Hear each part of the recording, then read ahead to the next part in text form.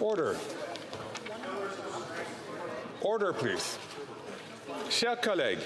Colleagues, I rise to make a statement in response to the tabling of the committee from Proc yesterday. I would like to thank my colleagues for their work and their review of the serious issue that was put before them. I rise to make a statement in response to the tabling of the report by the Procedure and House Affairs Committee yesterday. I want to thank colleagues for their work and consideration of the serious matter that was put before them. I made a serious mistake. I should have never recorded that video. Not in the Speaker's uniform, not in the Speaker's office, and not for a friend who is an active politician. I am deeply sorry. I want to reassure members that nothing like this will ever happen again.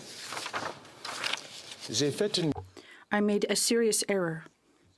I never should have recorded that video, not in the Speaker's uniform, and not in the Speaker's office, and not for a friend who was an active politician.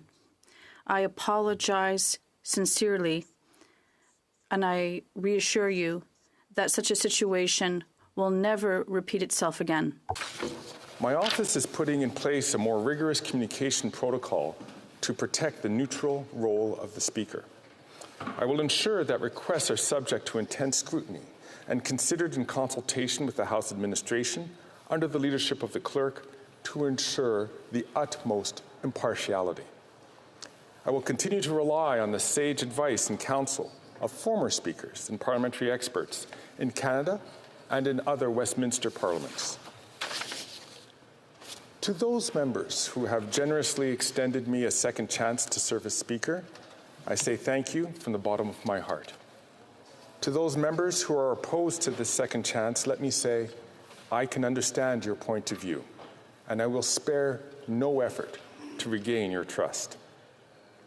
To the members who are opposed to the second chance I've been given, I understand your point of view, and I will work tirelessly to regain your confidence.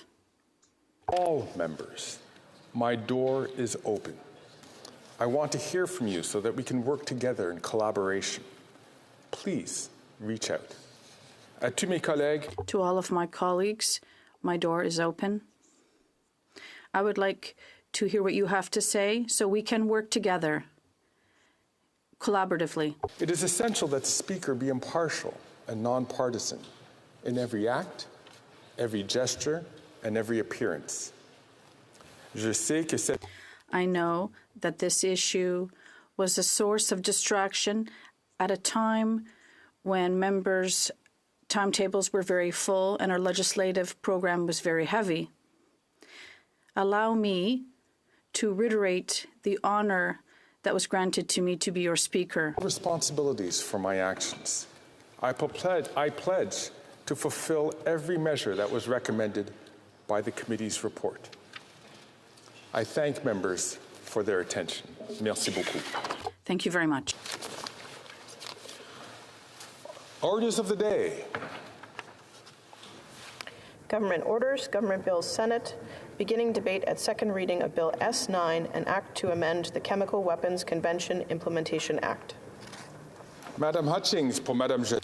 Madam Hutchings, second by Ms. Joly, proposed that Bill S9, an act to amend the Chemical Weapons Convention Implementation Act, be now read a second time and sent to the Standing Committee on Foreign Affairs and International Development debate. The Honourable Parliamentary Secretary to the Minister of Foreign Affairs. Mr. Speaker, and I'm very proud today and pleased to rise to speak in this House on Bill S9, an act to amend the Chemical Weapons Convention Implementation Act and the important efforts to eliminate the use of chemical weapons globally.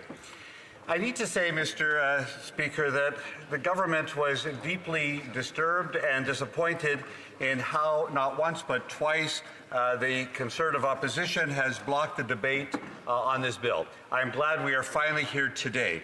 On the eve of the Day of Remembrance for all victims of chemical weapons, the Conservatives blocked debate on the bill, and a bill to modernize the very act which will help those victims, the Chemical Weapons Convention. It also includes Novichok, a deadly nerve agent implicated in multiple poisonings likely conducted by Russia. Conservatives also did this just days before Remembrance Day, when we commemorate the thousands of brave Canadians who have fallen in defense of our freedoms, some of whom were among the first in human history to fall victims of the horror of chemical warfare in Ypres in 1915. More than a century ago, during the Second Battle of Ypres, Canadian soldiers were among the very first in human history to fall victim to the horrors of chemical warfare when 160 tons of chlorine gas were released towards Canadian lines. By the end of the battle, Madam Speaker, 6,035 young Canadians, more than 1 in 3, were killed or wounded by the new and terrifying weapon. By the end of the conflict, more than 1 million people suffered the effects of this new kind of warfare, chemical warfare. Today, as we see the devastating images of the victims of war and conflict like never before, from Khartoum to Kiev, Khan Yunis, it is incumbent on all of us to do what we can to promote peace, to work vigorously towards a world free of chemical weapons and other weapons of mass destruction. The use of chemical weapons to injure or kill is a vile act of barbarism, and regrettably one that, despite our best efforts, has not yet been confined to the annals of history. While the use of chemicals in war has a long history dating back to ancient times, advances in science and technology, with the possibility of creating so much good for so many people, has also been harnessed on an industrial scale to cause death and destruction. Thankfully, at the conclusion of the conflict, the Geneva Protocol was launched, which prohibited the use in war of either of these categories of weapons of mass destruction. The way in which the consequences of chemical weapons in the battlefield left no one untouched demonstrated the sheer inhumanity of these types of weapons. The protocol, however, did not prohibit their development or production. Consequently, for decades to follow, countries continued to develop mass chemical weapons stockpiles. After more than 2 decades of efforts, on the 3rd of September 1992, the text of a convention on the prohibition of the development, production, stockpiling, and use of chemical weapons and on their destruction was sent to the United Nations General Assembly by the UN Conference on Disarmament. Canada signed it on the very first day, January 13th, 1993, and we proceeded to fully ratify it. The Chemical Weapons Convention entered into force on the 29th of April, 1997. That same year, the Organization for the Prohibition of Chemical Weapons, or OPCW, was formed to oversee the convention's implementation, supervise destruction of declared chemical weapons stockpiles, and inspect the world's chemical industries to help ensure that the chemical weapons would never return. 30 years later, the Chemical Weapons Convention remains a key pillar of the rules-based international system. More than 190 states are party to it, making it the most widely adopted treaty on non-proliferation and disarmament. The Convention's prohibitions are clear and comprehensive. No country party to the Convention may develop, produce, acquire, stockpile, retain, or use chemical weapons. They may not transfer chemical weapons to another party or otherwise enable another country or non-state actor to develop them. It affirms the right for all parties to engage in the free trade of chemicals and technology for peaceful purposes, and that the prohibition on chemical weapons should not hamper unnecessarily the growth of the chemical industry or progress in chemical research. We need that as human beings. On that latter point, the OPCW employs numerous programs to promote chemical science and chemical industry, all for peaceful purposes around the globe. In fact, as of July 2023, the OPCW supervised and verified the destruction of 100% of the world's declared chemical weapons. Unfortunately, the legal prohibition has not yet fully eliminated the risk of chemical weapon use. Since entering into force of the CWC, chemical weapons have been used in multiple instances, including even by countries that are party to the convention. Competent international bodies, including the OPCW UN Joint Investigation Mechanism and the OPCW Investigation and Identification Team, have concluded that the Syrian Arab Republic used both the chemical chemical warfare agent sarin and the toxic industrial chemical chlorine as weapons against opposition forces on no fewer than 9 occasions and likely more. The terrorist group Daesh used mustard gas in both Syria and Iraq. Kim Jong-nam, half-brother of North Korean leader Kim Jong-un, was assassinated with the nerve agent venomous agent X, or VX, in the Kuala Lumpur International Airport in February 2017, an act widely believed to have been orchestrated by the North Korean state. In March 2018, a more complicated development occurred. Sergei Skripal, a former Russian military intelligence officer living in the United Kingdom, as well as his daughter, were found to have been poisoned by Novichok, an extremely toxic nerve agent developed by the Soviet Union. The attempted assassination left both Skripals and police detective Nick Bailey in the hospital for several months. The Novichok was believed to have been administered to the front door of Mr. Skripal's house using a perfume bottle, subsequently discarded in a public bin, and when discovered by a local believing it to be perfume, resulted in 2 further hospitalizations and the death of Dawn Sturgis. When the police recovered the bottle from Ms. Sturgis' home in nearby Amesbury, they assessed it to contain sufficient Novichok to kill thousands of people. 8 locations had to be decontaminated to remove any trace of Novichok, taking several months, costing millions of pounds. Canada and its allies concluded that the state agencies of the Russian Federation were highly likely responsible for that attack. The British government identified and indicted in absentia 3 Russian intelligence agents. Canada condemned the attack. The Prime Minister and then Foreign Minister issued statements. 4 Russian diplomats were expelled from the Russian embassy in Ottawa and the Consulate General in Montreal as part of an unprecedented collective response. In total, 153 Russian diplomats were expelled from 29 countries, including some accredited to the NATO headquarters in Brussels. The Chemical Weapons Convention contains an annex on chemicals, a list covering most chemical warfare agents and their precursors across 3 schedules. Schedule 1 chemicals have only one use: to injure, to kill. They cannot be used in industry and so are prohibited from all purposes except for research and training for protection and defense against themselves, against chemical weapons. Schedules 2 and 3 chemicals have increasing use in industry and so are subject to fewer controls, with the goal of preventing chemical weapons proliferation while avoiding unnecessarily hampering industry and trade and the benefit of humanity. At the time of the Salisbury attack, Novichoks were not on the Annex on Chemicals, thus not subject to declaration and verification requirements. It must be made clear that a Novichok as a weapon, indeed any toxic chemical as a weapon, has always been a violation of the Chemical Weapons Convention in accordance with the very broad definition of a chemical weapon in Article 2. Still, Canada and our close allies quickly took the position that the world would be much safer if Novichoks were subject to OPCW monitoring like any other chemical warfare agent.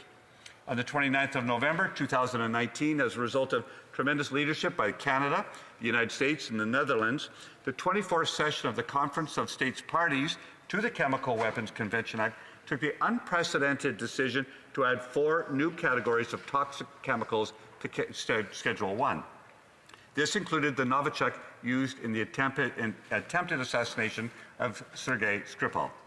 As a result of this amendment, states handling Novichoks for defensive purposes such as research, development, and testing of new protective gear or medical countermeasures or training police or armed forces and responding to their use must declare their activities to the OPCW and be subject to verification. This amendment is also symbolic. The toxic chemical used as a weapon in Salisbury is now included in the same list of chemical weapons as sarin, mustard, or VX. The additions to the CWC Annex on Chemicals came into force on the 7th of June 2020. The Chemical Weapons Convention requires that all states parties put in place domestic legislation to apply the Convention's prohibitions to their citizens and all people on their territory. That is what S9 is about. In Canada, this is done through the Chemical Weapons Convention Implementation Act, which makes it illegal for anyone in Canada, as well as Canadian citizens abroad, to develop, produce, acquire, stockpile, retain, transfer, use, prepare to use, or assist in the use of chemical weapons. It also prohibits Canadians from producing, possessing, or using Schedule I chemicals, including since the 7th of June 2020, the 4 recently added categories, without explicit government authorization. Therefore, the CWCIA still contains a copy of the Convention's original Annex on Chemicals, which has been out of date since 2020.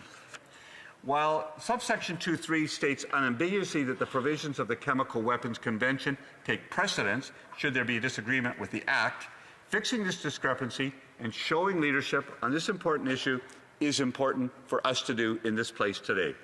To this end, S9 seeks to repeal the schedule from the Act and repeal or amend 2 subsections which reference it.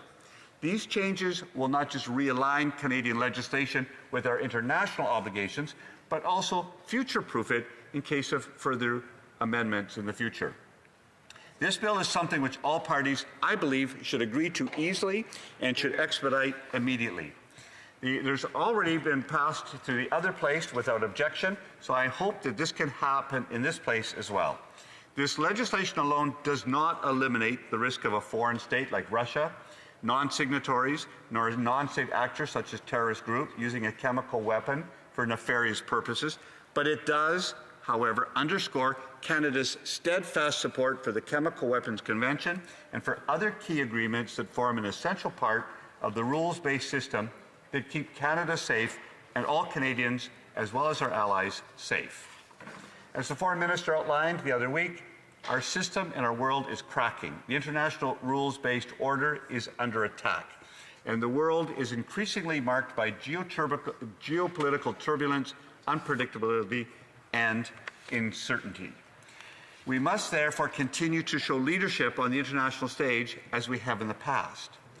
Canada can be proud of our leadership on these important issues, which also includes former Foreign Minister Lloyd Axworthy's landmark work on the Ottawa Treaty to ban landmines, the launch of the Global Partnership Against the Spread of Weapons and Materials of Mass Destruction when former Prime Minister Chrétien hosted the world leaders in Kananaskis in 2002, and worked to spearhead the International Convention prohibiting cluster munitions. All of these are important, critical parts of keeping our world safe. The critical tool as well is diplomacy. It can only help but strengthen our ability to maintain the safety and security of Canada and Canadians. We must work with allies and our partners to keep our world safe through a world security infrastructure. That is why we increase our footprint in the world.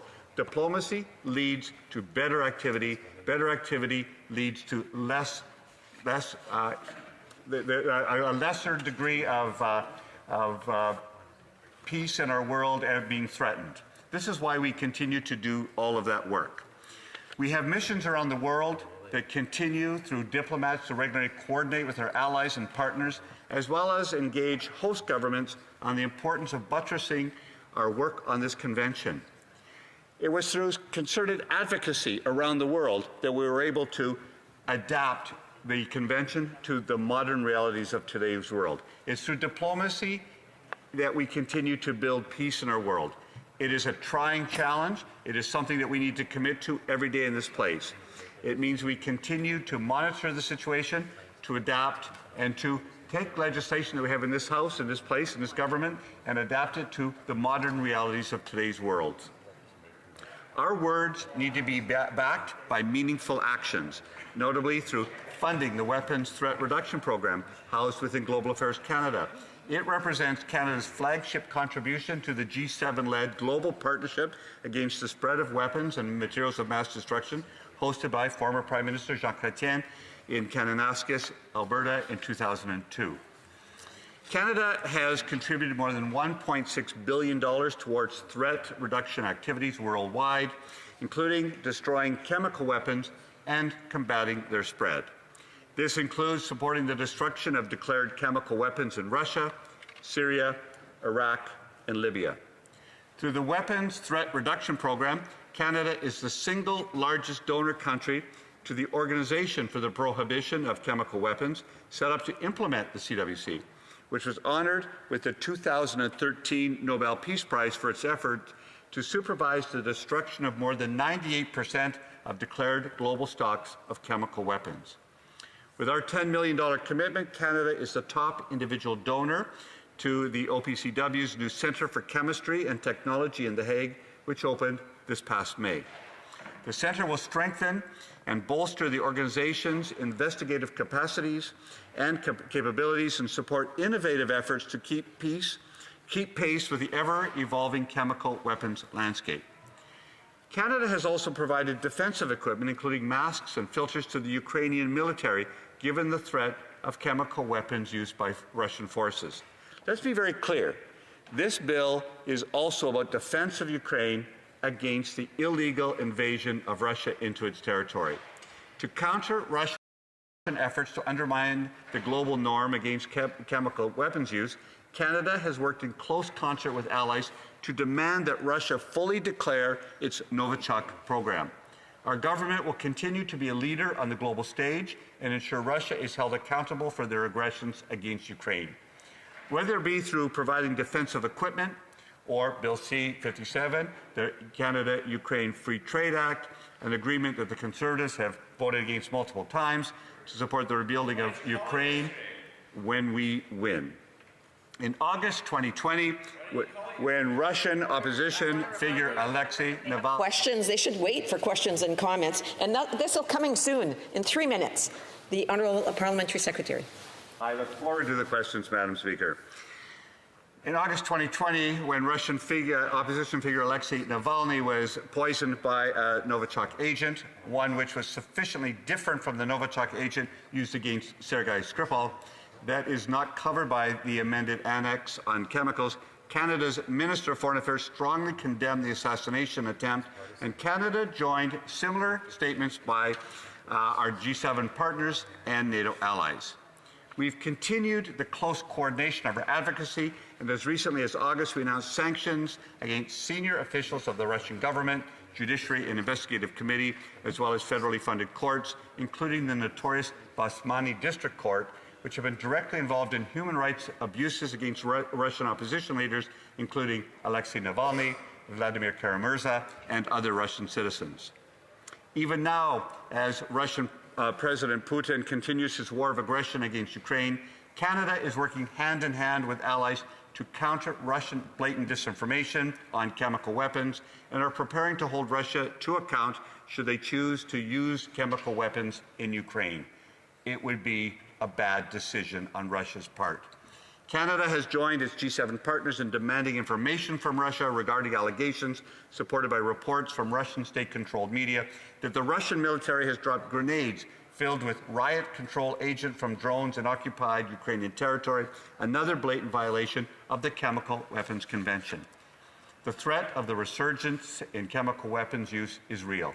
Canada will play a key role in upholding the tools of the rules-based international order that keep us safe, including the Chemical Weapons Convention, continuing our fight against flagrant violations of international law and global norms. This legislation will bring us in line, will signal to the world that we are serious about keeping up with the convention and that we will continue to move in pace as industry changes, as technology is emerged, and as people continue to be unsafe. Canada will stand on the right side. I ask all members of this House to support this bill, and so we can get it done and bring it home. Thank you, Madam Speaker. Comments, the honourable member for Calgary, Rocky Ridge. Thank you, Madam Speaker. I listened to the member's speech, and I'll be having some remarks shortly on this, and not to preempt them, but we support the bill. But he saw fit to actually blame the opposition for this bill having not passed sooner. And I wonder if he could maybe take this opportunity to explain to Canadians why they prorogued the House with this on the order paper in 2020, and also called a snap election in 2021. This should have been passed in the 43rd Parliament, not being brought up on the last day before Christmas. The member went there in his speech, and so I wonder if he could apologize for blaming Conservatives for the government's mismanagement of its calendar and for twice failing to get this bill approved. Hear, hear. The Honourable Parliamentary Secretary. Madam Speaker, the government doesn't live in the past, we live in the present. And we very much are looking at the future as we engage in this act. This bill is an important bill which in this session of Parliament has been part of the antics of the opposition. Our government House Leader yesterday called them on it. They called them on it to remind them that perhaps they need a timeout, that perhaps when it comes to the eve of the remembrance of the victims of chemical warfare, to stop the piece of legislation by moving motions that are irrelevant in our House, by then moving on the eve of Remembrance Day to doing the same activity is absolutely abhorrent. Let's get over with the antics. Let's get the work of this House done. Let the work of the International Rules-Based Order done. Let's move on and be grown-ups. Order, order, order. The honourable members have had an opportunity to ask a question. If they have more questions, they should be waiting for those. And it's not good to be throwing insults at members as they speak, so I want to remind members to please be respectful. I have a point of order. The Honourable Official Opposition House Leader. Madam Speaker, I'm hoping that you'll find consent for this motion that for the sole purpose of disposing of said... Obviously, I'm hearing no at this point in time. I would just ask members, and I'm sure that the Honourable Official Opposition House Leader knows that if he's looking for unanimous consent, it's best to talk to the other leaders to obtain that. And if it's not obtained, then he knows that it's not going to be accepted in the House. Questions et commentaires. L'honorable député de Lac-Saint-Jean. The Honourable Member for Lac-Saint-Jean. Saint-Jean, rather. Yes, it's true. People often make that mistake, but don't worry. My colleague for Lac-Saint-Jean is also a nice guy. So following up on that question that was just asked, this bill has been debated several times. In the Senate, here in the House, it was supposed to be debated several times, and it kept being put off. Even though this bill is one that people agree on. It's simple. It went through the Senate easily. It's simply saying that we should have in our domestic legislation what we find in the Chemical Weapons Convention. People aren't really debating the substance. Now, my colleague said that it's the Conservatives' fault that it hasn't been debated, but actually could have been debated a lot earlier if the House hadn't been prorogued in 2021, because it had already been tabled in 2020. So I'd like to know whether the government would be ready to take at least a part of the blame for the fact that this bill has not yet been adopted. Honourable Parliamentary Secretary. Merci, Madame la Présidente. Je pense que c'est... Thank you, Madam Speaker. Well, I'll just have to repeat the same thing. We are in the present right now. This is an opportunity for all members in this House to bring this legislation to its conclusion, and maybe after that, we'll have an opportunity to do other things next year. Thank you. Member for North Island Powell River. Well, thank you, Madam Speaker. I appreciate the member's intervention on this important issue. And I guess my question just goes to the heart of an issue that many of my constituents in North Island and Powell River have.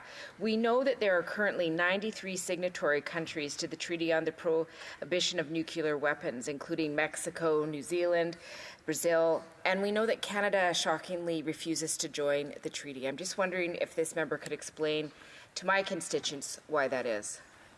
The Honourable Parliamentary Secretary. An important question. The proliferation of nuclear weapons continues to be a huge scourge on humanity. Canada has chosen as a government to work with our allies through a variety of means. We continue to do that. We monitor that treaty very closely. We talk to our allies who are signatories to it. At the present time, we will continue to find the best ways forward on this are under the conventions that we have already signed, and will continue to work for a world free of nuclear weapons. Questions and comments? The Honourable for Saanich Gulf Islands. Thank you so much, Madam Speaker. I'm very grateful to the member for North Island Powell River for raising the issue I plan to raise here. I want to thank the Honourable Parliamentary Secretary for his thoughtful remarks on the Chemical Weapons Convention Implementation Act. Get it on the record. Clearly, Green Party MPs will vote for this, but the ultimate weapon of mass destruction is the nuclear weapons arsenals around the world.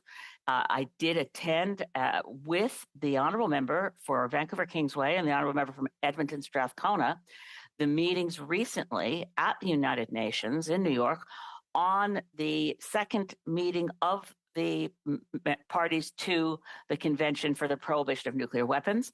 Other NATO countries, I want to stress this, sent an observer group to that session. Canada did not even send observers. So as parliamentarians from the NDP and Greens and one independent senator, we were there, wishing our government was there with us. Could the Honourable Parliamentary Secretary explain why Canada has chosen not to even send an official delegation of observers to this all-important Convention for the Prohibition of Nuclear Weapons? The Honourable Parliamentary Secretary. Madam President, Madam Speaker, I would be very happy to sit down with the three members of this House, as well as the independent senator who attended those meetings at the UN in New York, and get a briefing from them, because I think obviously their wisdom on this issue and their experience at that meeting would be very helpful for us, and the government will always be happy to listen to them with their suggestions. Thank you, Madam Speaker.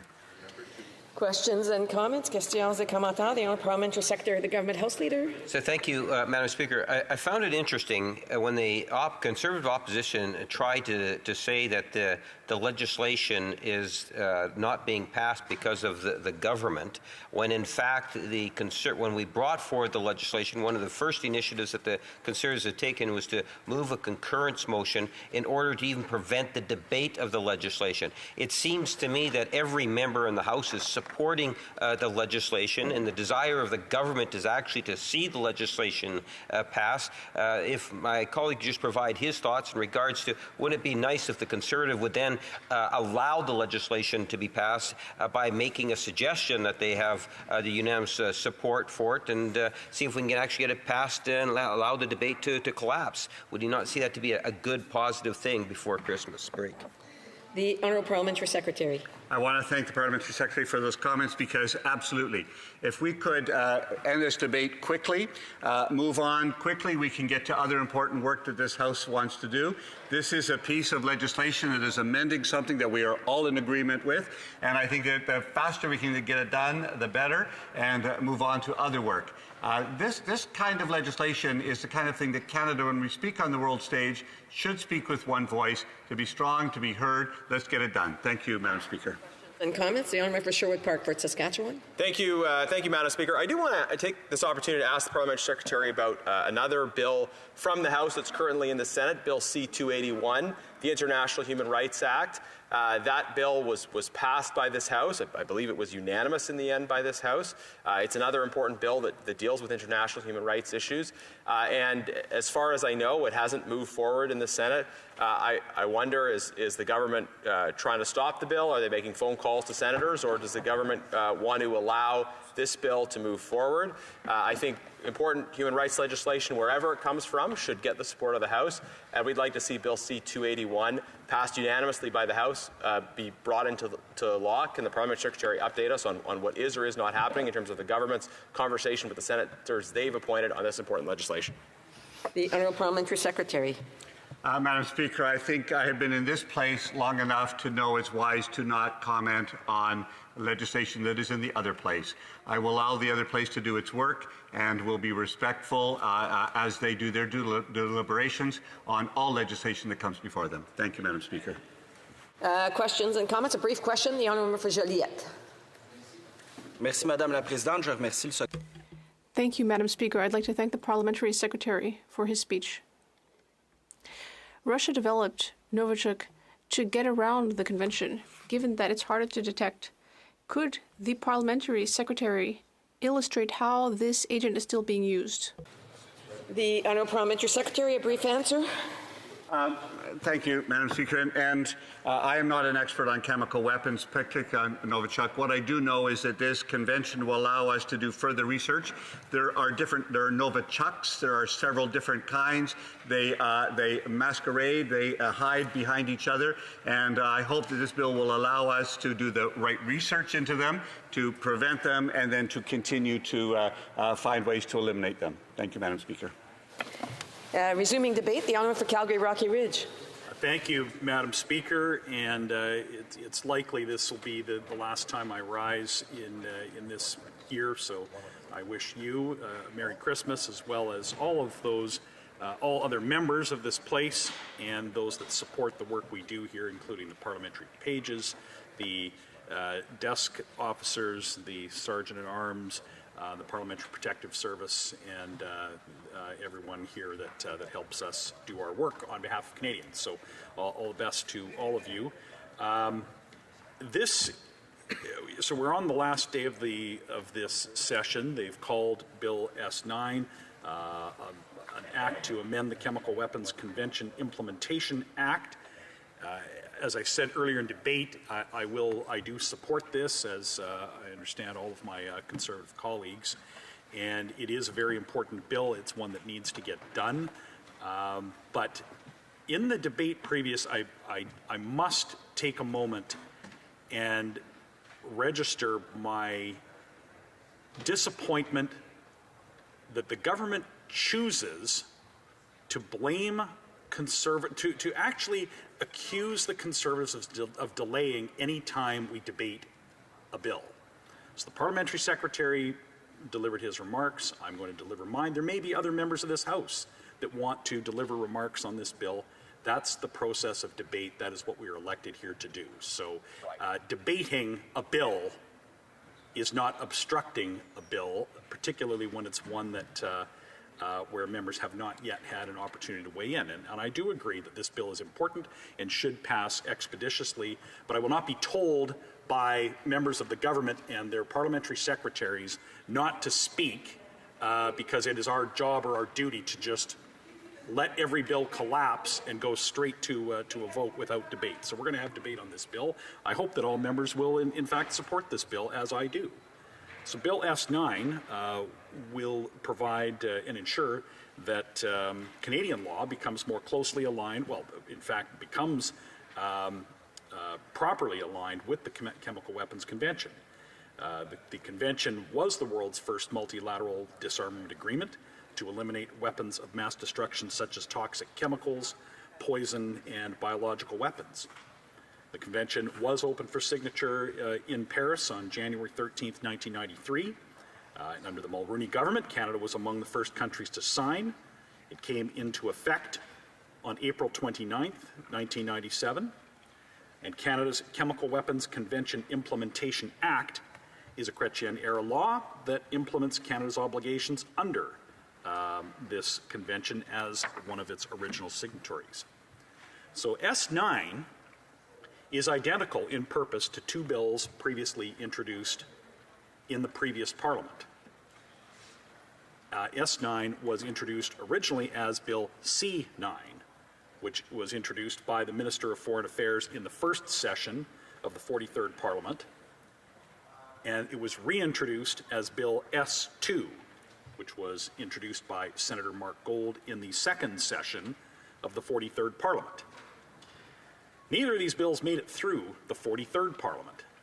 And Madam Speaker, let me be clear, it wasn't because of Conservative opposition to the bill or any procedural wrangling of the Conservative caucus.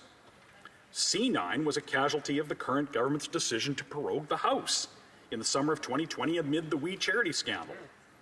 And Bill S2 was a casualty of the current government's decision to call a snap election in the summer of 2021. So here we are today on the third attempt to get this legislation through Parliament to update Canadian law and ensure that Canadian law aligns with the Chemical Weapons Convention. So Bill S9 was introduced in the Senate by the government's representative in the Senate, Mark Gold. So again, I thank him for introducing this bill. He did so on June 2nd, 2022, about a year and a half ago now, Madam Speaker. And this bill would make several amendments to the Chemical Weapons Convention Implementation Act in order to ensure that the Act is consistent with the Convention. So currently, the schedule of the Act of the Canadian law does not reflect the Chemical Weapons Convention's latest listing of chemical weapons, which came into effect in June of 2020, 3.5 years ago. The latest listing of the convention includes additional toxic chemicals under its Schedule 1, which now includes Novichok-style agents. Novichok is a comprehensive label that encompasses various groups of nerve agents that originated in the Cold War era by the Soviet Union as part of their chemical weapons program.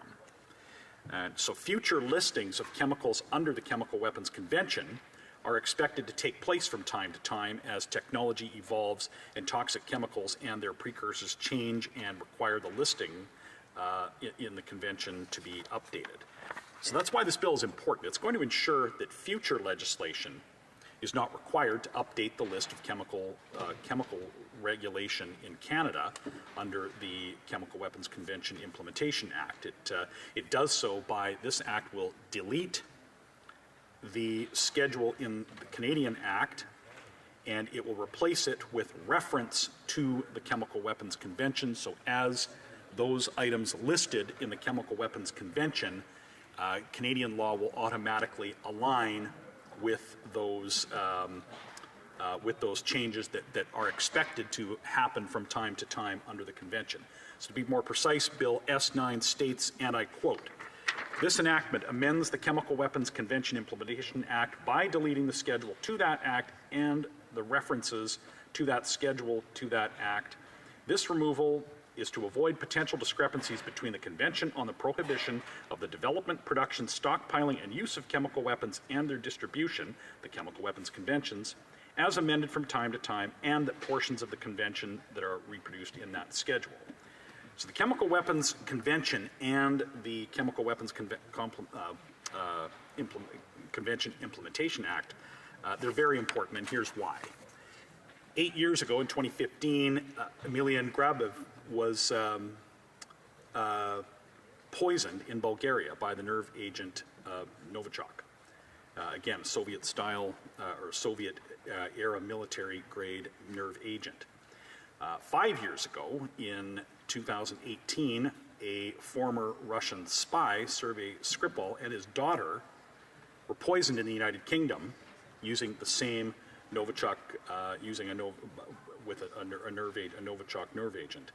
This was by foreign agents working for the Russian Federation that carried out this attempted assassination on foreign soil.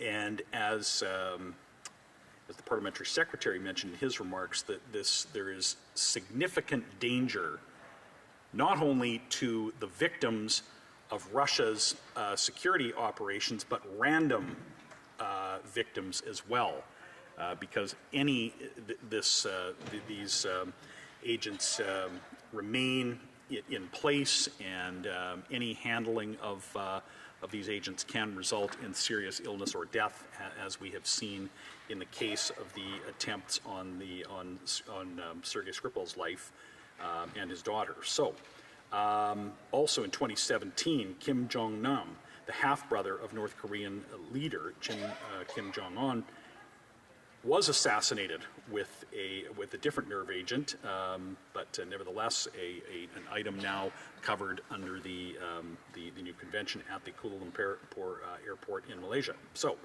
and recently, Russian opposition leader Alexei Navalny was poisoned and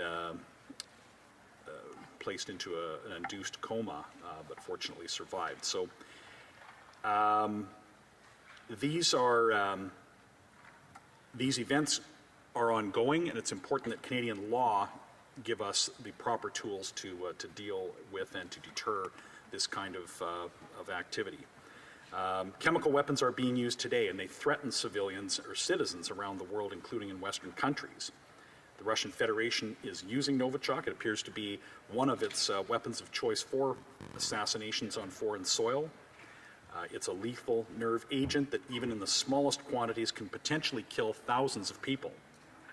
It's a threat to the safety and security of Western citizens, including Canadians, and that's why we have to have all the tools available to stop the proliferation and use of chemical weapons, including by ensuring the convention and Canadian law is kept up to date. In fact, just this year, on July 7th, the United States announced that it had in fact destroyed the last of its chemical weapons. This is an important milestone and a testament to the success of the convention. 72,304 metric tons of declared chemical weapons worldwide have been destroyed.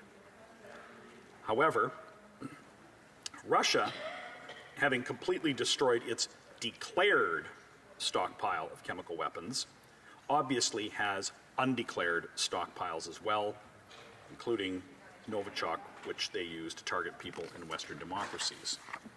So last month, we observed Remembrance Day, Madam Speaker, and Canadians in communities all over Canada joined war veterans to commemorate the sacrifice of members of the Canadian Army, the Royal Canadian Navy, the Royal Canadian Air Force, and Remembrance Day was initially, it was called Armistice Day, commemorating the first anniversary of the armistice, and commemorated for the first time on that anniversary in 1919 across the British Commonwealth, including Canada.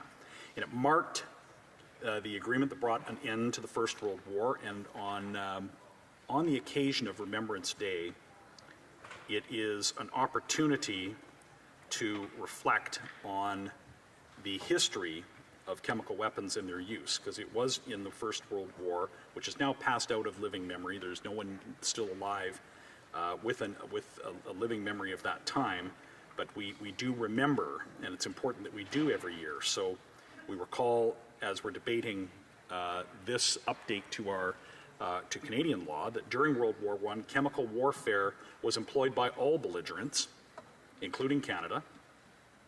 Germany produced chlorine gas, or introduced it into the battlefield for the first time during the Second Battle of Ypres. And they targeted not only French and Algerian troops, but Canadian troops as well. And initially, these chemical weapons required very specialized troops for its handling and relied on things like wind conditions to disperse them across the battlefield. But over time, new delivery systems, including artillery gas, artillery shells, and gas projectors had been developed. And unlike chlorine gas, which had a distinctive color and odor, subsequent gases became colorless, odorless, and making their detection much more challenging. So in response to these toxic agents, protective measures like gas masks and defensive tools have been devised. And by the end of the war, the use of gas had become commonplace, with soldiers routinely donning masks before entering combat. Chemical weapons had been used by all belligerents, particularly in the final 100 days of the war. In total, chemical weapons then injured 1.2 million individuals and resulted in 90,000 casualties, fatal casualties, Madam Speaker. In the lead up to the Second World War, there was a widespread international concern regarding the potential extensive use of chemical weapons. Italy had deployed lethal gas against Abyssinia, and Japan deployed chemical and biological weapons in its invasion of China in 1937 and onward. But it's worth noting that in both the cases of the Abyssinian War and in China, there was a disparity of access to these weapons. Only one side had access to gas, and so gas was used by these belligerents. In the Second World War, all sides had possessed chemical weapons, but refrained from using them. I guess one could say on an early application of the mutually assured destruction theory, but both of them had access to them. Both felt all sides had to build up stockpiles, if for no other reason than deterrence. So this was while they were not ultimately used during that conflict, the threat of the use of chemical warfare on a massive scale remained. So during the 1980s, we had seen that Iraq used chemical weapons against Iran and also against its own Kurdish population. Chemical weapons have been used by the Assad regime in Syria, targeting civilians and deliberately killing hundreds of civilians. We've also seen that Daesh has used chemical weapons in both Syria and Iraq. So there's a long history of failure to ban and control the production and deployment of chemical weapons. Amongst the earliest examples of attempts to regulate chemical weapons was the Hague Convention of 1899, which enacted prohibitions against the use of poisons in warfare and deployment of projectile weapons designed solely for the dissemination of asphyxiating gas. Sorry, Madam Speaker, that's one's tongue gets tied eventually in this place sometimes, but the powers that had ratified the convention then eventually amassed substantial stockpiles of chemical warfare agents and proceeded to use them indiscriminately during the First World War. So the Hague Convention of 1899 was not effective in preventing their use. Following the war, the Geneva Protocols of 1925 prohibited the use of chemical weapons, and Canada ratified those protocols, but nevertheless actively engaged in research and production of chemical and biological warfare or weapons.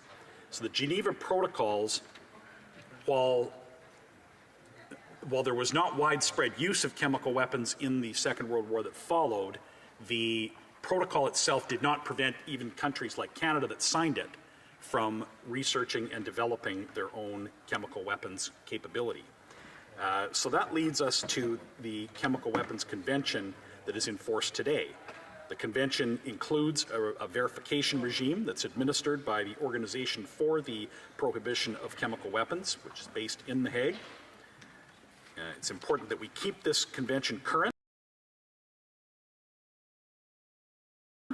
and that Canada keeps its laws current.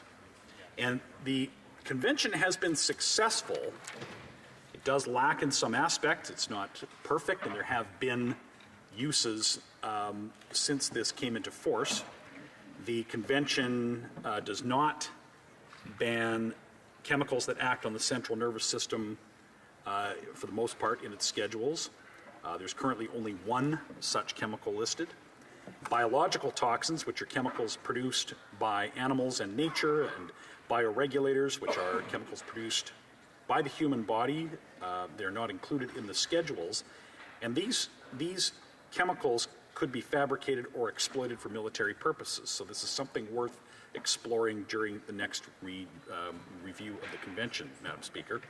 So as technology evolves and as new chemicals and chemical weapons emerge, the convention must rely on amendments to capture and prohibit new chemical weapons developments. Bill S9 represents an opportunity for us to maintain Canada's unwavering commitment to limiting the harm of weapons of mass destruction, nuclear arms, and biological weapons. Canada has made significant contributions to the convention by being among its first signatories.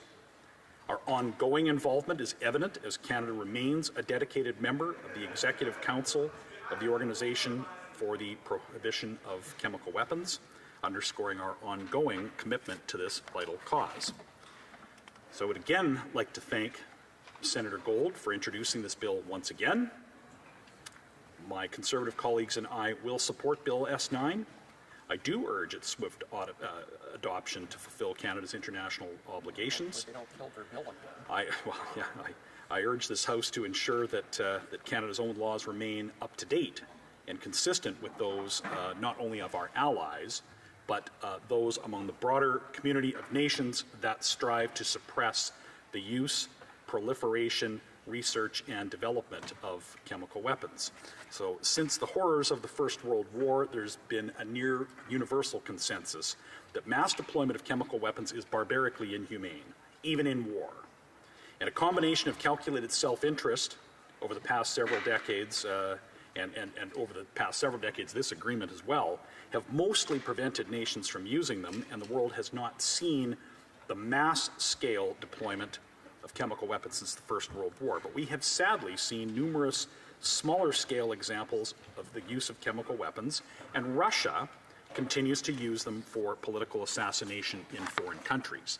So modernizing the agreement by deleting the existing schedule of prohibited agents and reference and adding merely just reference to the convention itself will ensure that Canada's laws comply with our obligations and that we possess the most current tools for the deterrence and proliferation of chemical weapons. Questions and comments? The Honourable Parliamentary Secretary, the Government House Leader. Yes, Madam Speaker, the member says he's recommending swift adoption. Yet the childish behavior that we have witnessed from the Conservative Party, that comes from the Conservative House leadership, is truly amazing. Think about it. The last time we attempted to bring S9 to debate, the Conservatives moved a motion of concurrence in order to prevent members from debating. That's why they moved that motion, to filibuster the legislation. At the beginning of his comments, he said, well, we want to debate the legislation, yet he prevents the debate from occurring. And now he says that he would like to see swift passage of the legislation. And Madam Speaker, it's totally amazing and mind-blowing how the Conservative Party wants to play these childish games. The question to the member is, if he supports the legislation as he says he supports the legislation, when will the Conservative Party stop playing these childish games and allow legislation then to pass into committee? Point of order, the honourable member for Sherwood Park, Saskatchewan. Thank you, Madam Chair. Conservatives believe that the House should sit on Monday, December 18th to pass Bill C-234 that will take the carbon tax off farmers and lower food prices for Canadians. I wonder if you'd find there's unanimous consent to do that.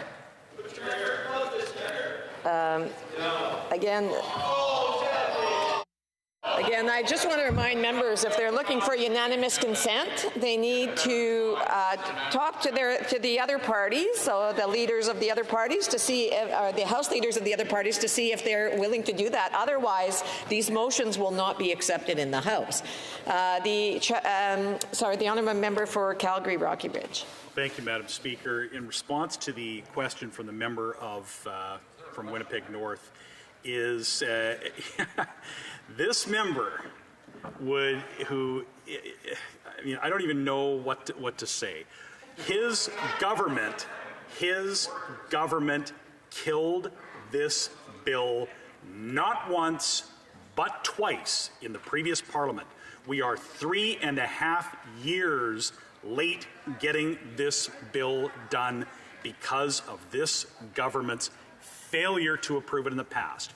We do indeed from time to time introduce concurrence motions in this House so that we may debate important work that comes out of committee and get recorded votes on them. We are debating this bill now. I support it. I hope this government won't kill it again. Questions and comments? The honourable for Timmins James Bay. Speaker, it was April 22nd, 1915 that completely untried Canadian troops were hit with the first mass gas attack, and the Canadians held the line. We have a lot at stake in this treaty. I'd like to ask my honourable colleague, given the fact that we see that Putin has used chemical weapons to support it in Syria, Rumsfeld supported Saddam Hussein in the fight against Iran in using chemical weapons. We need good international players who can actually deal with the serious issues in a time of a destabilized international global reality. Does the member think that Canada could play that role and the kind of resources that could be brought to bear, given our history with chemical weapons and given our role as a middle power? The honourable for Calgary Rocky Ridge. Well, it's not often, Madam Speaker, that this member gives me an opportunity to agree with him and to affirm that as I'm sure he does, based on the question, that Canada does have an important responsibility to be a leader in the world in the suppression of weapons of mass destruction. And he is right. Russia is a threat to world security, and its ongoing use of chemical weapons as a tool of assassination, and we don't know what its undeclared stockpiles are. So I do agree with this member that on the importance of this agreement and on the importance of Canadian leadership in this matter. Before I go to statements, there's members that are starting to come out. So the honourable member will have 6.5 minutes the next time that this matter is before the House. And before we go to statements, there are members that are coming into the House. There's conversations being had, and the tone is a little bit high. So I just want to remind members, we're going into statements, and it would be nice if members would afford the members who are going to be making their statements the quietness that they deserve during their statements. Statements by members. The honourable member for Newmarket, Aurora. Madam Speaker, achievement is defined in the dictionary as a thing done successfully, typically by effort, courage, or skill, all defining characteristics of both the senior and the junior Huron Heights Warriors. Champions is what these Newmarket football teams are, having made history with both teams winning the provincial titles in the same year, not only the second, but the successful program for the Ontario High School Football Challenges. Football is in many ways the ultimate game. It takes a complete team effort for everyone executing at the highest level to achieve victory on the field. And so to Coach Heath Weir, his fellow coaches, and the support staff, congratulations. What you've achieved with the Warriors program is remarkable. Remarkable in what has been accomplished this year, but even more remarkable for the longevity of success. Your program has emerged as a true dynasty in the world of high school football. The honour for Moose Jaw Lake Centre, Lanigan. Madam Speaker, in 1973, Audrey Martin knew her neighbor was an unemployed single mother who had recently lost a child. She had very little in her cupboards and nothing under the tree for her 3-year-old son. On Christmas Eve, Audrey Martin showed up at her neighbor's door with a Christmas miracle. Her small act of kindness has never been forgotten, and my mother and I will be eternally grateful for the collection of donations of food and gifts from our neighbors to put under the tree. Mother Teresa said, "The good news is that God still loves the world through each one of you. You are God's good news. You are God's love in action." For my mother and I, Audrey Martin was God's good news and God's love in action. There is more good news, the good news of a small child named Jesus who was born in a manger. For God so loved the world that he gave his one and only Son, that whoever believes in him shall not perish, but have eternal life. The reason we celebrate Christmas. I want to wish you and the rest of Canada a very Merry Christmas and a Happy New Year. The honourable member for Cape Breton. Madam Speaker, as we bring 2023 to a close, I'd like to take this opportunity to wish my colleagues, constituents, and indeed all Canadians a Merry Christmas and a Happy New Year. Looking back on how we're finishing this year, I'm delighted to share that in the last 2 months alone, our government has invested over $155 million in my riding of Cape Breton Council. This federal funding is going toward causes that truly matter for people in my riding, such as airport infrastructure and public transit and green energy. By making these investments, our government is helping to make Cape Breton and northeastern Nova Scotia grow. Now, with green energy in particular, we're helping our communities tap into an entire new economy, which could have generational impacts, not just in my riding, Madam Speaker, but throughout the province. So to all of my constituents who are listening, there's more to come in 2024, and I can't wait to share with you. Thank you. The honourable member for Skeena-Bulkley Valley. The Conservatives voted against it. The Liberals voted against it, and they said a national dental care program couldn't be done. But, Madam Speaker, the NDP are proving them wrong. Under the NDP's National Dental Care Program, millions of Canadians are going to be able to visit the dentist for the very first time. Seniors, people with disabilities, young people. It's the biggest expansion of public health care in this country in over 60 years. What do people in Northwest BC say about this program? Well, Alan from Smithers calls it a massive improvement. Sarah from Terra says this is a game changer for many families. And Kathleen from Prince Rupert says this is life-saving for people. Right across Canada, Madam Speaker, people who access this program will save over $1,300 per year. That's money they can spend on groceries, on heat, and on other necessities.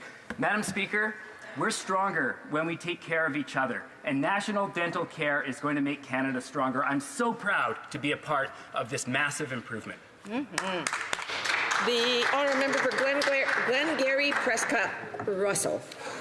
After another year, the holiday season is now here. Madam Speaker, I'd like to wish a Merry Christmas to all members, the assistants, the pages, the support personnel, public servants, and all Canadians. The Christmas spirit is in full swing in my riding. We are sharing, and we have seen friendship and generosity throughout the village. And good news from Santa Claus. Children in my riding were good this year, and he'll have many houses to visit. I'd also like to thank the donors, the volunteers, and the companies who have given funds and food and their time to support the local food bank. The Christmas season is community-based, and it's the best time to share our joy with our neighbors, friends, and families. Merry Christmas. Bonne année. Happy New Year. The honourable member for Oshawa. 'Twas the week before Christmas, after 8 years the Grinch snuggled warm in his mansion, wondering who next to pinch. Was it farmers or families or perhaps the First Nations? He needed more money for his friends and vacations.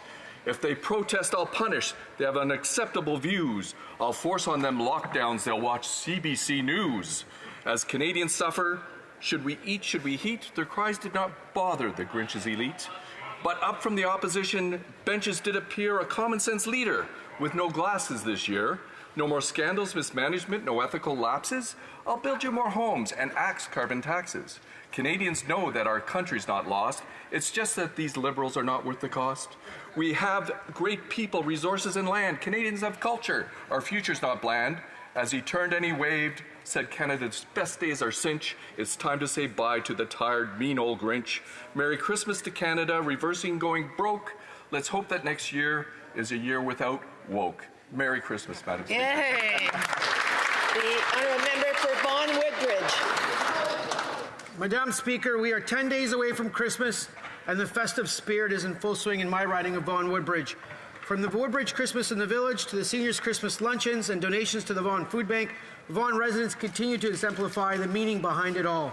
Beyond the twinkling lights and the festive cheer, the true meaning of Christmas is the spirit of giving. We know Jesus is the reason for the season. He reminds us that joy is the net through which we build community. Let's allow Christ's joy to fill our hearts and spread to everyone we encounter. In the face of global conflicts, we can shine the beacon of hope that is Christmas, rather than create more darkness. Madam Speaker, it's easy to be angry and shout, but it takes real effort to show up for our neighbors when they need us most. Through the holidays and all year round, we will always be there for Canadians. I want to wish my constituents in Vaughan Woodbridge and all Canadians a Buon Natale, a Felice Anno Nuovo, Merry Christmas, and Happy New Year, everyone. Thank you. The honourable member for Mississauga Lakeshore. Madam Speaker, I was fortunate to be elected Member of Parliament for Mississauga Lakeshore this time last year. And I wish to share some of our community's many accomplishments. Our neighbors enjoyed the Paint the Town Red Canada Day, the Southside Shuffle Blues and Jazz Fest, Carasaga celebrations, Halloween in the Village, Cabin Fest, and many cultural festivals throughout the city, welcoming tens of thousands of visitors. And as Christmas approaches, generous donors and volunteers are wrapping up the 15th annual 'Twas the Bite Before Christmas Turkey Drive, and that provides essential meals to the Mississauga food banks. We also saw critical investments to build new affordable homes, supported employers in hiring Canada Summer Jobs, and expanded the Trans-Canada Trail along the Jim Tovey Conservation Area to enhance our precious waterfront. I'm so proud of our community and privileged to represent them in this House. Merry Christmas and best wishes for a prosperous and healthy New Year to everyone. Hear, hear. Thank you. Honourable member for Kelowna Lake Country. Madam Speaker, from my community of Kelowna Lake Country, a mum told me recently that she believes her daughters will never own their own home. It now takes over 25 years to save for a down payment on a mortgage for the average home. This means a young adult fresh out of college will be in their 50s before they'll be able to buy a home. It wasn't like this a generation ago. In 1972, Canada's population was 22 million, and we built around 230,000 homes. In 2022, Canada's population was 39 million, and we built around 220,000 homes. We built less homes last year than we did 50 years ago. Inflation hit record highs going back 40 years. Inflationary deficit spending policies of the NDP Liberal government have caused high inflation, which caused higher interest rates. I spoke to someone yesterday whose home mortgage upon renewal last month went up over $2,000 a month. After 8 years, this Prime Minister is just not worth the cost. Bravo. The honourable member for Yukon. Madam Speaker, the Yukon may seem cold and remote, but Yukoners are warmly connected to people and events in all parts of the globe. We know that in these hard times there are many Canadians and so many around the world who will not have the luxury of celebrating with loved ones. Pendant que nous célébrons Noël. While we celebrate Christmas and our traditions, let us keep in our minds and hearts those who are facing violence or poverty. Ontarians rest, reconnect, and come back ready to work for Canadians and for Canada's place in the world. Neither justice nor peace should face boundaries. Madam Speaker, in the spell of the Yukon Rubber Service describes how, despite the gold, Yukon's true value lies elsewhere. It's the great, big, broad land way up yonder. It's the forests where silence has lease. It's the beauty that thrills me with wonder. It's the stillness that fills me with peace. That is the Yukon I can't wait to return to and enjoy with my family. I wish for each of you in the House and for all of my constituents at home a joyful and peaceful holiday. The honourable member for Regina, Westcana. Madam Speaker, Saskatchewan has always been the breadbasket of the world. But after 8 years of this Liberal NDP government, it's getting more and more difficult for Saskatchewan farmers to provide the food that the world needs to eat. Every year, the carbon tax on farmers goes up, and every year, those additional costs get passed on to consumers. Sooner or later, farmers are going to have to decide, do they continue to pass on those rising costs to consumers, or do they cut back production and let the world become dependent on food from foreign countries, often with a much higher carbon footprint? Fortunately, Conservatives have the solution. Conservative Bill C-234 will remove the carbon tax on fuels used for grain drying, and those savings will be passed on to consumers. Madam Speaker, will the Prime Minister pass Bill C-234, or will he show once again that he is just not worth the cost? The honourable member for Portage-Lisgar. Madam Speaker, do you know what this Prime Minister and the Grinch have in common? They're both trying to steal Christmas. Because after 8 years of inflationary spending, the price of everything necessary for a happy holiday has gone up. And for those who aren't now looking to a food bank for their Christmas dinner, a recent report from Dalhousie University shows that the cost of the average Christmas dinner is up significantly. So as we approach Christmas, the Liberals' gift to all of us is making our food more expensive. You see, they harass senators into gutting Conservative Bill C-234, which would have reduced the price of groceries by giving farmers a carbon tax carve-out. In fact, the Liberals now plan to quadruple that carbon tax. Jack, a grain farmer from southern Manitoba, paid $6,000 in carbon taxes on his most recent bill, which will soon increase to $24,000 in a single month. When will this Prime Minister axe the tax, helping our farmers and allowing Canadians to have a Merry Christmas? Hey. Again, we're starting to have a lot of noise in the House and statements are going, so I would just remind members to please bring the tone down or step out and have a conversation. The honourable member for Milton. Thank you, Madam Speaker. Thinking back a few short months ago, we arrived back in the House of Commons to continue supporting our neighbours with ambitions to support housing affordability, the rising costs of living, and make key improvements to healthcare delivery in Canada. Last summer was also the worst year on record for wildfires and extreme weather, so our obligation to address climate change was never more acutely in focus. Despite Conservatives' attempts to filibuster, obstruct, and mislead, we have come through for Canadians with a plan and some real progress on key areas. This fall, we forced the grocery CEOs to stabilize prices while we work on the Competition Act within the grocery store sector and introduce a corporate grocery code of conduct. We've removed the HST on new rental housing construction. We've removed the GST on counseling and psychotherapy services. We've introduced a dental care program for 9 million uninsured Canadians who have no access to existing dental coverage. And we've introduced legislation to ban replacement workers to support unions and workers, Madam Speaker. We're the first country in the world to commit to both a cap on oil and gas emissions and reductions in methane with a plan to protect more nature in 2024. Madam Speaker, the work doesn't end there. 2024 presents more opportunities to support our neighbours. The honourable member for Esquimalt, Saanich-Sooke. New Democrats are committed to challenging all forms of discrimination that prevent full participation in our economy. And though updates to the Employment Equity Act are long overdue, they still won't be under the tree this year. On Monday, the Employment Equity Act Review Task Force released their recommendations to include Black Canadians and 2S LGBTQI+ Canadians in the Federal Employment Equity Act as listed groups. The task force notes that while Canada has shown leadership on other 2S LGBTQI+ issues, we are lagging behind other parts of the world on employment equity. They also note that trans people are particularly at risk of employment discrimination and resulting poverty. The White Paper on the Status of Trans and Gender Diverse People, which has the support of the Canadian Labour Congress, also recommends this addition to the Employment Equity Act. All it takes is adding 8 words to the Act to include both these groups. After over a year of consultations, the Labour Minister needs to table legislation to get this done. The Honourable Member for Saint Jean. 50 years, a lifetime of exceptional volunteer work, and it is for this incredible achievement that I pay tribute today to an equally exceptional woman, Ms. Hélène Ladouceur. Hélène is an emblematic figure at the Royal Military College in Saint-Jean, and even more so since she was recently inducted into the institution's Hall of Fame.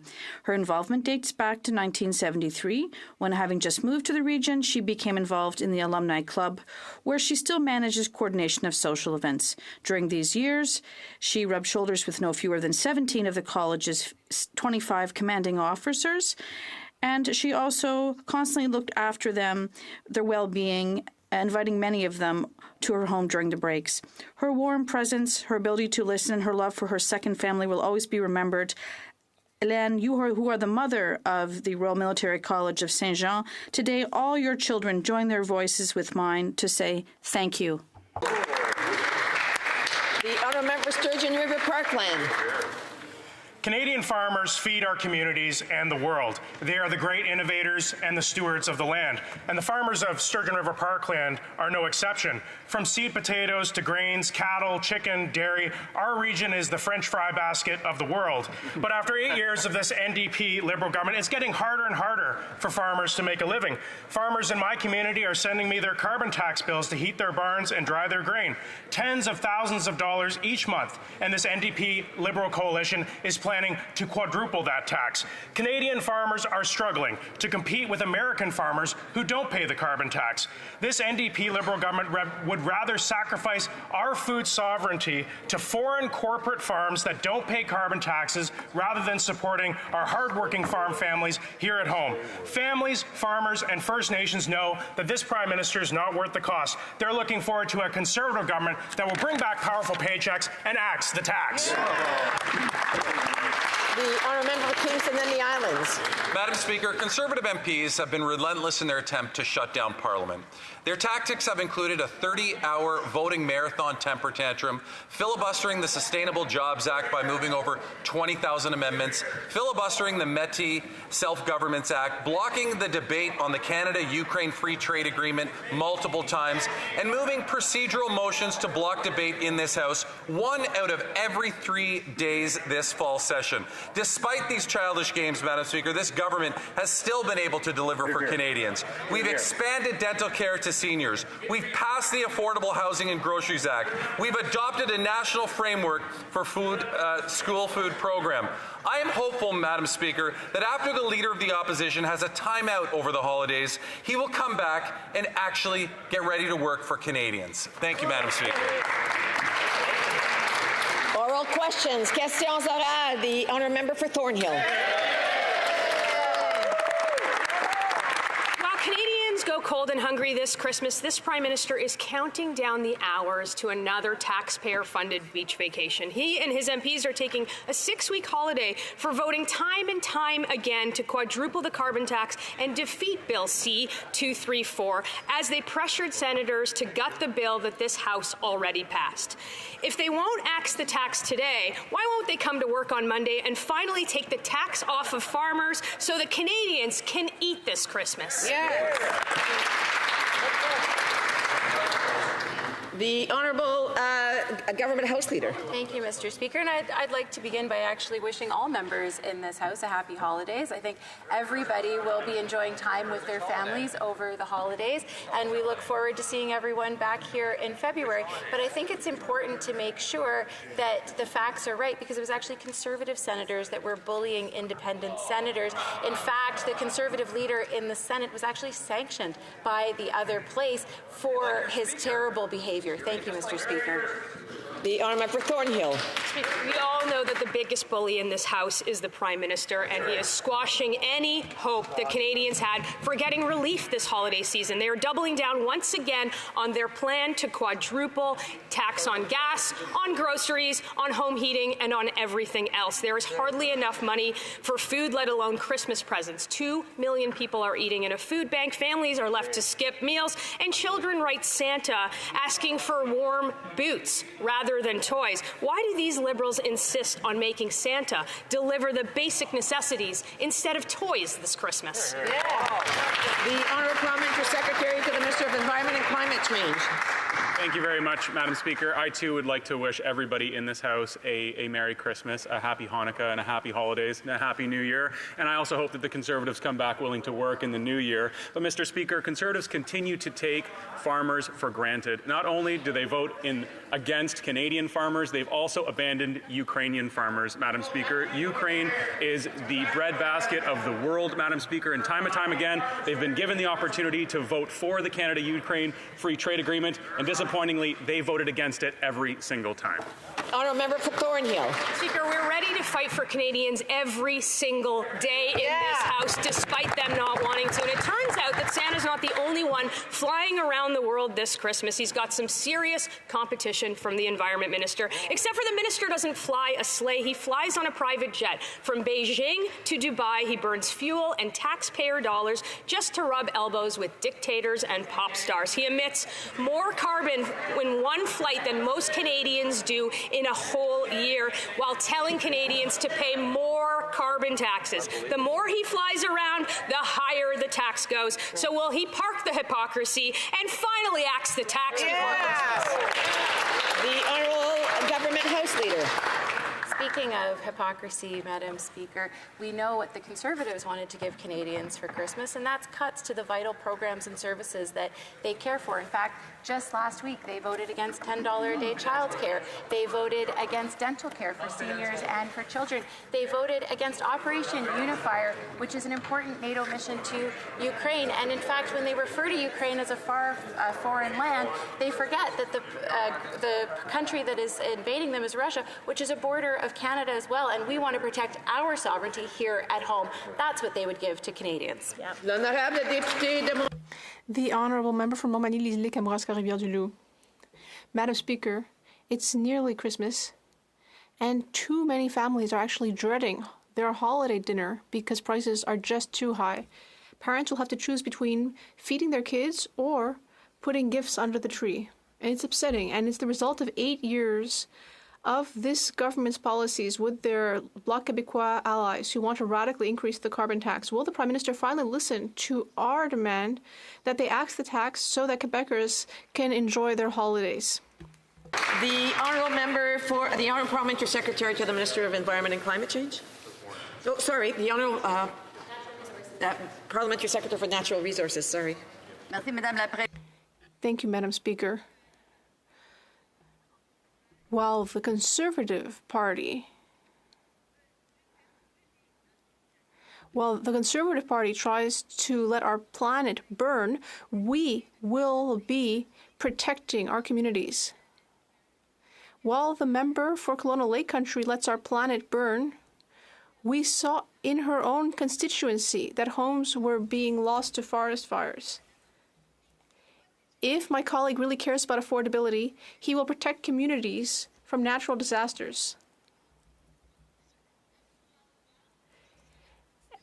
The Conservatives don't care about these disasters. We will protect communities.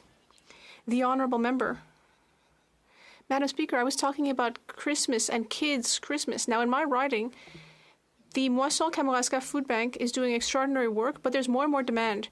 It's up 37% since 2019, and 25% of people who come to the organization have jobs, low-income jobs. After 8 years of this Prime Minister, we can't count on the government or the Bloc to help people.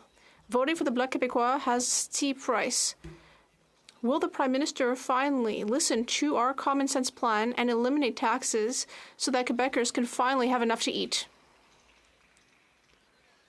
The Honourable Minister. Thank you, Madam Speaker. I'm very happy to hear my colleagues speak about Moisson Kamouraska. I wonder what Moisson Kamouraska thinks about the Conservatives who stand against the Canada Child Benefit, which reduces child poverty by 40% in all ridings every month, including in my opposition colleagues' riding. What does Moisson Kamouraska think about the fact that this opposition stands against low-cost, quality child care, which reduces gender equality and puts more money in middle-class families' pockets? The Honourable Member for Saint-Jean. Madam Speaker, the federal government is picking a fight in the area of dental care. Quebec was ready to expand its scope, and Ottawa knows that very well, but Quebec wanted to do so under the RAMQ public plan. But the Liberals and NDP instead decided to choose a private company, Sun Life Insurance, instead of the public plan. Our left-of-centre parties just aren't the same as they used to be. We could simply have had an agreement with Quebec that would have offered better dental care coverage in Quebec. Why are the Liberals and NDP favoring the private sector in healthcare? What's that? Minister of Health. The Honourable Minister of Health. Merci beaucoup, Madame la Présidente et Madame la Présidente. Thank you, Madam Speaker. It's very clear that the one who is picking fights is the Bloc Québécois. Our party, our government, is looking for solutions. To restart because we can't hear him because I know you all love his jacket and it looks great on him. He's going out this year in style and it's lovely. But I just want to remind members we need to hear what the Honourable Minister has to say. The Honourable Minister. Joyce. Yes, happy holidays, Madam Speaker. It's very clear that it is the Bloc Québécois that's picking fights, whereas we are looking for solutions to ensure that everyone throughout the country can access dental care. I had good conversations with the Minister of Health, Minister Dubé in Quebec, and I am certain that we can find a productive solution to ensure that dental care is available everywhere. The Honourable Member for Saint-Jean. We're not picking fights, Madam Speaker. We are instead trying to protect our areas of jurisdiction because that's what it takes to protect our capacity as a nation to make different choices. Quebec wanted better public coverage of dental care, but instead we're going to have more private intervention in the healthcare sector, thanks to the Liberals and the NDP. And this is not just any old insurance company. Sun Life left Quebec in 1978 when they were asked to work in French under Bill 101. Why not respect the will of Quebec? Agree and improve our public healthcare system. The Honourable Minister of Health. Madam Speaker, there is good news. Dental care will be available for everyone throughout the country. Quebecers, Canadians, that's good news. And I wonder why the Bloc Québécois is upset about it. It's really good news for everyone.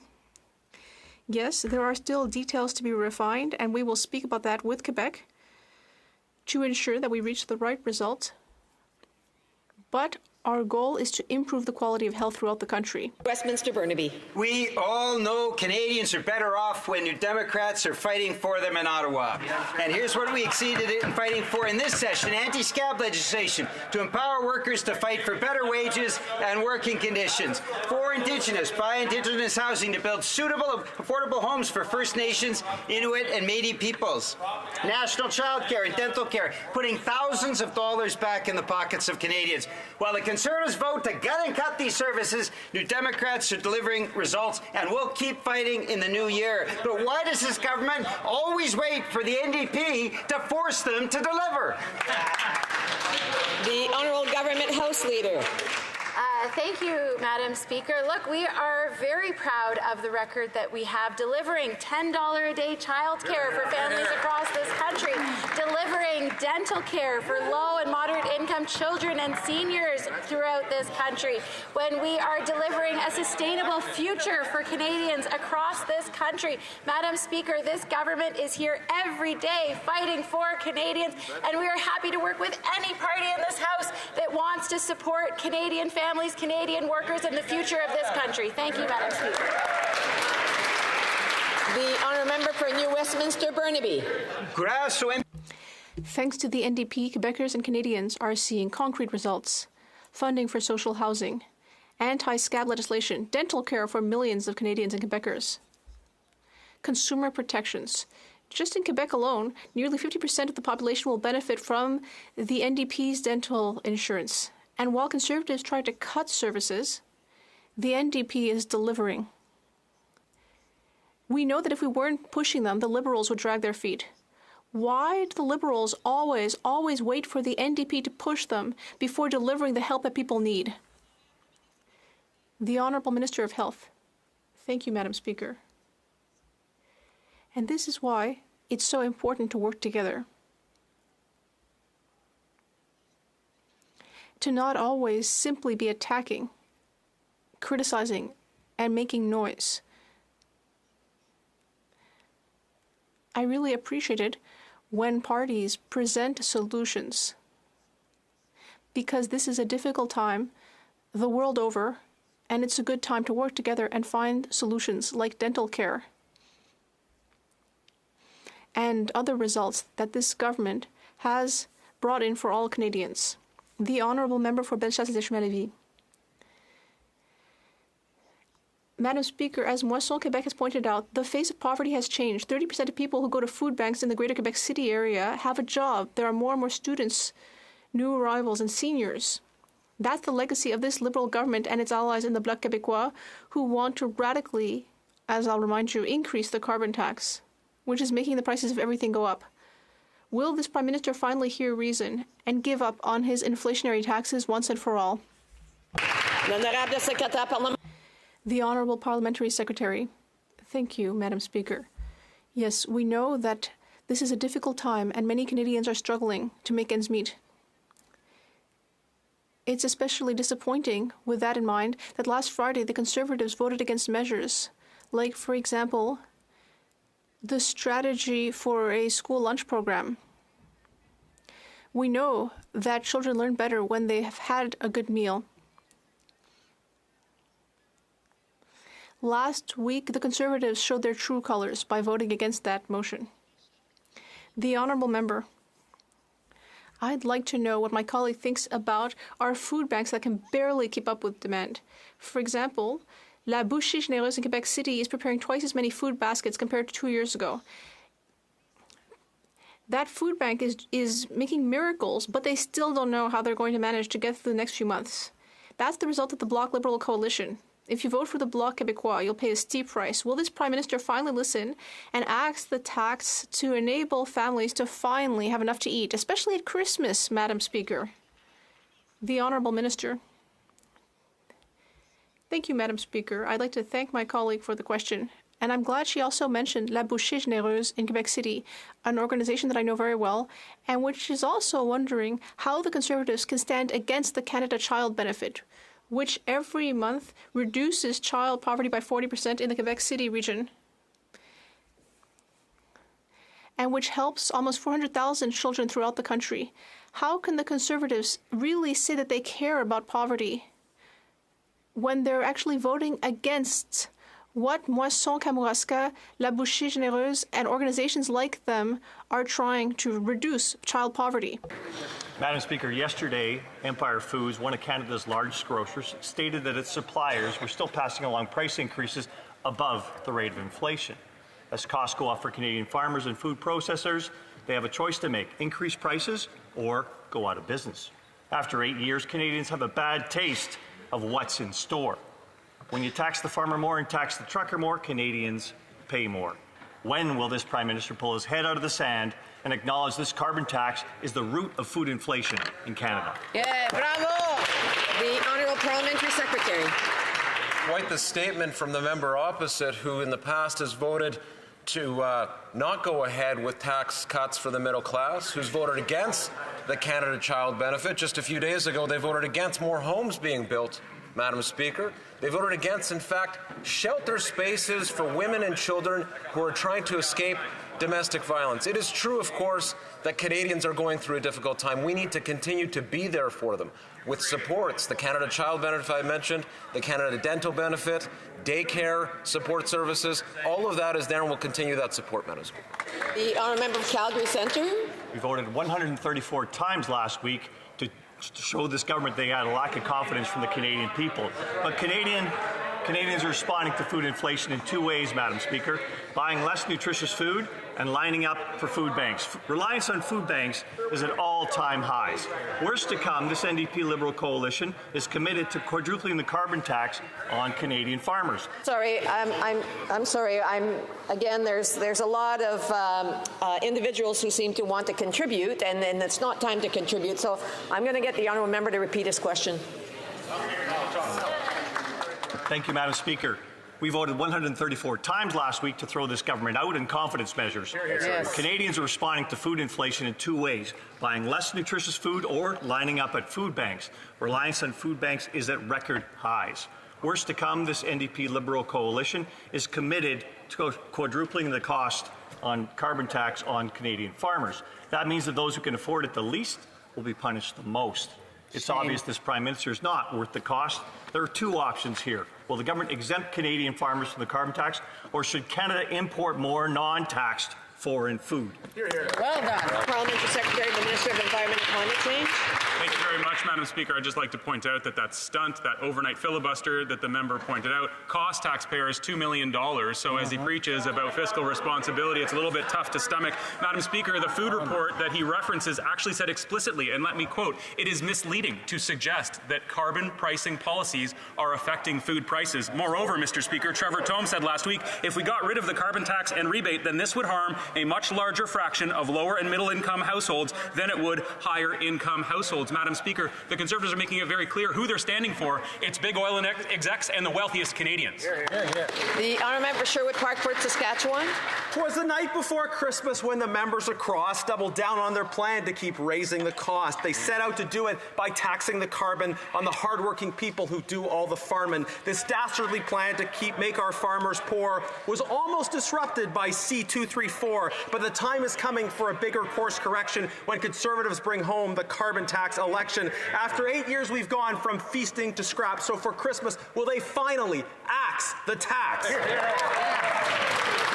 L'honorable secrétaire parlementaire pour le ministre de l'Agriculture et d'Agroalimentaire. Mr. Speaker, I want to congratulate him on the great performance, but I'm going to remind him that grain farmers are, every time they come to Ottawa, they ask for new markets. And the Conservatives had a choice last week. They had a choice to support grain farmers and support the Agricultural Bureau in Manila to support the Indo-Pacific strategy. They voted against it. They had a choice, and they voted against this. On this side of the House, we don't not only walk the walk, but we support our farmers. That's right.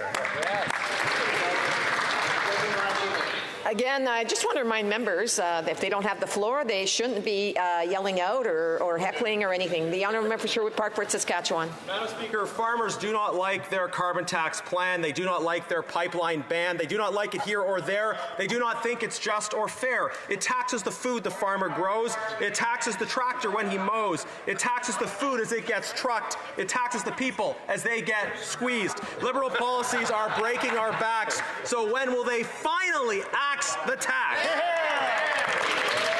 The honourable minister. Madam Speaker, I think what Dr. Zeus is actually concerned about is food security.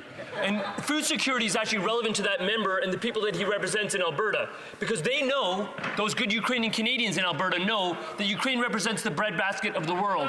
But you know it's not just Ukrainian Canadians that are disappointed in that member and his caucus. It's Polish Canadians, it's Baltic Canadians, it's every Eastern European person who stands against the authoritarianism of Vladimir Putin.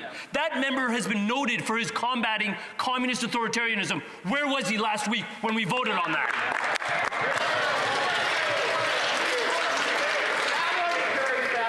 Order. L'honorable député de Drummond. The honourable member for Drummond. We now know how the Google money is going to be split up. Out of $100 million in the agreement, $30 million will be used for electronic media, $7 million for CBC, and the rest for print media. That is not going to fix the media crisis. Not for newspaper, not for TV or radio, not at all. And $7 million for CBC, really? Every dollar counts and could help to save a local or regional newspaper or radio station. So will the Minister of Heritage ask CBC to not reach into that too small cookie jar? Climate change? Merci.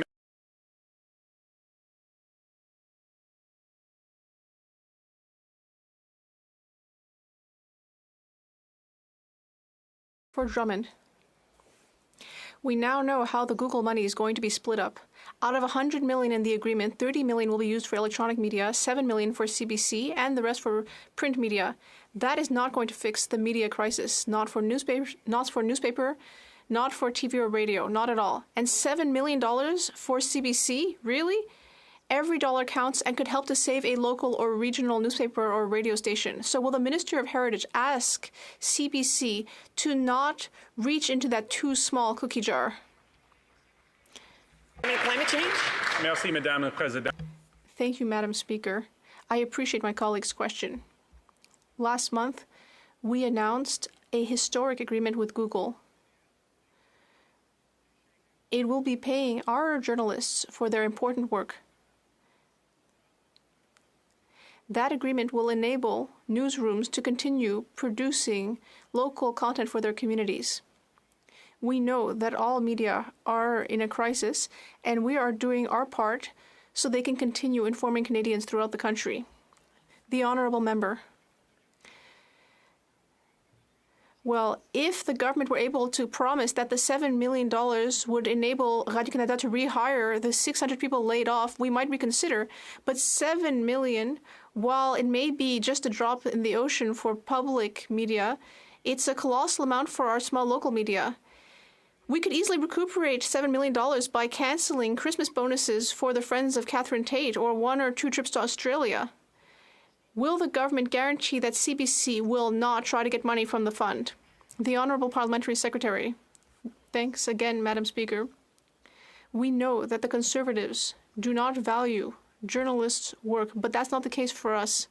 More than 500 newsrooms have had to close over the last 10 years. And that is why we brought in the Online News Act in order to create a fairer environment for journalists versus the web giants. We are at the final stage of C18. Thank you. The Honourable Member for Saskatoon West. Madam Speaker, after 8 years, the NDP Liberal government has driven up the cost of food for everyone.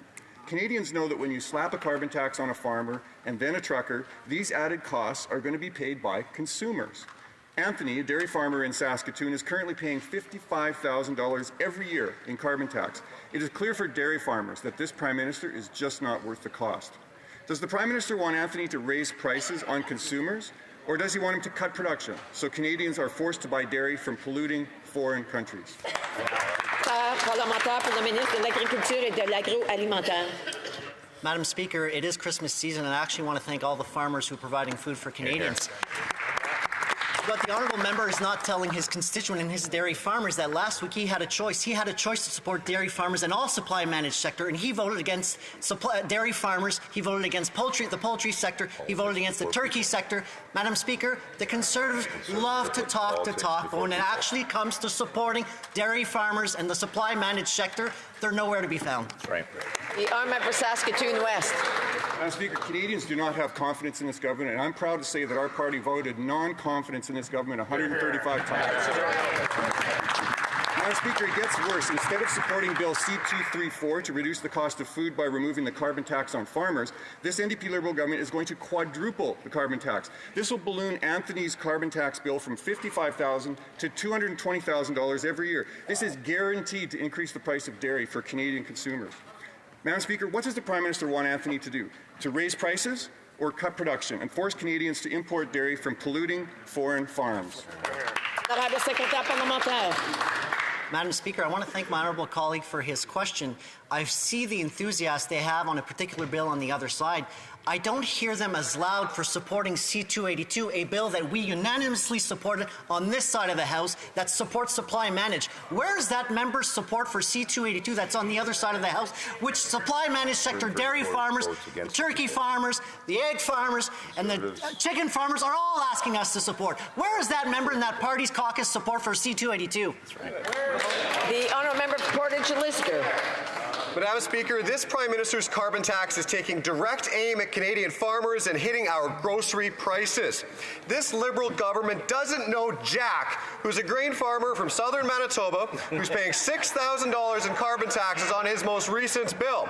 And when this Liberal government quadruples their punishing carbon tax, he'll be paying $24,000 in a single month. How will the Prime Minister advise that Jack pays that $24,000? Will he be raising prices on Canadians, or should Jack cut back on production, or should Canadians be forced to import more polluted foreign food from foreign farms? Honourable Minister. The member from Portage-Lisgar should be embarrassed and he should be ashamed of himself. Last weekend, during the temper tantrum, he voted against Prairie Scan, an initiative, an organization that has invested millions of dollars in Portage-Lisgar. He voted against them. He voted against the Human Rights Museum, Canada's only major national museum in Western Canada. He voted against Ukrainian immigrant settlement services in Manitoba. He should be ashamed. The honourable member for Portage-Lister. Madam Speaker, I am so proud, and my constituents are extremely happy that I voted non-confidence against this government 135 times last week. And it's become clear after 8 years that this Prime Minister is simply not worth the cost. Certainly not to Jim in my riding, who's paying $5,000 a month to heat his poultry barn, and this NDP Liberal coalition is planning on quadrupling that, costing him $20,000 a month. So how do they expect Jim to pay that $20,000 a month?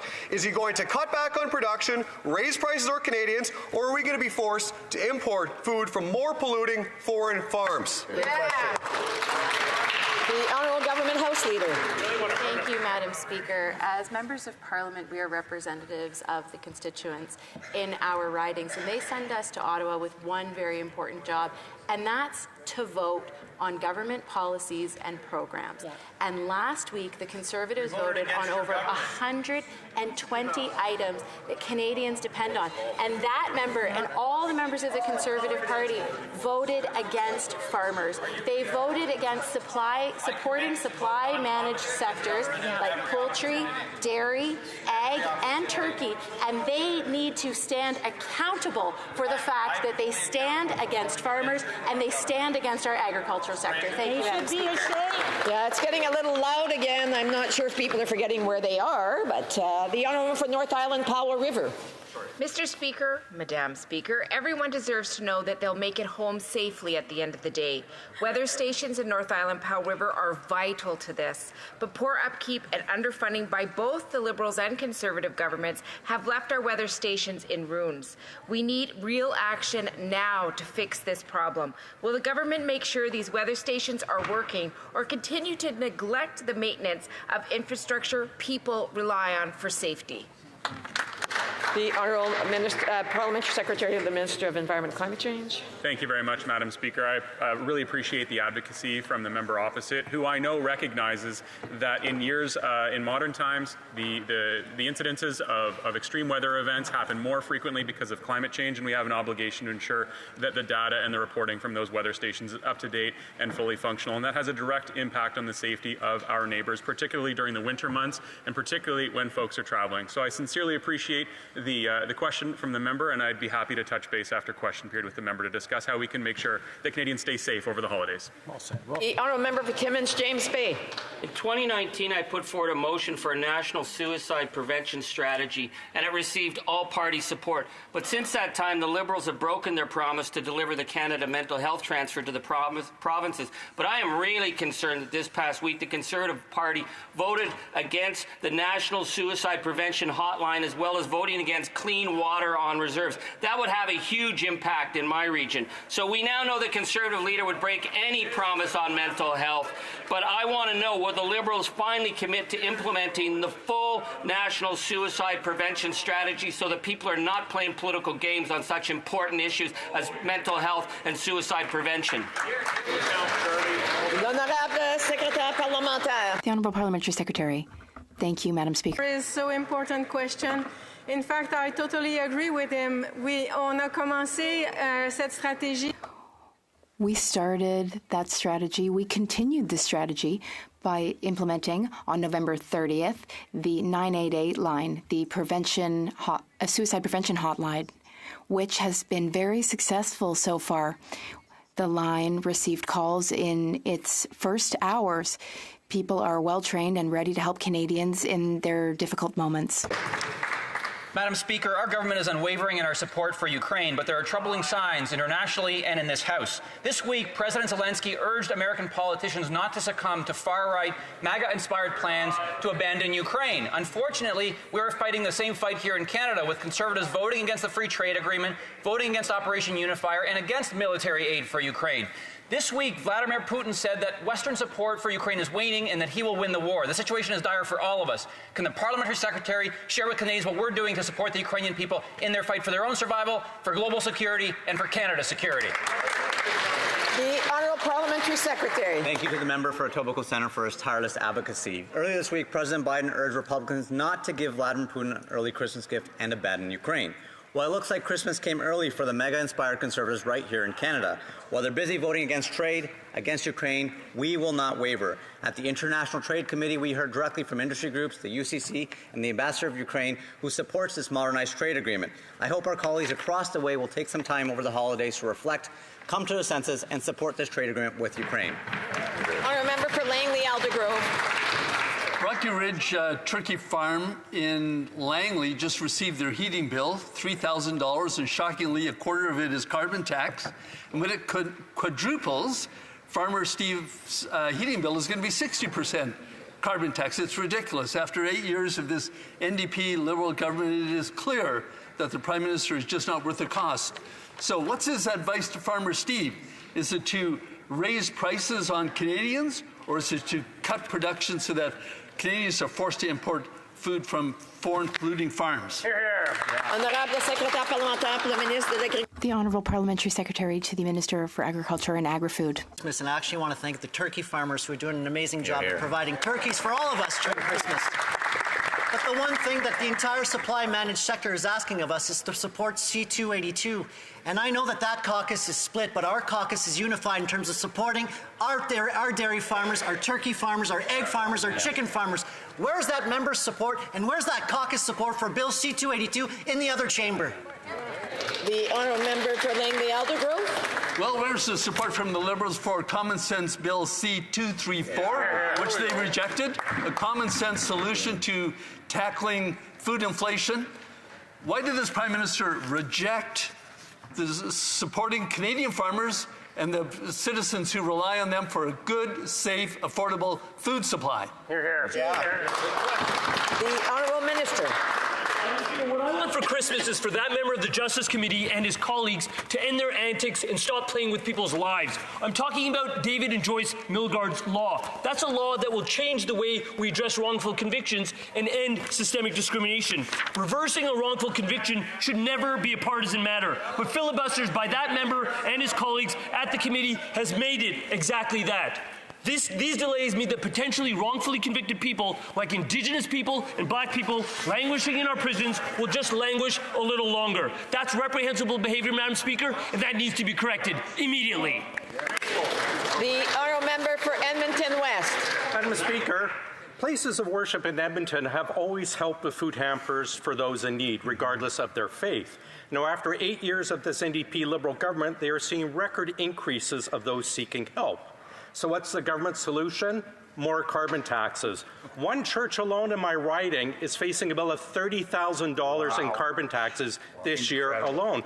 Government's probably not aware, but they can't pass those costs on to their congregants. So when will this government axe a tax so places of faith can have more to give to families in need? The Honourable Minister of Health. Well, Madam Speaker, I think it's essential that we be straight with people who are going through difficult times. That those difficult times are felt all over the world. And the fact that Canada is doing better than just about any other country in the world is cold comfort to people who are suffering. But what they need is solutions. Solutions like dental care, so that seniors can get the dental care that they need, that 1 million children can get the dental care they need. But of course, the Conservatives voted against it. And so what they do by trying, it's really about not taking action on climate and cutting support for vulnerable people. That's really what this is about, Madam Speaker. The Honourable Member for Abitibi-Témiscamingue. Pardon, the Honourable Member for Beauce. Thank you, Madam Speaker. After 8 years, the costly Bloc Liberal coalition wants to drastically increase the carbon tax, which will drive up the price of all food. They are so out of touch with reality. It costs a lot to vote Bloc. 12,500 requests per month. That is the rate of food bank use in my region. According to the organization Marie Champagne of Moisson in Beauce, that's an increase of 82% over the past few years, and more than a third of these requests are for children. Will the Prime Minister follow our common sense plan to eliminate inflationary taxes and deficits so that Canadians can eat this Christmas? L'Honorable Ministre. The Honourable Minister. Thank you, Madam Speaker. Conservatives are constantly talking about the price on pollution. Well, there are a few things that are very clear. Pollution does exist, climate change does exist, and carbon pricing and pollution pricing will contribute to reducing emissions. The Conservatives are no longer welcome in the Magdalen Islands, and they won't visit the Plains of Abraham either because they voted against the Plains of Abraham. They voted against they're against the Festival of Saint-Tite, but they might be able to visit Bay Saint-Paul, where there was a catastrophic event, a disaster, a flood a few weeks ago that destroyed tons of businesses and homes. Can the member send his climate-denying leader to Bay Saint-Paul to understand that climate change does exist? The Honourable Member for Abitibi-Témiscamingue. Thank you, Madam Speaker. The federal government has one last chance before the Christmas holidays to avert a wave of small and medium enterprise bankruptcies. The government must extend the January 18th deadline for repayment of the emergency account without loss of subsidy. At a time when inflation is eating into families' Christmas shopping budgets, at a time when restaurant patronage is down by 20% and bankruptcies have risen 81% since last year, the survival of our main streets and the survival of our small local businesses is at stake. Will the federal government finally, please, extend the deadline to allow our SMEs to get through the winter? The Honourable Parliamentary Secretary to the Minister of Small Businesses. Thank you, Madam Speaker. The CEBA program provided unprecedented support to nearly 900,000 small businesses and helped keep them open, their doors open and their lights on. Last year, our government already extended the forgiveness qualification deadline by 1 year to the end of this year. We know that times are still tough, Madam Speaker, and that's why our government extended the full loan for another year, Madam Speaker. We are going to continue to listen to small businesses throughout this time, and we're going to continue to have their backs, Madam Speaker. Thank you. The Honourable Member for Abitibi-Témiscamingue. Thank you, Madam Speaker. Madam Speaker, according to Statistics Canada, over 98,000 SMEs don't know whether they will have the cash to repay the emergency account or whether they will have access to the credit that they need. There are 98,000 businesses in limbo. It's not just SMEs that need reassurance before the holidays. It's hundreds of thousands of workers, too. The January 18th deadline is a sword of Damocles hanging over the heads of all of these people. Will the government postpone the deadline to reassure these people that they will not lose their jobs right after the holidays? The Honourable Parliamentary Secretary. Madam Speaker, that is why we are offering additional flexibilities for small businesses to repay their CEBA loans. This includes a full 1 year extension on the term loan repayment deadline, more flexibility on refinancing, and more time to access the loan forgiveness, which is both a balanced and fiscally responsible approach. We know that times are tough, which is why our government will also be cutting taxes for growing small businesses and lowering their credit card fees by up to a quarter, Madam Speaker. Thank you. The Honourable for St. Albert, Edmonton. Madam Speaker, the Liberals' billion-dollar green slush fund is mired in corruption. Tens of millions of taxpayers' dollars have been funneled to companies that board members have an interest in, And yesterday at the Industry Committee, the former chair dismissed this corruption as the normal course of business. In other words, it's business as usual. After 8 years of this NDP Liberal government, can the minister explain why corruption and self-dealing are business as usual? Well done. The Honourable Parliamentary Secretary. Thank you, Madam Speaker. Let's be clear. As soon as we found out about these alleged allegations, the Department of ISED acted quickly. Minister of Innovation has already accepted the resignation of CEO and Chair. We take these allegations extremely seriously, which is why we're following proper due diligence. Our government is committed to ensure that organizations which receive federal funding adhere to the highest standards of governance. We are committed to get to the bottom of these allegations. Thank you, Madam Speaker. The Honourable Member for St. Albert Edmonton. Madam Speaker, according to the whistleblower, more than $150 million has been misappropriated by Liberal insiders at the Green Slush Fund. And yet, incredibly, the minister continues to stand behind the board, a board that has engaged in self-dealing to the tune of tens of millions of dollars. This is scandalous. It begs the question, what does the minister know? When did he know about it? And who is he protecting? The Honourable Minister of Health. Well, Madam Speaker, of course, the member opposite knows this agency was created 20 years ago. It operates at arm's length. And I'm not sure what the member is saying. Is he saying that if they were in government, that he would actually be interfering and managing the organization? Or is he saying that if he saw malfeasance, that he would do what we did, which is to call in immediately those to review what's occurred? Because what this is really about is them being against taking action on climate change and being beholden to a base that has MAGA values. So, order! The Honourable Member knows full well that if he has other questions, he can ask for a late show to expand on his question today. The Honourable Member for Kamloops, Thompson, Caribou. Madam Speaker, after 8 long years of this NDP Liberal government, we know that they're just not worth the cost. We have this government's billion-dollar green slush fund. And what do we have following that? Over $150 million that appears to have been criminally misappropriated. Rather than word salad explanations of, we're investigating, we can say this: there's an Auditor General investigation. There's an ethics commissioner, or there's an ethics investigation times 2. Why won't they just call in the RCMP? The Honourable Minister. Parliamentary Secretary. Not the Honourable Minister. I got it. Minister. Merry Christmas, Madam Speaker. I hope you have a wonderful holidays. Listen, as we go away, we know that Canadians have had a hard year. We know that we've suffered with global inflation. We've had troubles with war in Ukraine and elsewhere.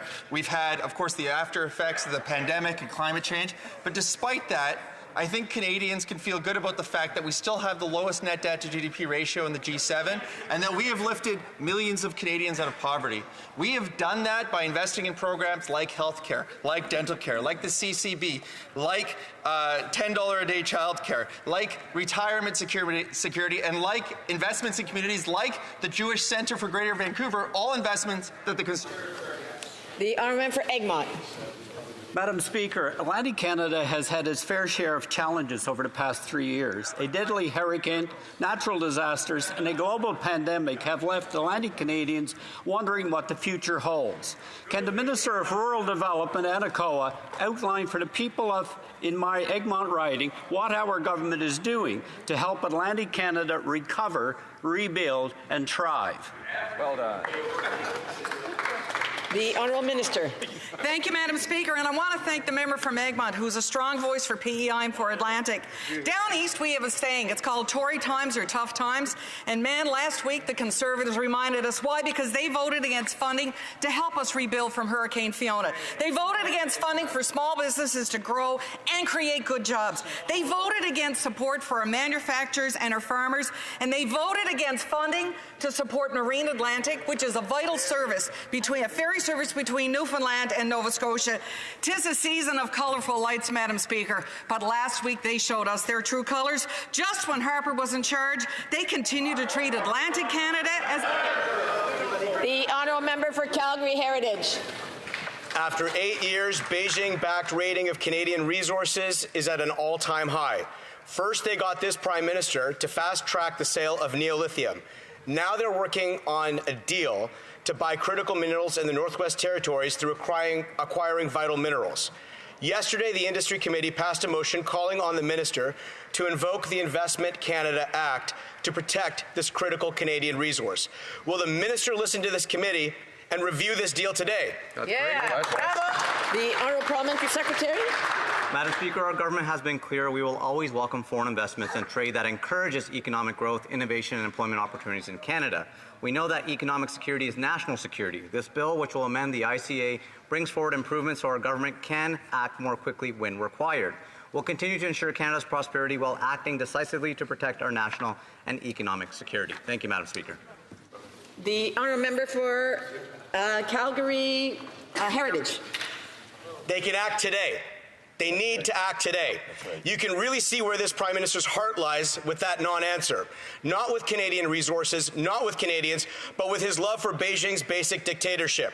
The same love that put 3 other Canadian lithium companies at risk of CCP takeover, and now our only rare earth mining company. Will the minister do the right thing, put Canadians first, and invoke the Investment Canada Act today? Yeah. Parliamentary secretary. Madam Speaker, the Investment Canada Act provides for the review of the most significant investments by non-Canadians to ensure their likely net benefit to the Canadian economy. All investments, no matter their value, are subject to a national security review under the Investment Canada Act. Therefore, the acquisitions of a Canadian company by a foreign company would be subject to a review under the ICA. Due to the confidentiality provisions of the Act, we cannot comment further on this very concern that the member had. Thank you. The honourable for Renfrew, Nipissing, Pembroke. Madam Speaker, after 8 years, Canadians know higher food prices are this NDP Liberal coalition's official policy. Bob and Pat down in Douglas just paid $170 in carbon taxes on their propane bill to dry their corn. Now, Bob and Pat cannot pass this carbon tax on to customers. They have to take the market rate. Bob and Pat absorb all the taxes. Will the Prime Minister tell Bob and Pat by how much they have to cut food production in order to stay alive? The honourable parliamentary secretary. Madam Speaker, on behalf of military families across Canada whose loved one deployed as part of Op Unifier to help strengthen Ukraine, I am ashamed that the member opposite, coming from Pembroke, actually voted against, with every Conservative across the way, against funding for Op Unifier and military families. Our children, our family members deployed overseas to support Ukraine, and not one of them supported it. Thank you.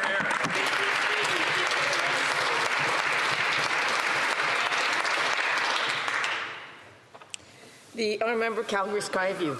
Madam Speaker, the world has experienced its warmest year ever, with Canadians facing devastating and deadly wildfires. At COP28, Canada advocated to secure ambitious outcomes to keep the Paris Agreement goal of limiting warming to 1.5 degrees within reach.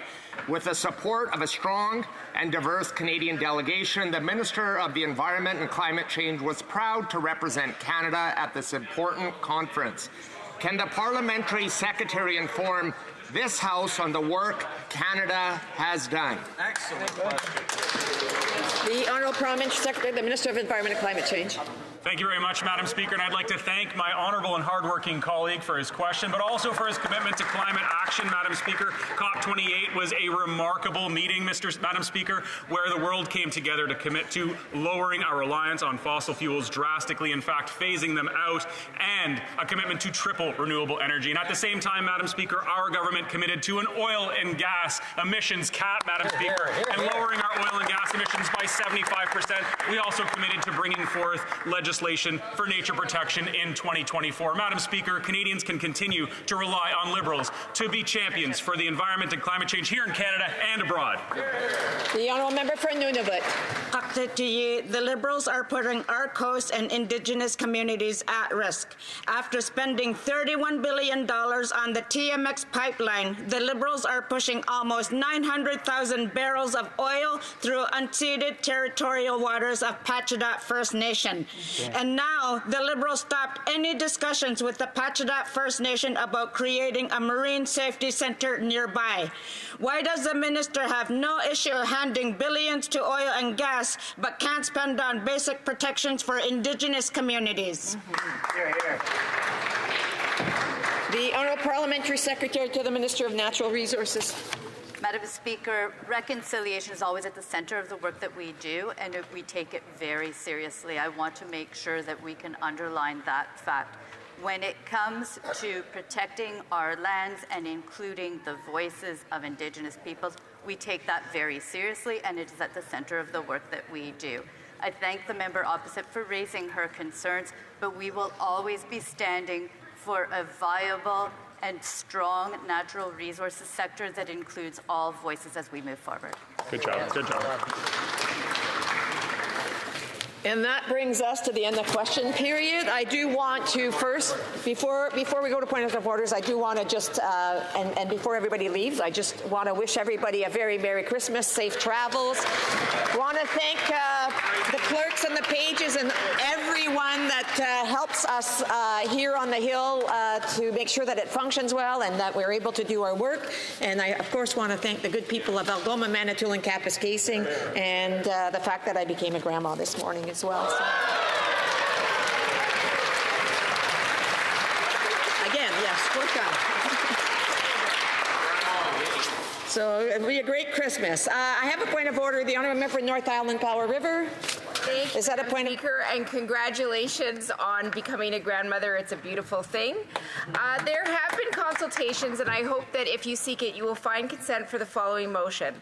That notwithstanding any standing order or usual practice of the House, the remainder of the debate pursuant to Standing Order 66 on motion number 45 to concur in the 12th report of the Standing Committee on Finance will be deemed to have taken place, the question been deemed put, and a recorded division be deemed requested and deferred pursuant to Standing Order 66 bracket 2. Thank you. I'm already hearing some no's, so therefore it is not approved. We have another point of order. The Honourable Member for Kelowna Lake Country. Thank you, Madam Speaker. Recently at the Human Resources Committee, at the HUMA Committee, we had testimony from the CEO of the Central Okanagan Food Bank who stated that they're expecting an additional 100% increase in food bank usage over the next 3 to 4 months. So no, is the Honourable Member trying to table documents or is she looking for a motion? I'm sure you'll find unanimous consent to take. No, there is already not unanimous consent. Again, on the unanimous consent motions, I just want to remind members that they really need to have conversations with each of the party's leaders, House leaders, and then we can maybe be able to move these motions along as long as we have unanimous consent. Is this all points of orders? Yes? The Honourable Member for Renfrew, Nipissing, Pembroke. Madam Speaker, we just received news that the Calgary Food Bank has doubled its number of veterans that are coming in for helping food. I'd request that I can table this report, this very important report about our veterans. No, I'm already hearing no's. No, not willing to table the report. The Honourable Member Saskatoon Grasswood.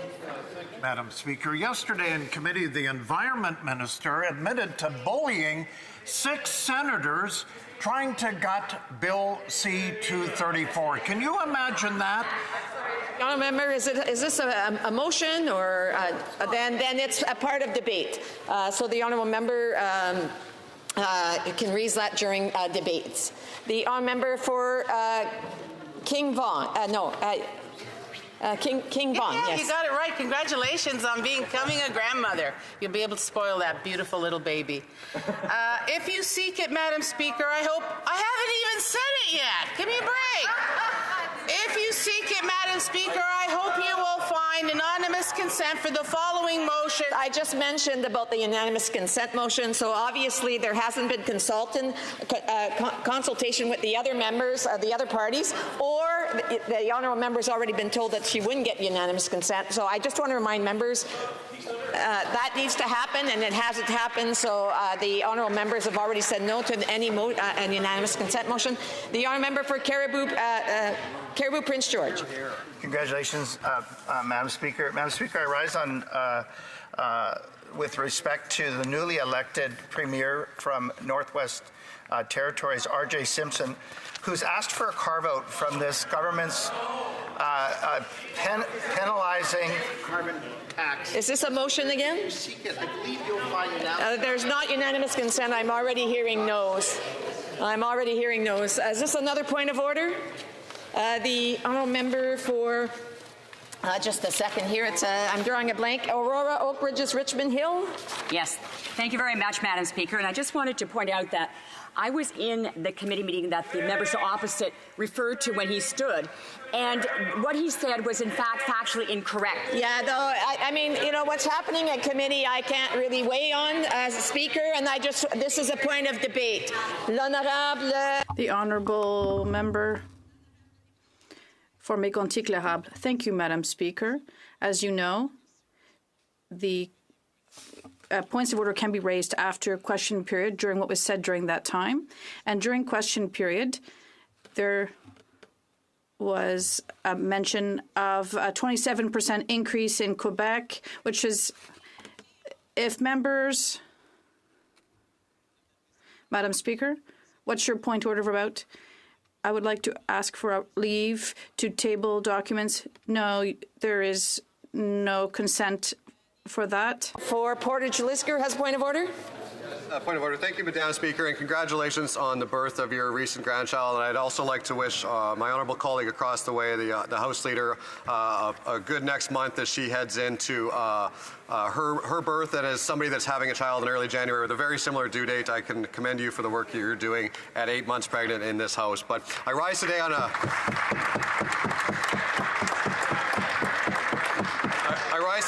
fairly urgent matter, as it has come to light very recently that Canadian families will be paying $700 more on groceries next year, and I would seek unanimous consent to table the Canada's food price. Table documents, or is this a motion?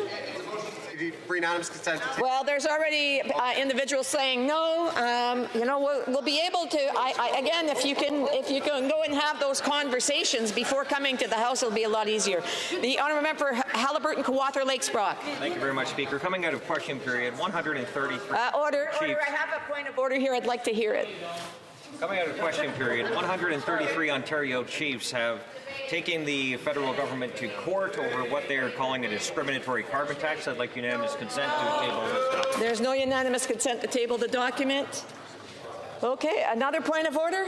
Madam Speaker, I do have it must be Christmas coming along. All these points of order are just gifts. The honourable member for Sherwood Park, Saskatchewan. Well, thank you, Madam Speaker. It is the season of hope. So just despite past experience, I am hopeful that there will be agreement to table the results of the vote on. There is no agreement. The honourable member for Timmins James Bay has also a point of order. I hope this is a real point of order. That's acceptable? Sure. Absolutely. I'm sure you'll get all party unanimous support. To thank you, Speaker, for your excellent work this morning and for the people on the table. I certainly think we all support. I'm sorry. Again, we don't have unanimous consent, and I had a hard time hearing the member to see what he was looking for unanimous consent for, but we already heard no. So at this point in time, we're just going to keep going. Okay. Oh. I have the honour to tell the House that the Senate has sent a message saying that it has adopted the following bill, C-60, which provides credit for the fiscal year ending March 31st, 2024. Tabling of documents. The Honourable Parliamentary Secretary to the Minister of National Defence, I believe it is. Emergency Preparedness. Thank you, Madam Speaker. Pursuant to Standing Order 36.8a, I have the honour to table in both official languages the government's responses to 11 petitions. These returns will be tabled in an electronic format. Introduction of, or tabling of documents. Dépôt de projet de loi émanant du gouvernement. Statements by ministers. Reports from interparliamentary delegations. Presenting reports from committees. Introduction of private members' bills. First reading of Senate public bills. Motion. Motion. Mr. Scheer, appuyé par Madame. Mr. Scheer, seconded by Ms. Roberts, proposes that the House decides that it has no longer confidence in its Speaker and therefore directs that Mr. Scheer, seconded by Ms. Bertod. Mr. Bertod proposes that the House decide that it no longer has confidence in its Speaker and orders that effective immediately before the hour of meeting on the second sitting day following the adoption of this resolution, and B, as the first order of business at the second sitting day, an election of the Speaker be held pursuant to Standing Order 2.2. Debate. The Honourable Official Opposition House Leader. Thank you, Madam Speaker. This has been a difficult few weeks for the House and for the office of the Speaker. A lot has been said. We've had a debate on a privilege motion here in the House, and we've had extensive meetings at Procedure and House Affairs, studying the blatant displays of partisanship that the current Speaker has engaged in, and the fact that all members of this House have... I do have a point of order. The Honourable Minister. For interrupting, I'll be very fast. Madam Speaker, I am tabling the government's responses to questions number 1957 to 1967. Thank you. The Honourable Official Opposition Deputy House Leader resuming debate. Thank you very much, Madam Speaker. I was just about to say that we've discussed this matter at some length, both in a privilege motion here in the House and at extensive meetings at the Procedure and House Affairs Committee. And so I'll just do a very quick recap of how we got here. Of course, the current Speaker comes into the chair after a history of hyper-partisanship, including roles at the executive level of the Liberal Party, Youth Party President, Parliamentary Secretary to the Prime Minister. He was often engaged at partisan filibusters at committee, blocking investigations into corruption at the highest levels of this current government. We all remember that he was one of the first to rise to his feet when a member of the NDP was physically assaulted in this chamber by the Prime Minister and actually accused that NDP MP of exaggerating her injuries. Something that took all of us by surprise here in this House, and was a very, what I believe, a very shameful display of defense of a Prime Minister who had clearly broken one of the most fundamental rules of decency, which is not to physically assault each other in this chamber.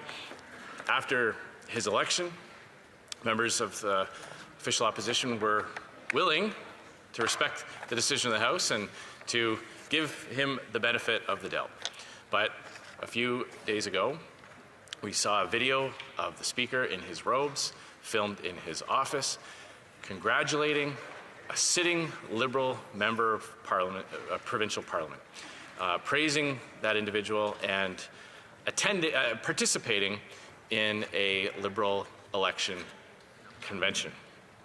Now, if that wasn't bad enough, just a few days ago, news came to light that the Speaker attended a Liberal cocktail militant. That, I believe, translates into the English as a volunteer or an activist cocktail. Partisan networking or fundraising event. We have reports from people who were at that event, including the provincial member of Parliament, that indicated that funds were collected for the Liberal campaign war chest, a clear partisan activity. So it is for all those reasons that the official opposition believes that the Speaker cannot continue in this role and must do the right thing and put the integrity and impartiality of the House first and foremost. So, Madam Speaker, that's what we're seeking to do with this motion. We believe that it's best for the House and for the Speaker to resolve this very quickly. We believe the Speaker's chair should be vacated, that the current Speaker should step down, and if he won't do that, which clearly he's indicated he won't, this motion brings effect to that. It effectively orders the chair to be deemed vacant and a new election for Speaker to be held. The reason why this is important, why Canadians should care about this, is because In our system, there are different kinds of checks and balances on the Prime Minister's personal authority. And one of those checks is the standing orders of this House, the rules of precedence, and the office of the Speaker, to ensure that even though one particular party may have a majority of the votes, or a political party in coalition with another party have an effective coalition government, that the opposition parties, the other parties, still have a way to scrutinize, to delay, to allow more debate and more transparency and accountability, and to propose alternatives. And when the Speaker cannot acquit himself or herself of their responsibilities in an impartial way, that helps erode that check on that power that the government has. So I'll just quickly roll through some of the reasons why the Speaker's apology was not sufficient. He claimed that the video for the convention was all a miscommunication. Well, we'll park that for a moment. Even if we were to not consider the Liberal convention that he participated in, on the afternoon of December 1st, he undertook an interview with Laura Stone of the Globe and Mail, in which he paid tribute to outgoing Ontario Liberal Party interim leader John Fraser in glowing terms, while referring to Mr. Fraser's work on behalf of our party. So calm, cool, collected, sat down, took an interview request with a reporter from a national newspaper, and offered opinions and comments on an active member of the provincial legislature, referring to that party as our party. So clearly displaying that partisan affiliation. We know that there was a discrepancy in terms of how between the versions of events that the Speaker put forward and the version of events that came out of the Ontario Liberal Party as to the nature of the event, and the apology is just not sufficient. While the House was seized with this very issue, the Speaker went to Washington, D.C. during a sitting week, the middle of a sitting week, which in and of itself is a very, very unusual thing for a Speaker to do, on a pre-planned trip that he had booked while he was still a parliamentary secretary. And rather than delay that event or have an official delegation from our parliament, which is normal practice for speakers to take delegations to other parliaments, other legislatures, to build on that parliamentary diplomacy. Rather than doing that, he just transferred the trip from his members of parliament budget onto his speaker budget and went ahead with the trip anyway. And again, on that trip, he talked about reliving his glory days as a young Liberal activist. Again, while the House is sitting, members on all sides of the House have to watch the Speaker talking up the Liberal Party of Canada, reliving those days.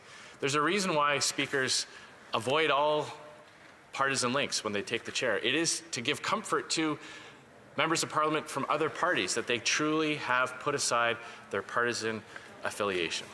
The current Speaker hasn't been doing that from the time he took the chair, and he continues to display grave errors of judgment. Now, you can be partisan. There are lots of partisan all of us get elected to this place through a partisan banner. Many of us have long histories of activism in a movement.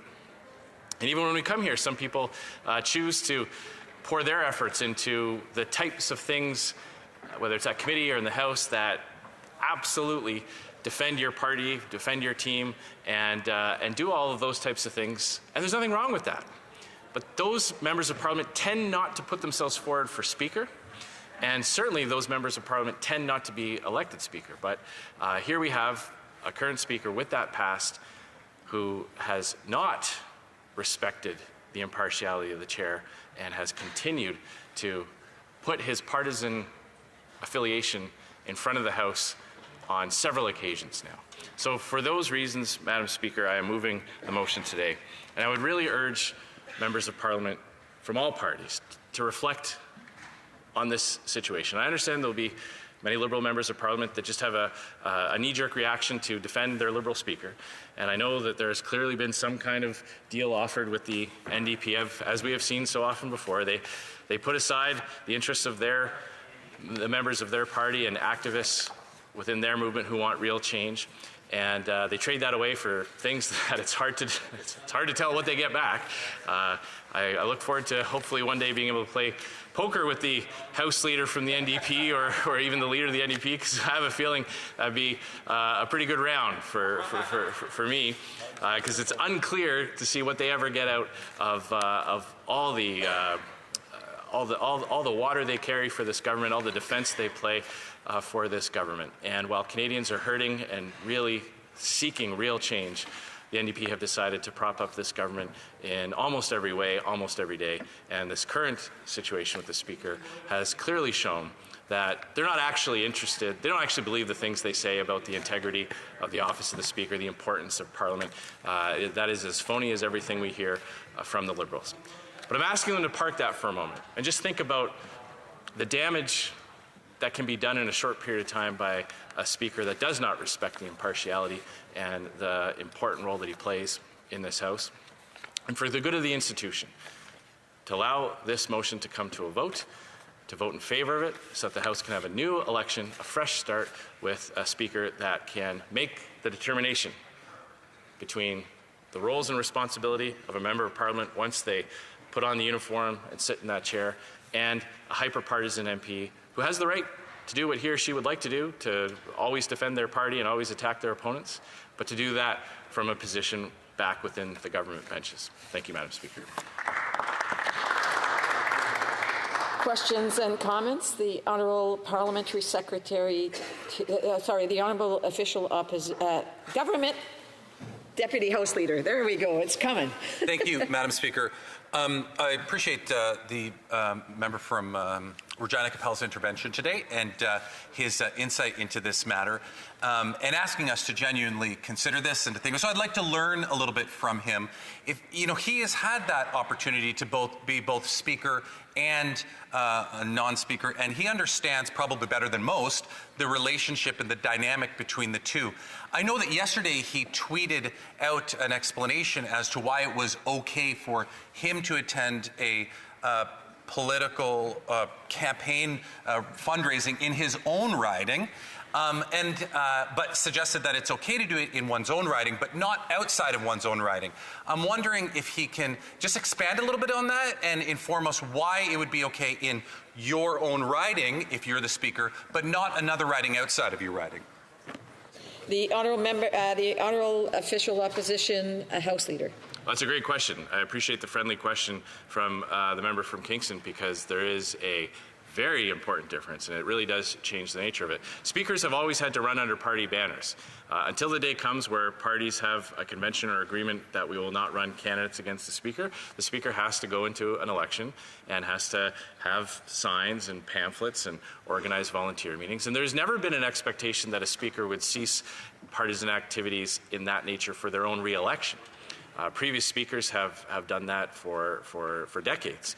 In fact, the previous speaker, the member for Nipissing-Temiskaming, did a government announcement in his riding for a government funding announcement. Nobody objected to that because it was clear that he was communicating to his own constituents, that he was talking about the work that he does as a member of Parliament and informing his constituents as to a government decision in his riding. We were aware of that the Speaker had made that announcement. But that did not offend members of Parliament because it wasn't his own riding. The same is true for partisan fundraising and activity. By the Speaker going to another riding's EDA and raising money for a political party is an offense to the other parties who will one day run candidates in that riding. The Honourable for New Westminster Burnaby. Thank you very much, Madam Speaker. I thank the member for his speech. We agree on some things, we disagree on others. Certainly agreed in referring this to Procedure and House Affairs Committee. Procedure and House Affairs Committee made a decision, brought it back to the House. And now it seems that Conservatives are saying, well, we wanted the Procedure and House Affairs Committee to examine this, but now we're just going to disregard the findings of that committee. I find that unfortunate. I also found his comments unnecessarily partisan, and this is unfortunate in this kind of debate. So the reality is this motion falls to the bottom of the government order paper in an hour. So we have an hour of discussion, and then it's right down to the bottom. Bill, in terms of priority, I don't know, 90, 80 or 90. Certainly we have anti-SCAP legislation. We have a whole variety of important legislation to consider. So he's aware of that. Given that we're going to have this debate for an hour and then it falls to the bottom of the government order paper, I want to cite to the member his own words, saying that commenting on the character or actions of the Speaker, for example, on an allegation of bias, could be taken by the House as breaches of privilege and punished accordingly. That was the member from Regina Capel as Speaker. So once we finish this debate, where it is appropriate to raise concerns that the Conservatives may have, will they undertake to abide by Speaker Regina Capel's own very clear direction to this House and stop with the criticism of the Speaker, because that would be inappropriate according to the member for Regina Capel? Honourable Official Opposition House Leader. Well, first of all, I'd say that it's not clear. We do not accept that this will just drop to become a government order. That's going to be a determination for the chair, and I'll have more to say on that in a few moments. As to why we're moving this motion after Proc studied the case, it's quite simple, and I'm surprised that the member doesn't understand this aspect of it. The Procedure and House Affairs Committee were to study the circumstances and recommend remedies. The House itself took a finding that the Speaker had undermined the impartiality of the chair. And the difference between Procedure and House Affairs recommending a remedy and everybody in this House having a vote on it is this. Every member of Parliament gets a vote when a Speaker is selected. Only members of the Procedure and House Affairs Committee had a say in that committee report. We believe that now that that study is done, that all members of Parliament should have a vote on whether or not the Speaker should stay in the chair. And that's the reason why we moved this motion. As to what happens next, of course, Conservatives will always follow the rules of decorum and order in this House. Questions and comments? The Honourable for Central Okanagan, Similkameen Nicola. Madam Speaker, and I certainly appreciate the member for Regina Capel's interventions, because this is an area he knows well, both having served as a House Leader for the opposition but also a Speaker. When I heard of these instances that are unfortunately we've heard on fundraising and appearances at a provincial Liberal convention, Madam Speaker, I phoned someone who used to work for a Speaker at the provincial level. And I asked to see if they had any prior experience in this kind of thing.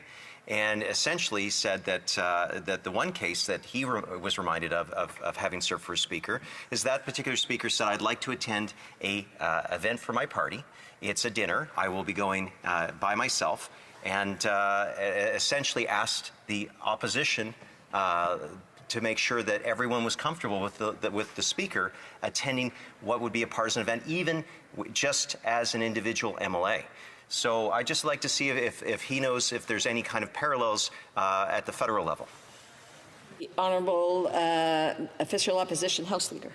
Well, I appreciate my colleague's question, and it just goes to show how a Speaker should approach these types of questions, where if there's any doubt, if there's any semblance of a partisan link, they absolutely should think about that and take steps to make sure that it does not look like they are favoring one political party. And the example that he used of a Speaker consulting with other parties to find out what they would, how they might react, is one way to do that, is one way to safeguard the impartiality of the chair. I know my predecessor, Speaker Milliken, would only go to his own Liberal Party Christmas, his own Liberal Christmas party, if he could also go to other Christmas parties as well for the other recognized parties, so that there was no sense that he was favoring his side or engaging in what is often a partisan event. We all get together, we bring in volunteers and activists and fundraisers from around the country to come and celebrate the holidays with us. And so those are the types of things that Speakers would normally do. In my own riding, when I got invitations from my provincial counterparts, it was the easiest thing in the world. I just said no. It's just when my provincial counterparts said, hey, would you come to our dinner or our annual general meeting? I said, I'd love to support you, but I'm the Speaker. I can't be seen publicly like that. I got to say no to a lot of events for 4 years. It's relatively simple. Questions and comments? Questions et commentaires. The Honourable for Fleetwood Port Kells. Thank you, Madam Speaker, and I do appreciate the honourable member's comments. because a reputation manager will tell you that there can be a crack in the foundation, and you can fix that crack, but you're always going to look to where the crack was. And I guess the question, especially for members of the opposition, given that the Speaker's background and his affiliations, what will they be looking for? If the Speaker endures and continues on in the role, what signals will you be looking for that either establishes a non-biased, non-partisan view, or the contrary? Needs to address questions and comments through the chair, not directly to the members. The Honourable Official Opposition House Leader. Well, Madam Speaker, we've made our position very clear.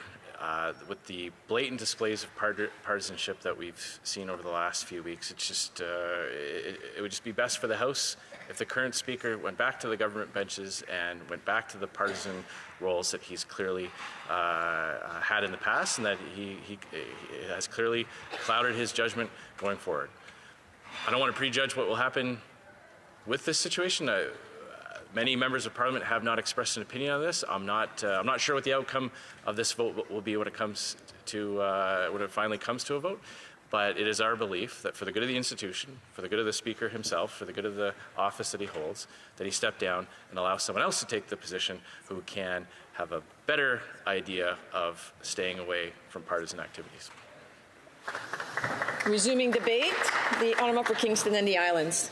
Thank you, Madam Speaker. It's an honor to rise today to speak to this motion. I would have thought that this issue would have been put to rest given the fact that we've spent a considerable amount of time on it. Nonetheless, Conservatives have chosen to once again bring it before the House, and I find that to be very unfortunate. And I'll tell you why, for starters, Madam Speaker. Conservatives were never interested in asking the Speaker to resign until they saw it as a political opportunity. And we know that, Madam Speaker, because when the member from Regina Capel first came into this House about 2 weeks ago to rise on a point of privilege regarding the matter, he didn't, in his entire point of privilege, ask for the Speaker to resign. He never did that once.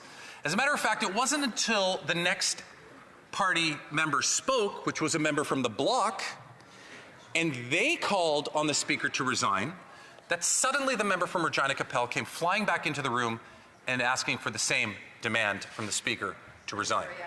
Of order, the Honourable Official Opposition House Leader has a point of order. Madam Speaker, I meant to do this at the end of my remarks, but because the member for the House Leader for it's not a unanimous consent motion. It's a substantive argument on a point of order about how the House will treat this. So if the Chair will indulge me, it's not terribly lengthy, but Madam Speaker, I'm rising on a point of order concerning the management of the debate on this motion of non-confidence in the Speaker. It is my view that this motion should be treated as a privileged motion, thereby taking priority over the orders of the day. Such motions are rare in the Canadian House of Commons, but we do have some precedents to guide us.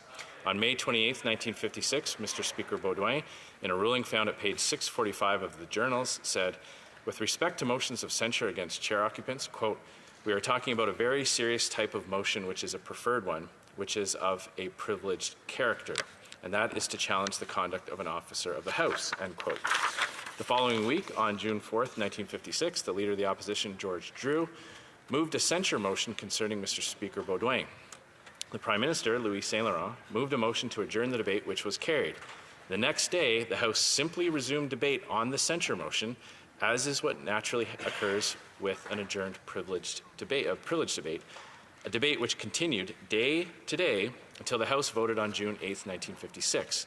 In a subsequent case, on March 18, 1964, the Réellement Créditiste brought a motion of censure against Deputy Speaker Lucien Lemereau, as he was then, which the House debated that day and simply resumed the next day until the House voted.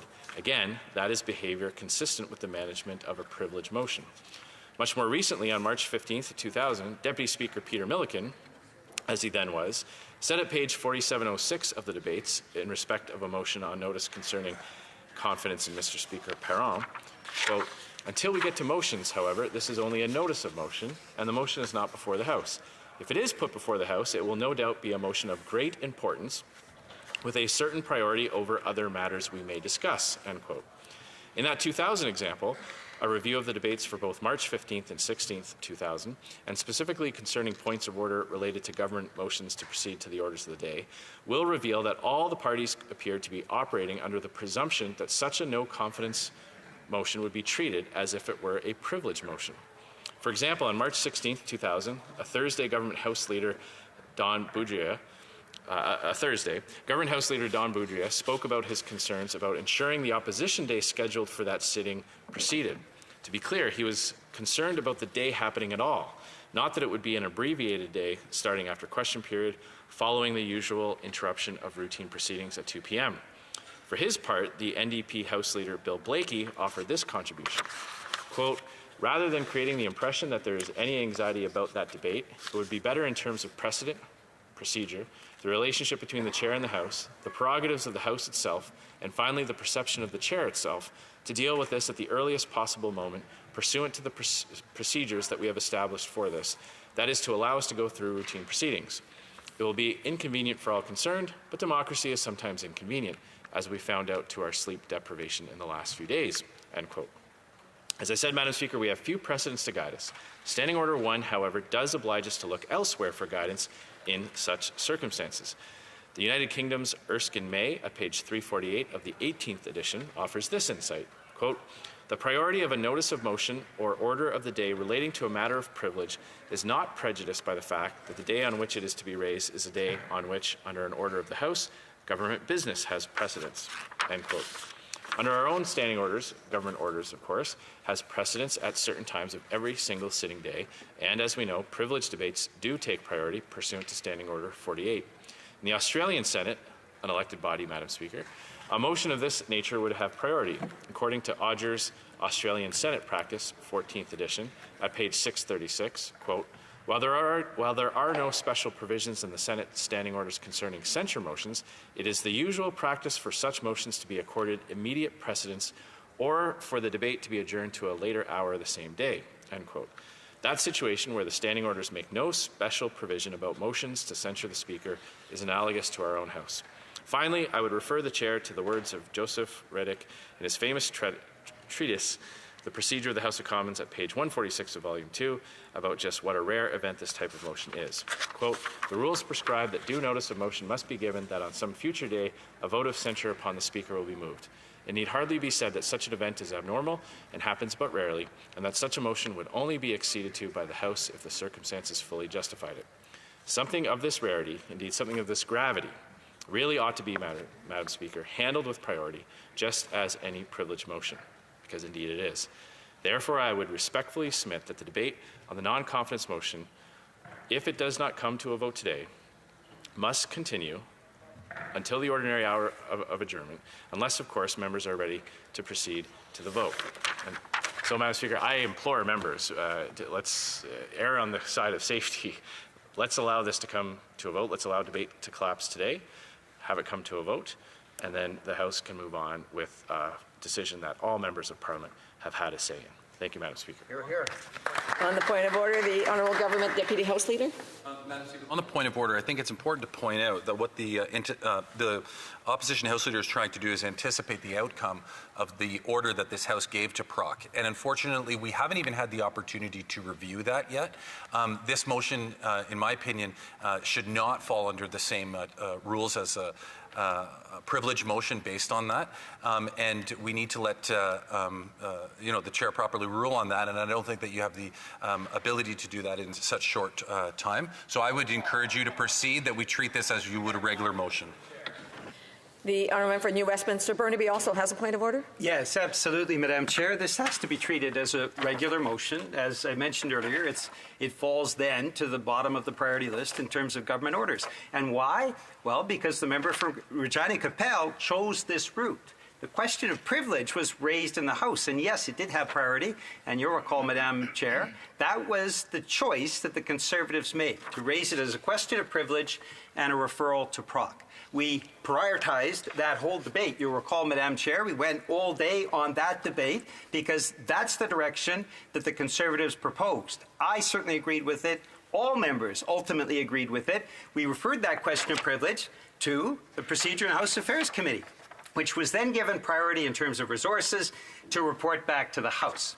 And the fact that this House ordered Procedure and House Affairs to report back, Procedure and House Affairs has reported back to the House, and ultimately the House can make a decision based on a concurrence motion around the Proc report, means that because the Conservatives set in stone that route, that this House has to follow that process. And now the member from Regina Capel is saying, no, let's throw all out the window. I'm choosing another route. Procedurally, he knows that he's wrong. Procedurally, he knows that if he believes he made an error in the original question of privilege, that's something that at this point is irrelevant because the House has already pronounced on this and referred it to Proc, and Proc has referred it back within the deadline to the House itself. So the reality is, and the member from Regina Capel is well aware of this, as a result of his actions and what he proposed, we now have the opportunity as a House to consider the concurrence motion around the Procedure and House Affairs report that was mandated by this House. And that has to be certainly something that can be looked at in February if a party chooses to move a concurrence motion around that committee report. But to then say, well, no, we've got another priority, this is another question of privilege, I'm sorry, but I think it's fair to say that would be indulging the House in that repetition. If the Conservatives don't like the report, that's certainly something that they can comment on when the concurrence debate is triggered from the Procedure and House Affairs Committee. But to say that we're going to set up a completely different approach, I simply feel, and I think you would agree, Madam Speaker, that would be inappropriate because the House has already voted on the question of privilege brought by the Conservatives, has already directed Procedure and House Affairs, and Procedure and House Affairs has already reported back. So the die is already cast. The honourable, in second, I want to go to the honourable member, l'honorable député de Saint. The honourable member for Saint-Jean. Thank you, Madam Speaker.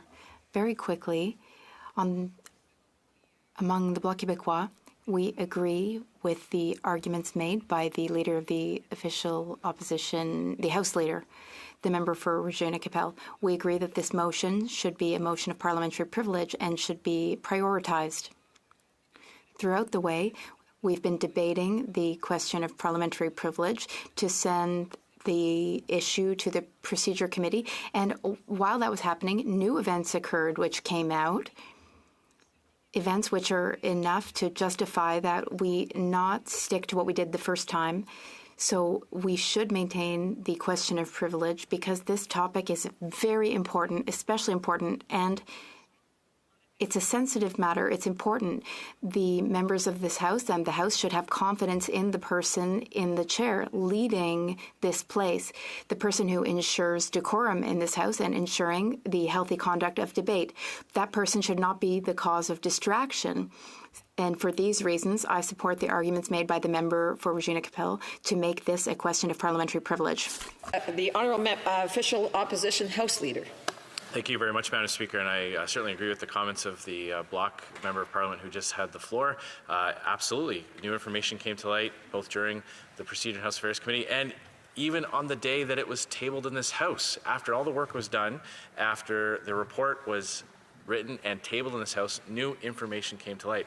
If one were to listen to the arguments of the NDP House Leader, which were devoid of any reference to previous practice, one would have to come to the conclusion that once Procedure and House Affairs was seized with the committee, there could be no other motion moved on the Speaker or regarding the Speaker.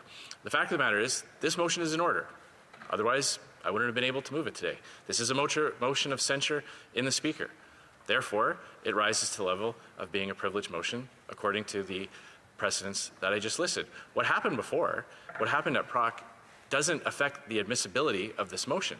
It does not make this motion out of order. If it is in order, and it is a motion of censure on the Speaker, which it is, then it rises to the level of a privileged motion. The member from the NDP House Leader might not like that.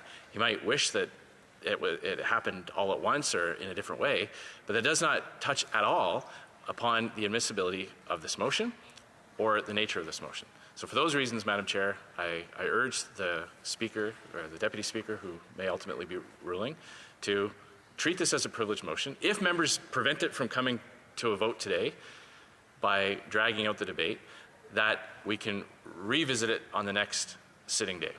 That's what we're asking for, Madam Speaker. I do want to thank all members for contributing to this debate on this motion, and I certainly will take all of this under advisement, and I plan to be back to the House shortly with my deliberation. Resuming debate, the honourable member for the honourable government House Deputy House Leader. There we go. I'm a little off right now. Thank you, Madam Speaker. So I'll get back to where I was. And where I was going with this, Madam Speaker, is that I could not think of a worse front person for this attack than the member from Regina Capel. Because I'm going to point out to you, Mr. Speaker, over the next 10 minutes or so, how not only has this individual, the member from Regina Capel, continually shown that he has a lack of regard for respecting the rules of this place, Elections Canada, and just about everywhere that he crosses paths with, I'm going to show you, Mr. Speaker, that he is extremely hypocritical and has committed the exact same offense that he is now, under the new information he's provided, accusing the member from Gatineau, the Speaker, of committing. So I will show that to you. But, you know, I think it's important that we reflect on this a little bit, Madam Speaker. Let's go over, Mr. Speaker, let's go over some of the things that the member of Regina Capel has been involved in. In 2012, the Speaker's riding shifted cash to a Tory campaign in the robocall probe. And it's worse than that. So in the lead up to that election, when he would have been the Deputy Speaker, Elections Canada records suggest that this was the only Conservative riding association outside Guelph to transfer cash to Mr. Burke's campaign during the RIP period. The member from Regina Capel was a Conservative member for the Saskatchewan riding since 2004, and it was only after the 2011 ballot that he was elected as Speaker of the House of Commons. Fair enough. But during this time, after he became Speaker, he had presided repeatedly over sharp exchanges in question period debates that have been dominated by the robocall affairs. So just think about this for a second, Mr. Speaker. The member from Regina Capel, the only riding association outside of Guelph who put money into Guelph for that robocall scandal that we all know so well about, became the Speaker that then got to preside over the debates. But trust me, that's just the tip of the iceberg, Mr. Speaker. It is also revealed, of course, and this was revealed in 2020, that the member from Regina Capel hired his sister while he was serving as the Speaker. And I could go on with the details of that, but we all know that story. The member from Regina Capel. Point of order. The honourable member. Allegation that the member has just made regarding the member's sister is completely false, verifiably false, and the member's misleading the House. He's misleading the House and should be called out accordingly. This is verifiably made up. I must interrupt the honourable member for Sherwood Park, Fort Saskatchewan. That is a point of debate. The honourable member. It was his sister-in-law. My apologies for that, Mr. Speaker. Now, Mr. Speaker, it's also known that I'll just jump right to the really good stuff. So, as we discovered recently, Mr. Speaker, the member from Regina Capel is known to have held on Monday the 29th of 2015, while he was Speaker, he held the Regina Capel Conservative Association 9th Annual Skeet Shoot and Dinner. This was a fundraising event for his Conservative Riding Association in order to raise funds for the next election. He was Speaker at the time. Now, what you're going to hear from the member from Regina Capel is he's going to say, oh, well... Point of order. The Honourable Member for Sherwood Park, Port Saskatchewan. Indulge me briefly regarding Bill C-234. I hope that you'll find unanimous consent that at the ordinary hour of daily adjournment. I must interrupt the Honourable Member. He does not have the unanimous consent of the House. The Honourable Deputy House Leader may continue his speech. Dragging out my time, Mr. Speaker, is only going to put more of me between the way of that member and the NDP House Leader. So he's going to have to decide who he wants to hear from. But I'm going to jump to the good stuff here because, you know, in addition to the member from Regina Capel's fundraising event, he also, you know, would send out these very important Facebook messages on July 21st while he was still Speaker of the same year. Just 5 hours left. We've received tremendous support today, and we are over 2/3 of the way there. But we still need your support. Just a $15 donation from our supporters on Facebook would put us over the top. Will you join us? Countless Facebook posts like this. The member from Regina Capel trying to raise money, also at his scotch tasting and cigar event that he had in his riding. Now, the member from Regina Capel is going to tell you, Mr. Speaker, he's going to say, yeah, but that's different because I was the Speaker and this all happened in my riding. See, and he would agree, right? So I would assume that the member for Sherwood Park, Fort Saskatchewan, would also agree that if he was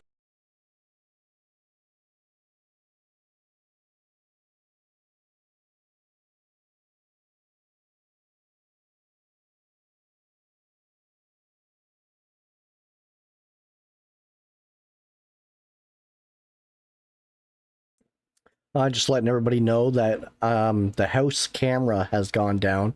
Hopefully it pops back up here in a moment. They've been having a lot of troubles lately.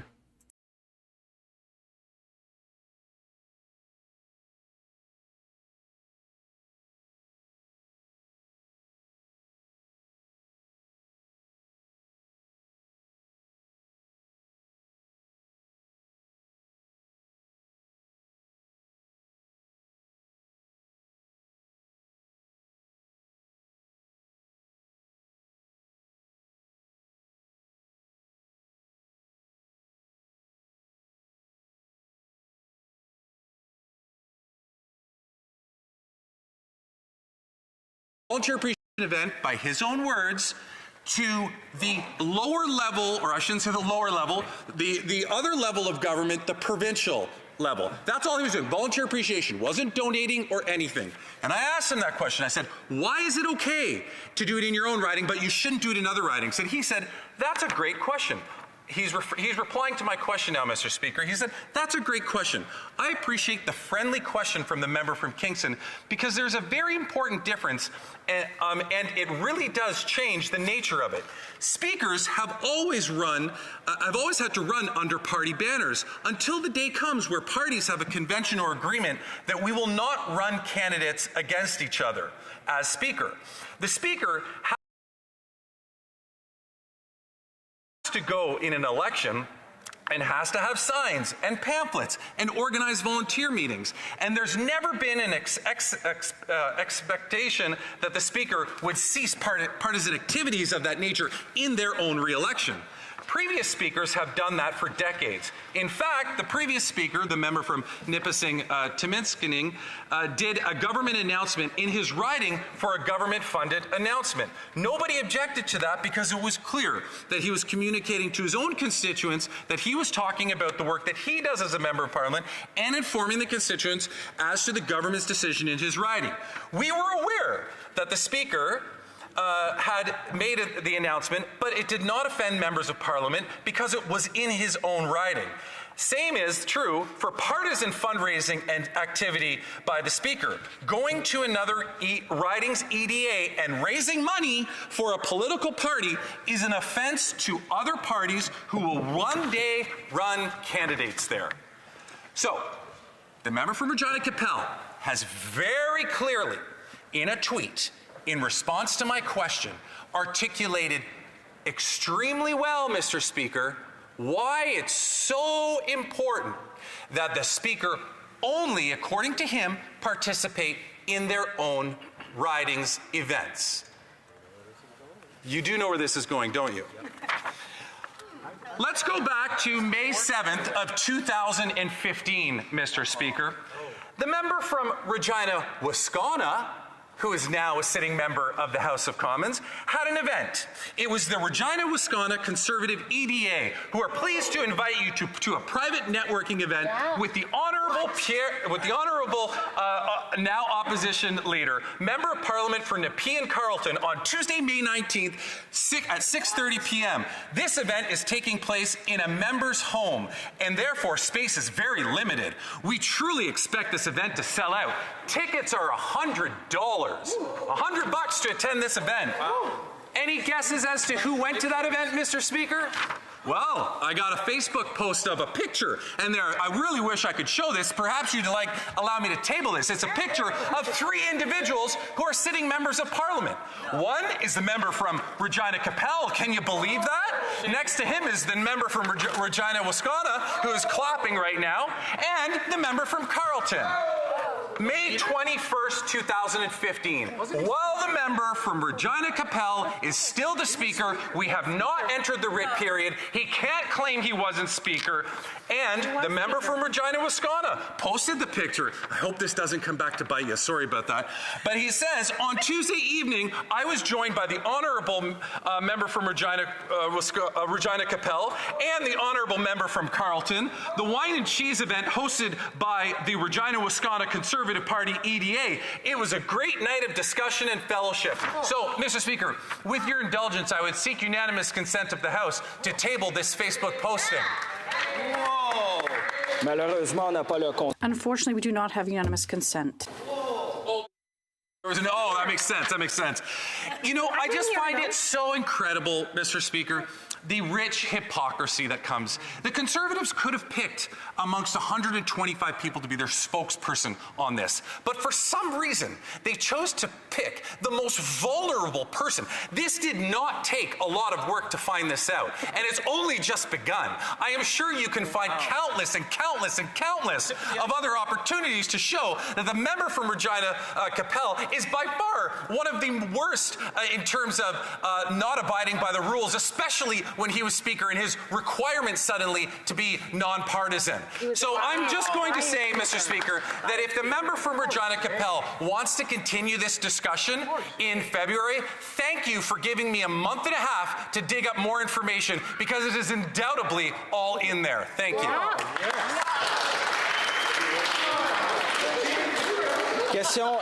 Questions and comments. The Honourable Member for Regina. Thank you, Mr. Speaker. I would like to thank the member for Kingston and the Islands for that intervention and for this trip down memory lane. I was wondering if he would perhaps like to move again the unanimous consent to table the Facebook post that he referred to. And I wonder if he would like to elaborate or comment on the fact that that particular photo was taken of the 3 of us standing on a public street and not in the Speaker's wardrobe or speaking at the Liberal Party convention. Thank you, Mr. Speaker. The Honourable Deputy Government House Leader. He was better off just being quiet, Mr. Speaker. His build event says this event is taking place in a member's home, and therefore space is very limited. We fully expect this to sell out. In the background of the picture, you see a bunch of homes. This is clearly outside of either his home or the constituent that's hosting this event for him. So he wants the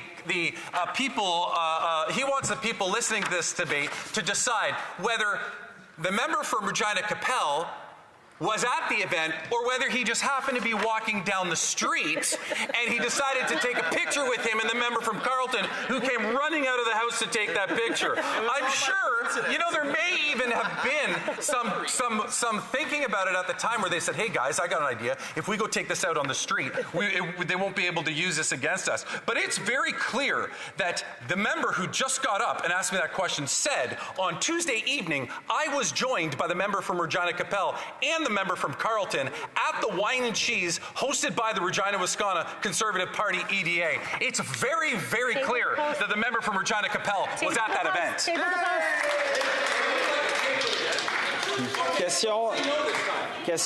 Questions and comments. The Honourable Member for Saint-Jean. Thank you, Mr. Speaker. Usually, I appreciate my colleagues' speeches, but this time I have to say I'm particularly disappointed because what I heard in this mud-slinging session, well, you don't really have to dig deep to see what's happening with the member for Regina Capel in terms of what was legitimate or not when he was Speaker, because what we're doing right now is telling us the best way to repair one broken leg is to break the other leg. And I find this rather deplorable, this discussion we're having right now. We're trying to call into question the impartiality of the Speaker, and we're just going lower and lower. There are many attacks that he launched against the member for Regina Capel. Does he not think that it undermines the confidence of the House in the Speaker? Because that's what we're really talking about right now, the Honourable Deputy Leader. Evidence of the Speaker, Mr. Speaker, is when members of the House continually get up and continually try to disparage the Speaker. I come from a riding that has the longest serving Speaker in this House of Commons. I am fully aware of that member's interventions in terms of what he would do in our community, how he might go right outside of our community a little bit into another neighboring riding to participate in an event. I am fully aware of it. What I find extremely troubling, Mr. Speaker, is how the Bloc and the Conservatives seem to be on a hell-bent objective of getting rid of this particular Speaker of the House of Commons. I don't know why, but they sent the matter to Proc. Proc dealt with the matter. Proc referred the matter back to the House. Yep. We haven't even had an opportunity to concur the report in yet. Yep. And the leader of the opposition, or the House leader for the opposition, the member from Regina Capel, teamed up with the Bloc Québécois, just doesn't seem to even want to respect the fact that we went through a process, and instead are like, oh no, well, there's new information. He went to a volunteer appreciation event at a provincial political association to say hi to a couple people. All I'm doing in pointing out what I've said is that the same individual who brought forward that motion did even worse. He went to the neighboring riding of the Federal Association and paid $100 to go there. Hypocrisy. Questions and comments? I would ask the Honourable Deputy Leader to wait his turn to speak. We are now on to the Honourable Leader of the NDP, Deputy Leader, rather. Thank you very much, Mr. Speaker. That most Canadians would share in seeing the Conservatives pushing this debate today with the Bloc.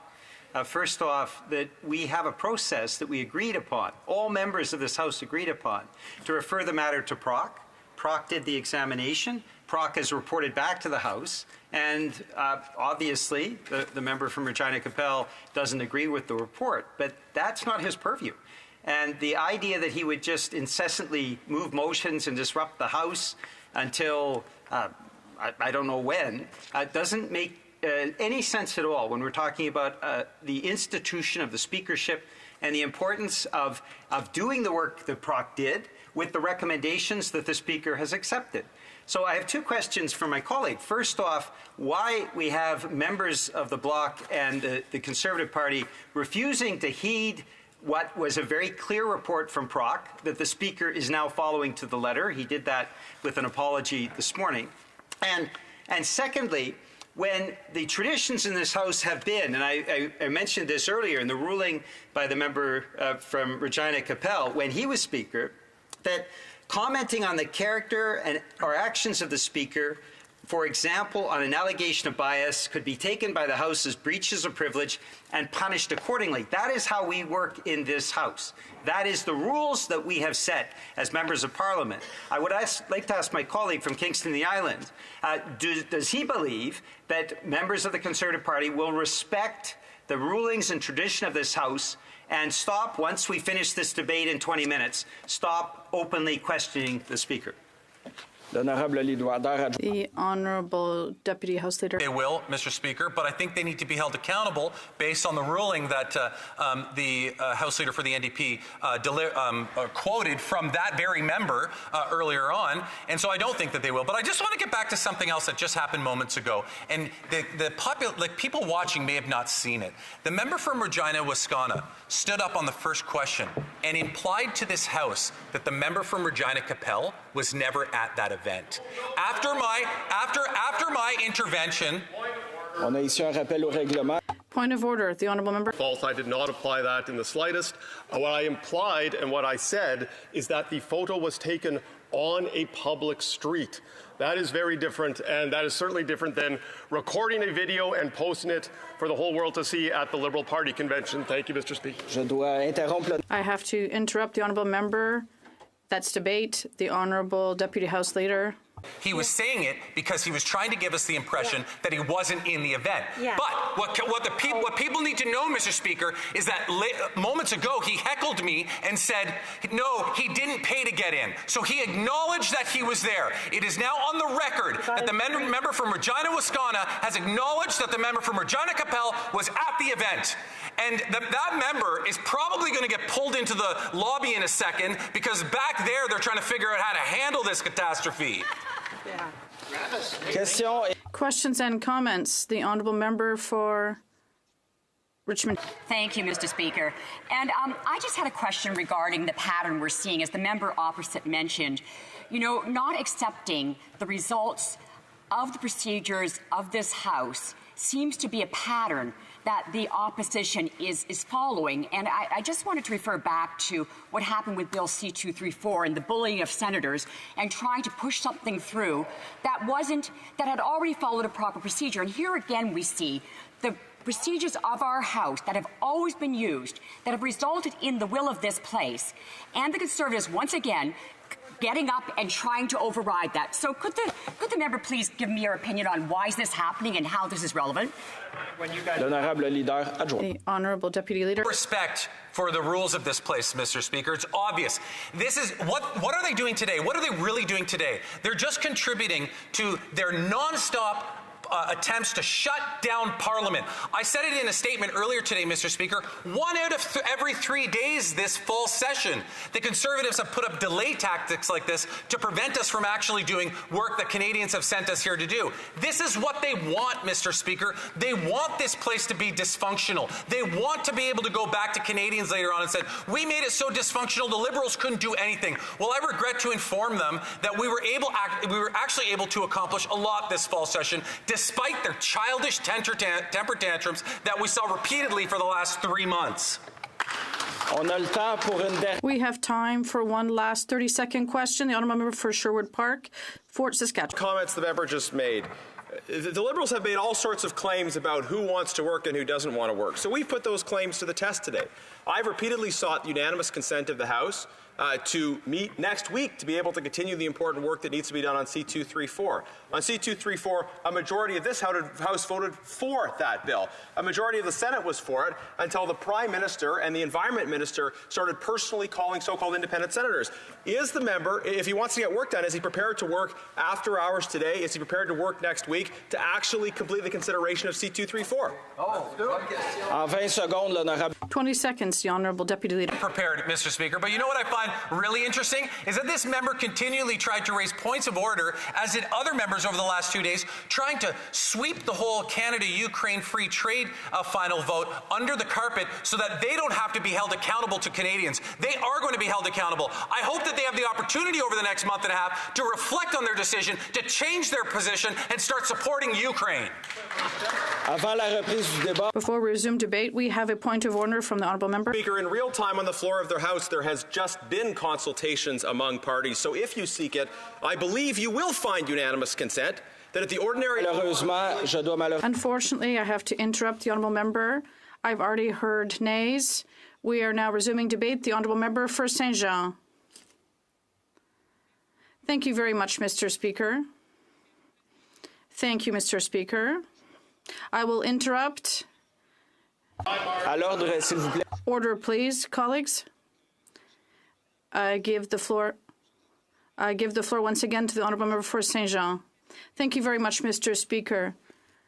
It's not with great pleasure that I rise to speak on today's topic, but we've heard from the debates we've just had, it's a debate that is unfortunately very important. And unfortunately, we were suspecting that there was this possibility when we debated in terms of the confidence of the Speaker in terms of impartiality. And I'd like to quote our House Leader, the member for La Prairie. He mentioned recently that we knew the speaker, as being both courteous and partisan. And we already knew that he was very partisan in his way of doing things, and it was through his knowledge of his new position after he was elected that he was nevertheless, it was some type of a warning. And the member for La Prairie said that all speakers that preceded you had the challenge of going from a partisan position, sometimes even a very partisan position, to a position where you have to set the partisanship aside. And I hope you'll be able to fulfill this role and show the impartiality that allows the Parliament to work properly. And the people expect this of us.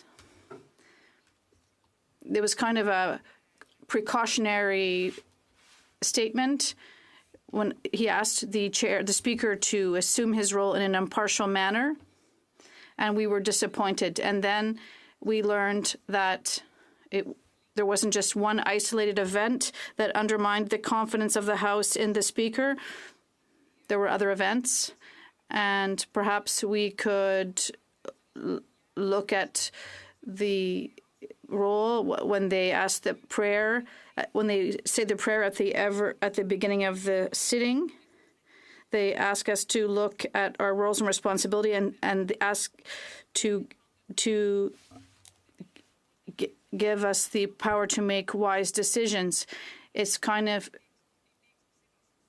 this prayer does not seem to have been answered in this case. The reasons why, unfortunately, we have to look at the fact that the speaker wants to stay in this position because he no longer has the confidence of the House. As I said, there are several events that came up in the news. There were many poor decisions. The first, as you remember, is the incident regarding the video that was made for a Liberal member, MPP, that was produced by the speaker in his speaker's dress, in his very office, speaker's office.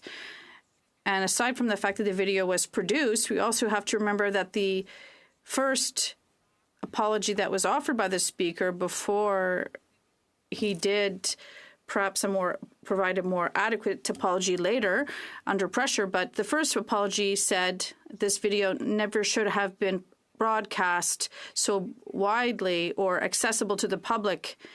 And we could have deduced from that it would have been okay if I didn't get caught. So it allows us to question the judgment of the Speaker of the House in terms of his ability to properly fulfill his position. With the impartiality and neutrality that the position requires. And then as I said earlier, well, there were various mistakes. Leaving the House during a parliamentary week to go to Washington, D.C. right in the middle of the scandal, that's a highly questionable decision, to say the least. And it was the second example of his lapses of judgment. And ever since the committee's report was produced, since we decided to make this a matter of parliamentary privilege, we could mention other things too. We talked about the fact that the speaker participated in a Liberal event in Pontiac with provincial Liberals, even though we expect that a speaker be as neutral and rigorous as possible. And we even expect that from members who are chairs. We expect that House resources won't be used for ultra-partisan purposes, for fundraising, etc. And that awareness should have been even more clear in someone who was the speaker. And as we heard from the clerks at the Proc Committee, they weren't even consulted. That should have been the first stage here. The speaker chalked up some of his mistakes to the fact that he was new in the position, but that's all the more reason that he should have reached out to more experienced individuals to ask them, should I do this? So the speaker, unfortunately, showed an incapacity to leave behind his partisan habits.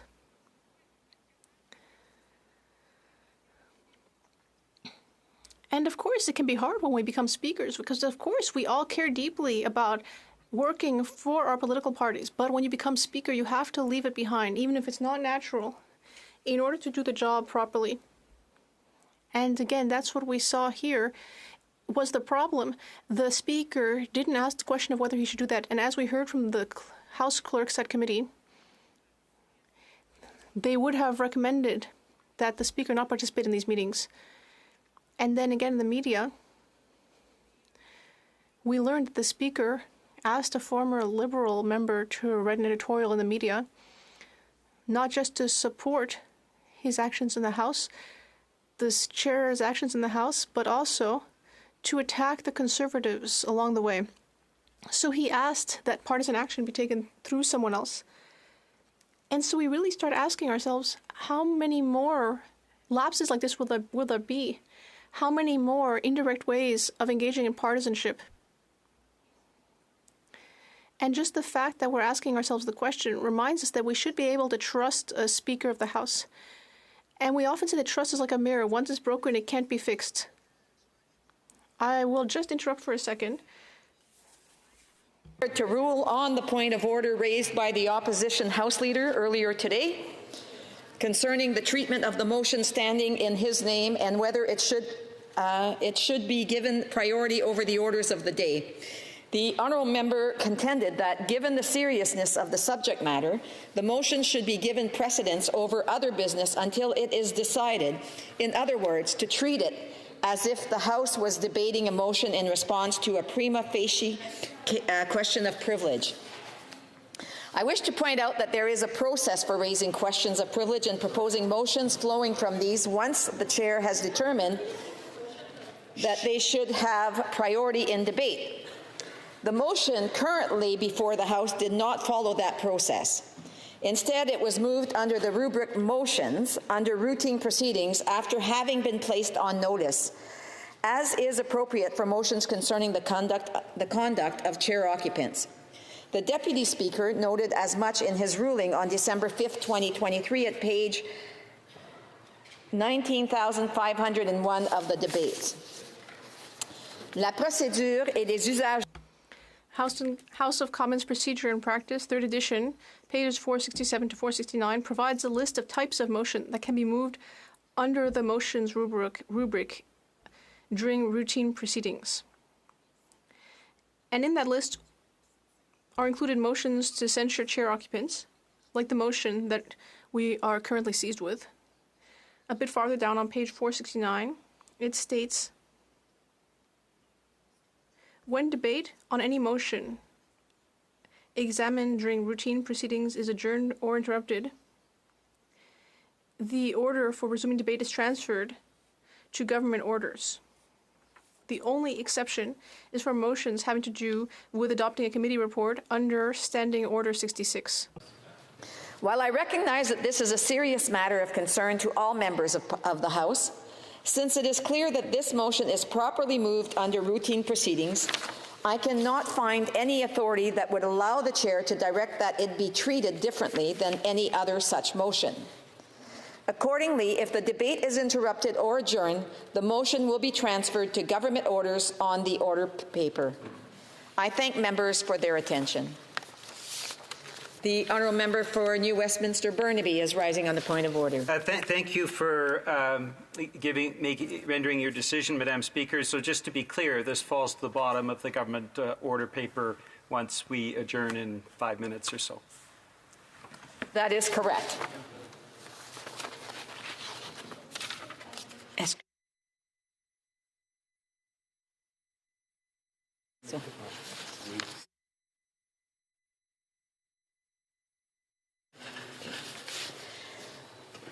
Order. I have the honour to report the House that a communication has been received as follows.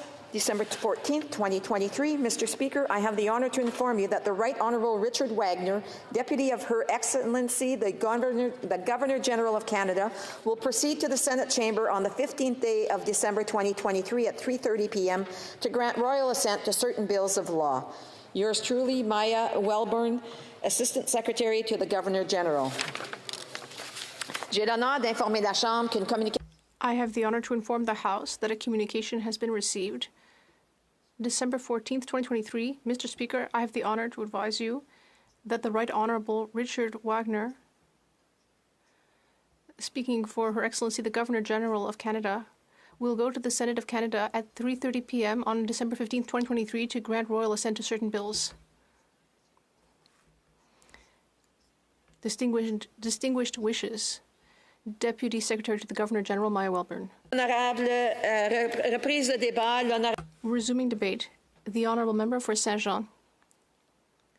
Thank you, Madam Speaker. Given your decision, I hope that the government will quickly put this matter to a vote.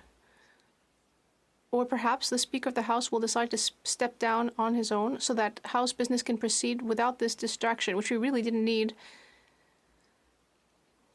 So, in conclusion, because I see I don't have much time left,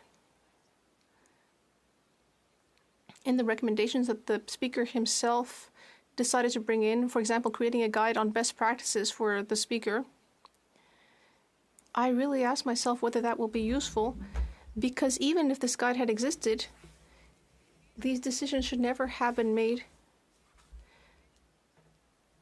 simply based on impartiality and neutrality, basic principles. This is the political equivalent of careful content is hot on a kitchen item that's boiling. It's that simple. And it goes without saying. He should never have made these kinds of decisions without asking the many support staff who could have helped him with this decision. Before making decisions to do things that violate the appearance of neutrality, because it's very important that the Speaker respect the principle of the appearance of neutrality. That's very important for House business to be able to operate. And so unless a different decision is made from the Speaker himself, I, like my colleagues in the Bloc Québécois, will support the Conservative motion. Merci, Madame la Présidente. L'honorable député aura... The Honourable Member will have 10 minutes of questions and comments. Next time this subject is before the House, it being 1:30 p.m., the House... Oh, a point of order. The Honourable Member for Rimouski, Nejet-Témiscouata-les-Basques. Thank you, Madam Speaker. I would ask for unanimous consent to table the petition 4604. All those opposed to the Honourable Members move no. Okay, je vais recommencer. L'honorable... I'll start over. The member asked for unanimous consent to table a petition. All those opposed to the Honourable Members tabling the petition, moving the motion rather, will please say nay. Accordingly, the House has heard the terms of the motion. All those opposed to the motion will please say nay. Carried. The Honourable Member for Rimouski, Nejet-Témiscouata-les-Basques, tabling petitions. Thank you. I'm very proud to rise in this House to table this position. This petition represents the culmination of many months of work with university students and researchers. It seeks to correct a serious injustice. Our scientific workers have not had a raise since 2003 for people who depend on federal grants. Meanwhile, the minimum wage has more than doubled in Quebec, and the cost of living has increased by 55%. And the result is clear. Our master's and doctoral students are living in a poor financial condition that keeps them vulnerable. This is the fourth petition on this topic to be tabled in the House. Colleagues from the NDP, the Conservative Party, and even from the Liberal Party have all supported similar petitions. I think we have a consensus on this. In addition, the Standing Committee on Science has also published just this week a report on the same topic. That report was the result of a study that I myself brought forward. We heard from 38 witnesses and received 39 briefs. There is a very clear picture of what's happening. Everyone agrees. The federal government should invest in our scientific future, in science students. It needs to help our students and researchers. Thank you. Just one moment, and I don't know if it's the same point of order. L'honorable député peut seulement... The Honourable Member can only table what's in the petitions. He can't bring in his own point of view on the petition in the House. I would just like to remind members of that. Yes, that was what the point of order was going to be about.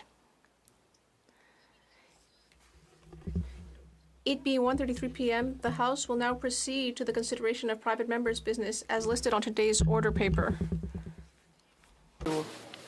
Private members' business, consideration at report stage of Bill C-321, an act to amend the Criminal Code, assaults against healthcare professionals and first responders, standing in the name of Mr. Doherty. There being no motion at report stage, the House will now proceed directly to the vote at report stage.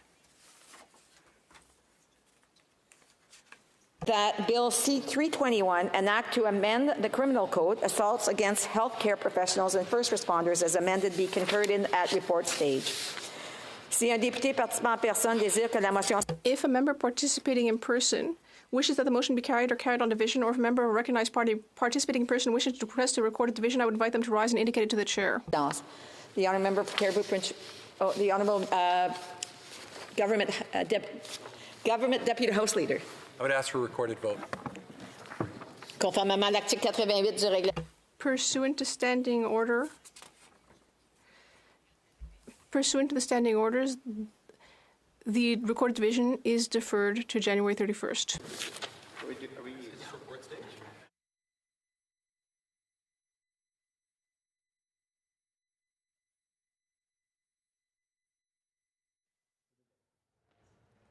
For private members' business.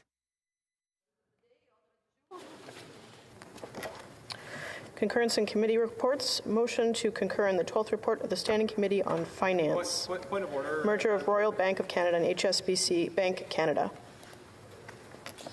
I have an order. I have a point of order. The honourable for Sherwood Park, Port Saskatchewan. Well, thank you very much, Madam Speaker. I know that I think all members support the initiative that's put forward by my colleague from Caribou Prince George, and he was prepared to speak to something today that I think we all agreed on. And it seems, I'm sure it wasn't intentional, but that effectively we've had... That is not a point of order. I'd like to seek unanimous consent. Does the honourable member have unanimous consent to raise this issue? No. Oh, I'm sorry, there is no unanimous consent. This is more of a point of debate.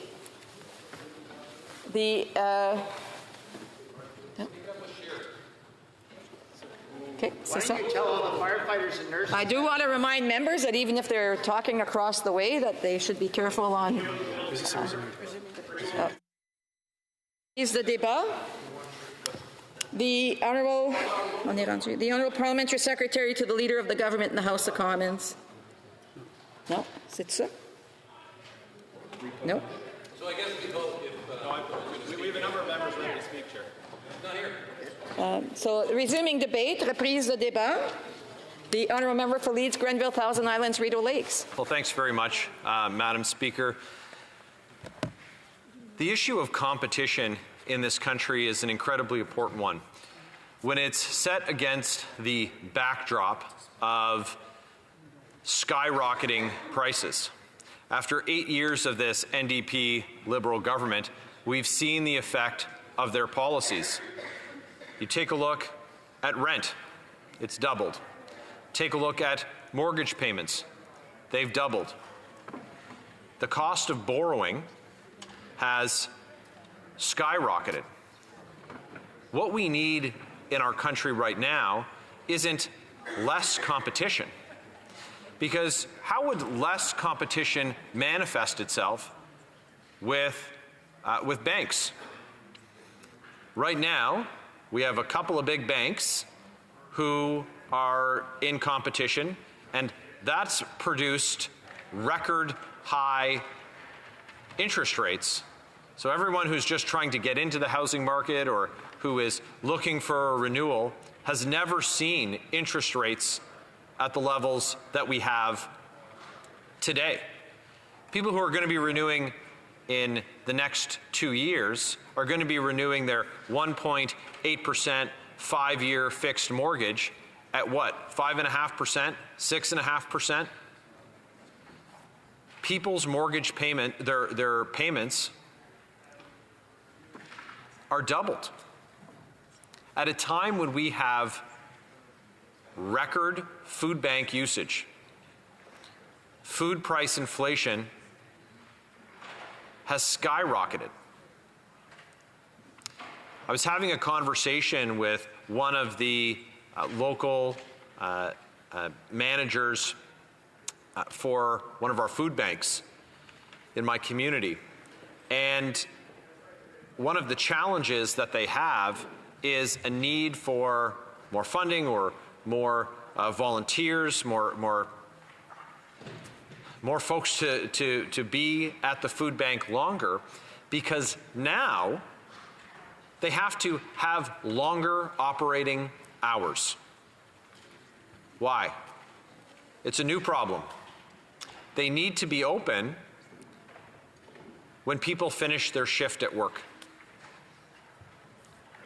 People are working 1 and 2 jobs, and then they have to find the time to get to the food bank to pick up enough nutritious food to supplement what they're able to afford to be able to feed themselves and their children. A third of all food bank users today are children. And prices are going up. Shelter costs are gobbling up the income, the available funds that families should have to be able to feed their... I'm sorry, I have a point of order. The honourable member for Aurora, Oak Ridges, Richmond Hill. Yes, I believe we're talking about the concurrence motion. I'm just wondering what the relevance is to what the member opposite is saying to the merger of HSBC and the Royal Bank of Canada. Just want to remind members that there is some flexibility during members' speeches. And at the same time, I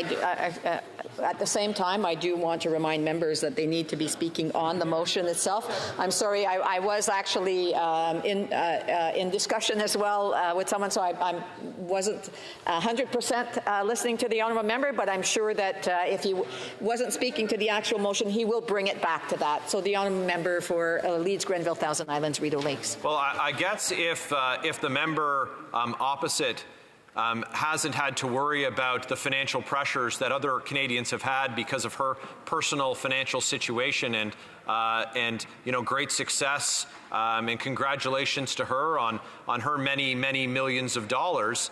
But for everyday Canadians, the price of their shelter costs will go up when banks merge.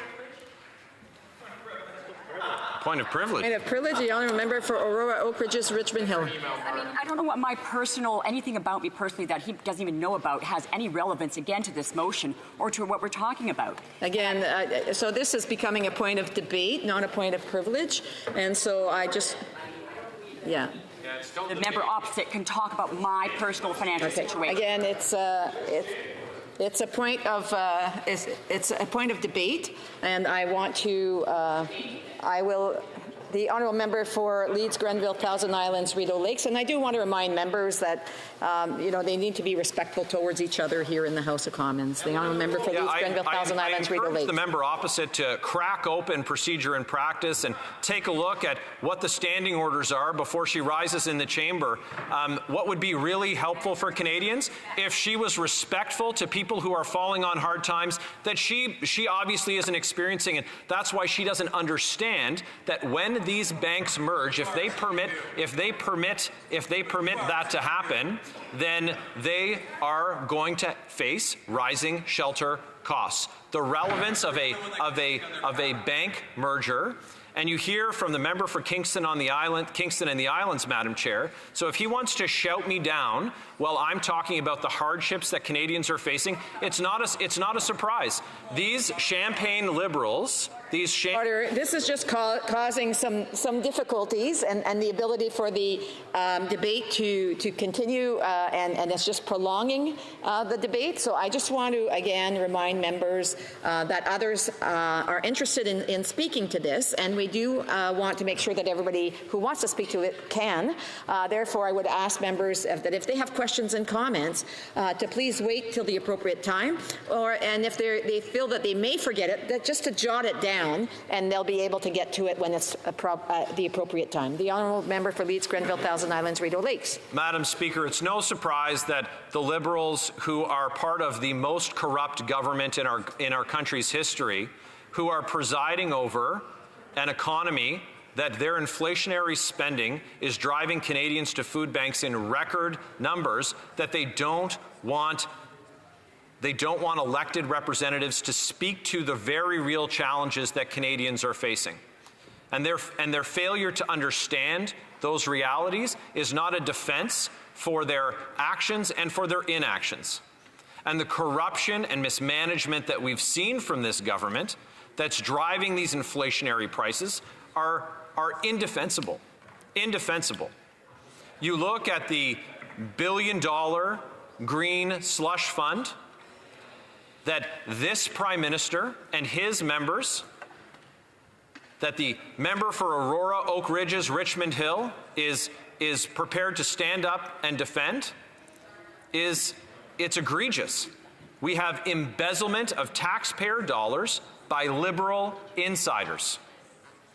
This is a situation that in any other industry would rise to the level of criminality.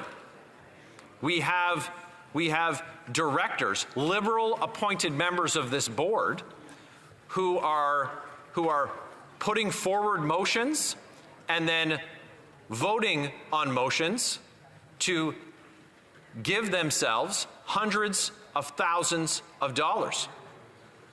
They're embezzling the money, putting it into their companies, and then drawing salaries out of those companies. Have a point of order. The honour for Saskatoon West. Yes, thank you, Madam Chair. I realize this is my colleague speaking, but I do want to ask him in this discussion that he's having, just exactly how this relates to the subject that he's talking about, and I want to make sure that everything is on track. And that he's again, so it's the point of order that the honourable member is raising is whether the relevancy of the speech. Again, as I've indicated, the honourable members have an opportunity to flexibility within the speech. I do want to remind members that they should at least mention the motion during their debate or something within that motion to make sure that they have that relevancy there. The honourable member for Leeds, Grenville, Thousand Islands, and Rideau Lakes. Well, thanks very much, Madam Speaker. And every time that anyone has risen during this, I've circled back to the same point that I've made, that the merger of banks is going to drive up costs for Canadians at a time when they can't afford it. And what they can't afford is Liberal.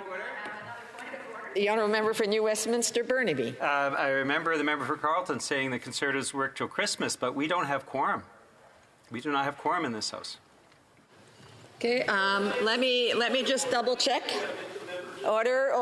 Let me double check whether we have quorum. I'll check online as well, and I'll be back to you in a few minutes.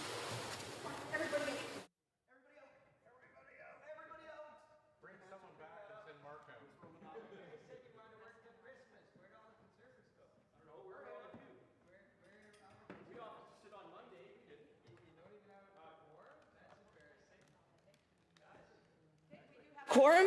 The honour member for Leeds, Grenville, Thousand Islands. Sorry, I have another point of order. Hold on. The honourable member for Sherwood Park, Fort Saskatchewan. I do believe that now you'll find unanimous consent of the House that the House shall continue after the. Sorry, there's no unanimous consent. Oh. We are going out in style for Christmas. The honourable member for Leeds, Grenville, Thousand Islands, and Rideau Lakes. Well, Madam Speaker, it's fascinating that the member for New Westminster Burnaby has debased himself to the point where he had all his members leave the chamber to call quorum along with the member for the Kingston and the Islands. Order. Order. First of all, order. Order. Order. I'm out on rules while you break the rule, Mark. Order.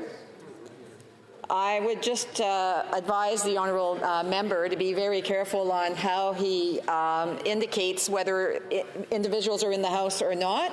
And so, again, I think that if the honourable member can get back onto his speech, that would probably be wise. The honourable member for Leeds, Grenville, Thousand Islands, and Rideau Lakes.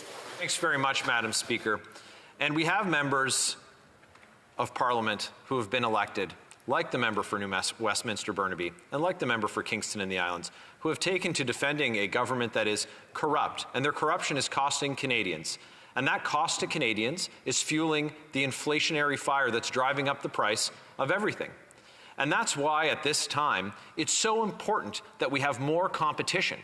And competition in our banking sector is incredibly important, because if there are fewer banks, then the banks that we have will charge higher rates. And those higher rates are going to drive up the prices that Canadians are paying every month for their rent and for their homes. And when you have members like the member for New Westminster Burnaby, who's defending a Prime Minister twice convicted of breaking Canada's ethics laws, the first Prime Minister in Canada's history who has broken Canada's ethics laws.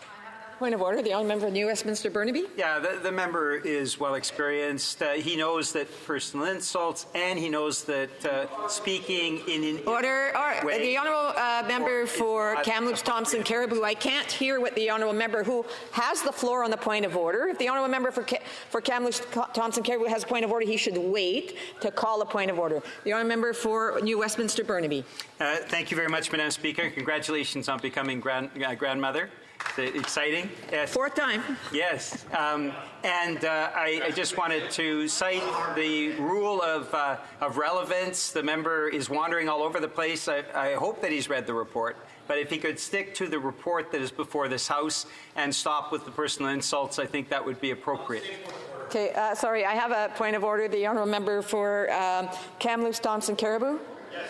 Thank you, Madam Speaker. It's a bit rich coming from the member from Burnaby, New Westminster. What is the point of order? Because he seems to be debating what the honourable member for. Okay. Thank you. And I do want to remind the honourable member for Leeds, Grenville, Thousand Islands again that if he can please speak to the motion of the concurrence report and as well, if the honourable member can mention about the motion or something that's within the motion, that would be very helpful. The honourable member for Leeds, Grenville, Thousand Islands says that he has a point of order as well.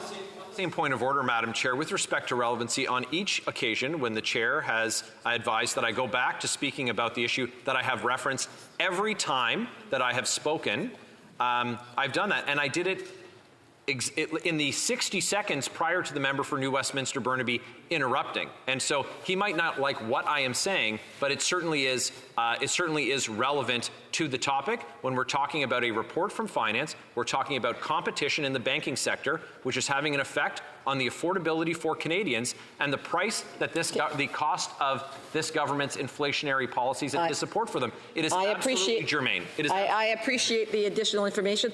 I would just ask members to please, as they move forward, if they wish to bring other points of orders forward, that they actually mention the standing order that they are bringing up, because a lot of them seem to fall more onto the point of debate. And there will be an opportunity for questions and comments, not 5 minutes, but 10 minutes, so other members will be able to put their points of orders, their points forward, their questions forward. The honourable for Leeds, Grenville, Thousand Islands, and Rideau Lakes. Thanks very much, Madam Speaker. And as I was saying, that the member for New Westminster Burnaby has defended this Prime Minister and the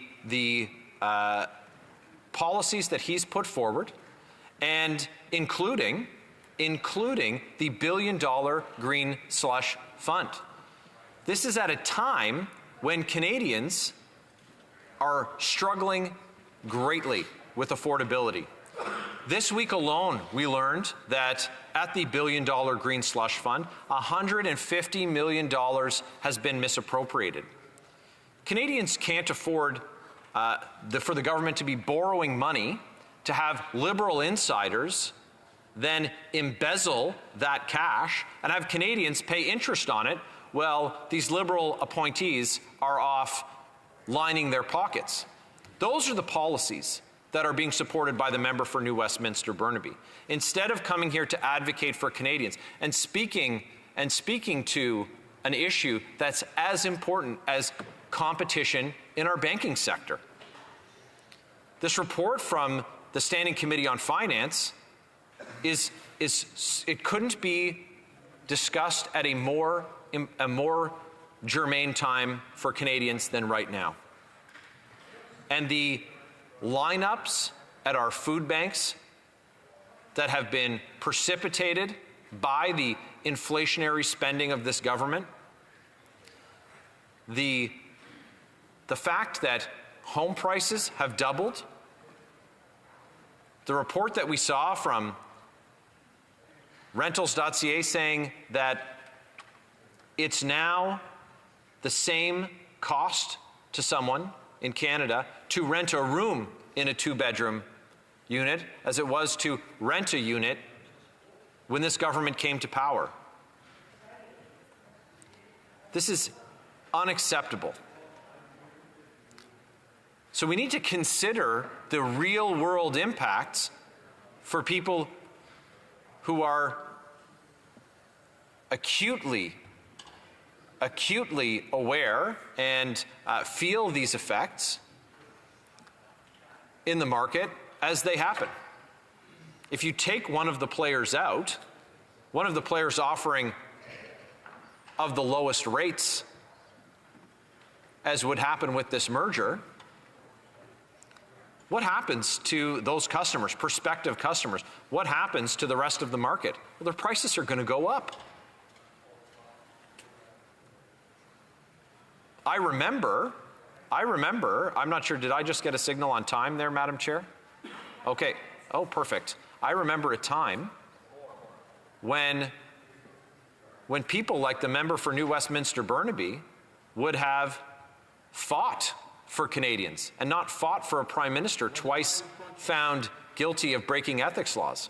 A Prime Minister with a cabinet of serial lawbreakers. I remember those times. But that's not the times we're living in now. So desperate is that member to support this Prime Minister that he's turned his back on Canadians. And so Canadians are the ones who are left to pay the price. Left to pay a price every single month that they can ill afford to. You look at the tens of billions of dollars that this NDP Liberal government has committed to spending on overseas replacement workers taking Canadian jobs, hearing from local unions about the effect that these policies are having in terms of lost wages for their members. So lost wages, lost jobs, and Canadians are seeing their government borrow money to finance it. Well, who pays the interest on that debt? Well, Canadians do. And this Prime Minister told us that interest rates would stay low for a long, long time. Glenn, you'll remember that was his famous line when pressed on it. But interest rates didn't stay low. The Deputy Prime Minister, the Finance Minister said the same. Governor of the Bank of Canada had said the same. But Canadians are now getting hammered with the rising interest rates. Just like they'll get hammered with rising interest rates with a bank merger like this. It's unconscionable. It's unconscionable. The discussions going back and forth. I just want to remind members to please step outside or into the lobby if they want to have a conversation. The honourable member has a minute and a half left, and then there'll be a time for 10 minutes questions and comments. The honourable member for Leeds, Grenville, Thousand Islands, Rideau Lakes.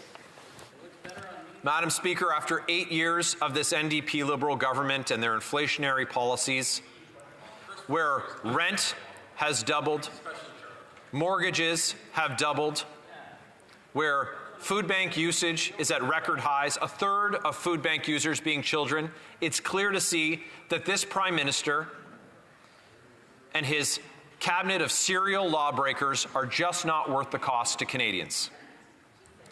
It's the first time in Canadian history where we've had a government that has absolutely lost their ethical compass, their ability to follow the laws, and Canadians are paying the price.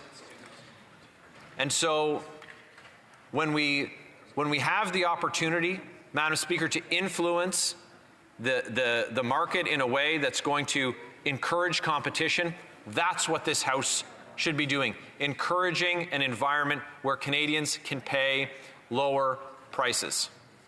And so that's what we're going to do, Madam Chair. We are going to support that kind of competition because Canadians can't afford, they can't afford it after 8 years of this Prime Minister. Thank you. Questions and comments. Questions et commentaires. The honourable member of New Westminster, Burnaby. Thank you very much, Madam Chair. Last Thursday night, we saw Conservatives voting to gut food safety programs. They seem to like salmonella and botulism. They don't seem to like actually investing in food safety, air safety, national defense, RCMP. They wanted to cut dramatically over $100 million from policing across the country.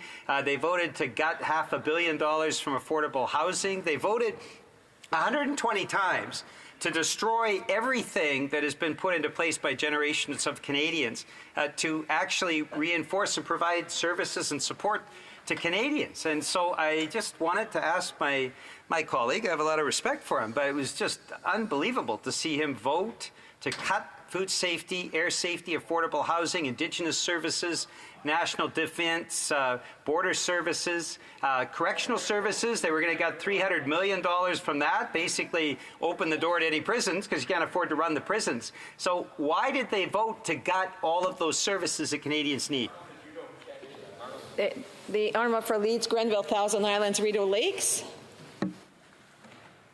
Conservatives last week had the opportunity to vote non-confidence in this government because we don't have confidence in this government. And we had the opportunity to do that dozens and dozens of times.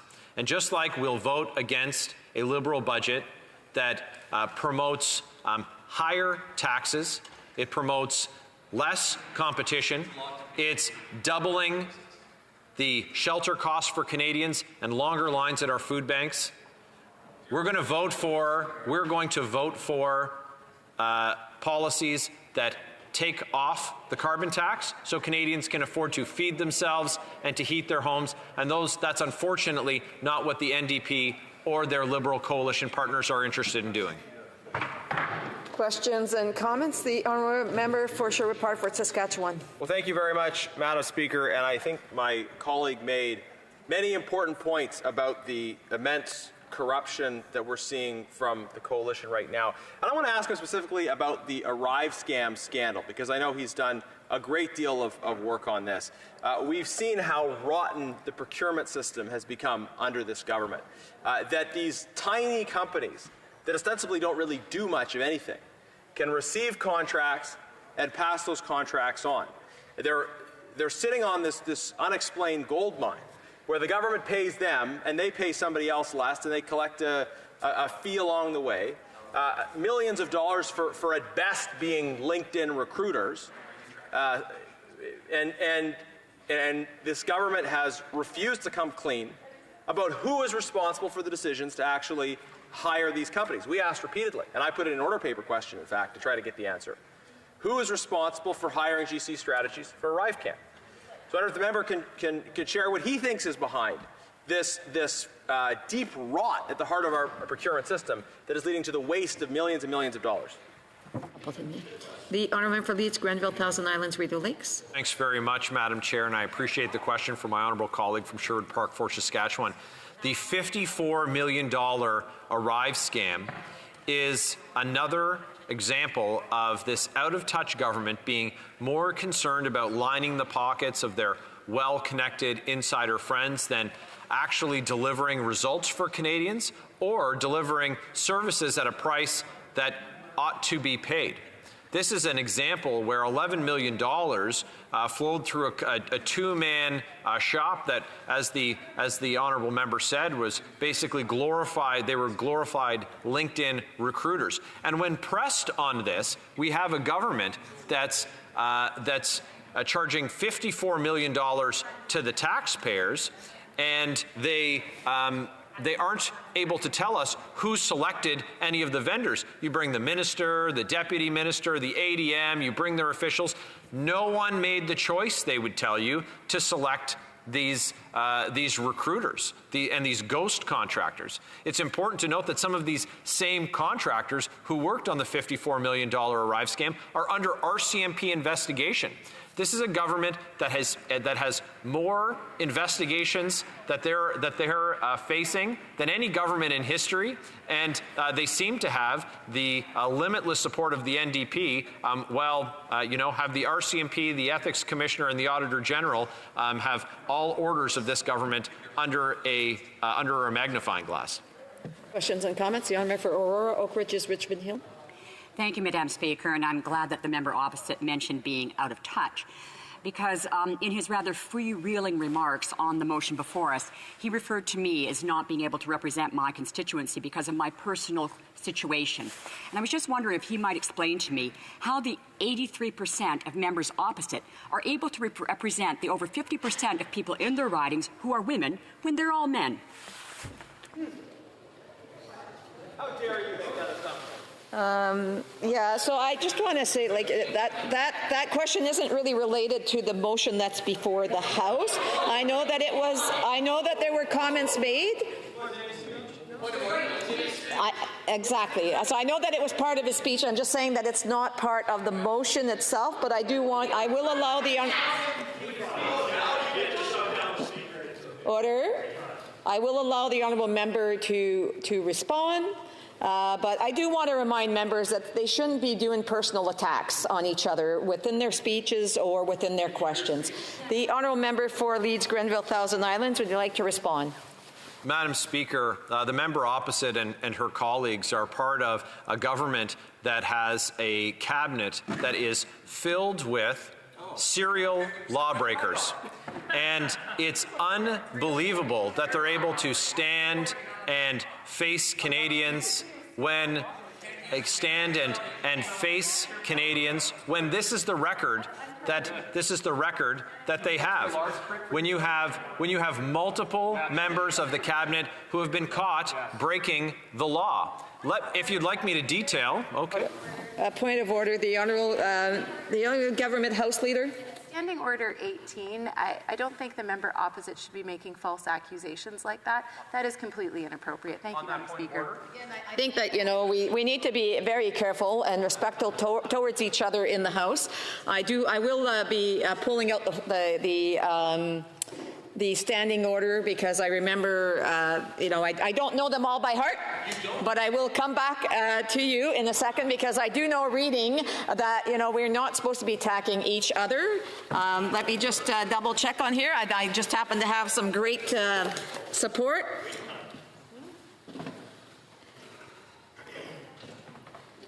Yeah, so Standing Order 20, if anything shall come in question touching the conduct, election, or right of any member to hold a seat, that member may make a statement and shall withdraw during the time of the... Is that the one that you... reference to 18. Oh, 18, sorry. Okay, this is the one. No member shall speak disrespectfully of the sovereign, nor any of the royal family, nor of the Governor-General or the person administering the Government of Canada, nor use offensive words against each other's house or against any member thereof. No member may reflect upon any vote. We keep going back to that, but I do want to remind members that Again, I mean, you know, to be calling members, saying that members are, I think it was, yes, serial criminals. I would just ask members to please stay away from that. Again, I would just ask the honourable member to withdraw that comment first. Okay. On the point of order, the honourable member for Leeds, Grenville, Thousand Islands. On the point of order, Madam Chair, with respect, first of all, it was the member from Kingston and the Islands who said serial criminals. What I said was law breakers. The question, Madam Chair, the Prime Minister was twice broke ethics laws. The small business minister broke ethics laws. We're going into points of debate. I would just, hold on here. I want to ask the honourable to please withdraw. It is causing disorder. Just withdraw the comment that was made about serial. Again, hold on here. So the other thing is that when something is causing disorder in the House, and I'm asking the member to withdraw that comment, it has caused disorder in the House, and so that we can move on with the debate. That would allow the debate to continue. Yes. Thank you. The honourable member for Sherwood Park, Saskatchewan, on the point of order. Thank you, Madam Chair. I think we need to be very careful about situations in which if one member says something that is obviously verifiably true, and then other order. Now this is becoming a point. This is a point of debate again. No, it's a point of debate. The honourable member for Sherwood Park, Saskatchewan. Please be careful and judicious on the words on what you're saying. Thank you, Mr. I won't speak to the substance of the issue. But if you have a case where one member says something that in their sincere view is true and that they have good evidence to believe is true, that other people don't like, and therefore they have a reaction, I think it's fair to ask who's responsible for that. Is it a point? The person who raises the issue or the people who are? It's more of it's more interpretation. The honourable minister has also a point of order. Okay, excuse. Congratulations on your grandchild. I would like the member opposite to withdraw the comment where he said all cabinet. Thank you. Continue? Yeah. So I would just ask the honourable member to please withdraw and he'd be able to.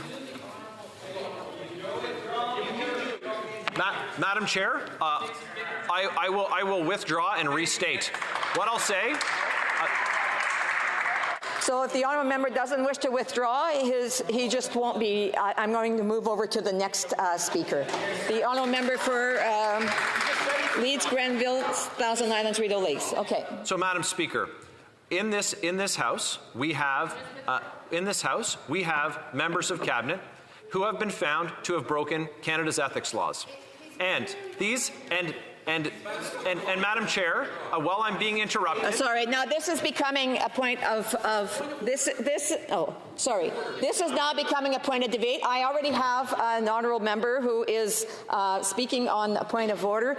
He has indicated that he has withdrawn his comment, and I will now allow him to finish his speech. I'm trying to figure out now. I'm just going to get some clarification as to where we were in whether it was. I believe the honourable member is finishing his response. So he has 24 seconds before I go to the next question. The honourable member for Leeds, Grenville, Thousand Islands. Madam Chair, the Prime Minister broke ethics laws twice. The Small Business Minister broke ethics laws. The former Housing Minister broke ethics laws. The member for Hull-Aylmer broke ethics laws. Madam Chair. Point of order. The honourable member for Aurora, Oak Ridges, Richmond Hill. Just relevance. I was told my comment wasn't relevant. I don't know what the relevance of this is to the question I asked. So again, the honourable member for Leeds, Grenville, Thousand Islands. The honourable member may not like the response, and the call for relevance now becomes more a point of debate.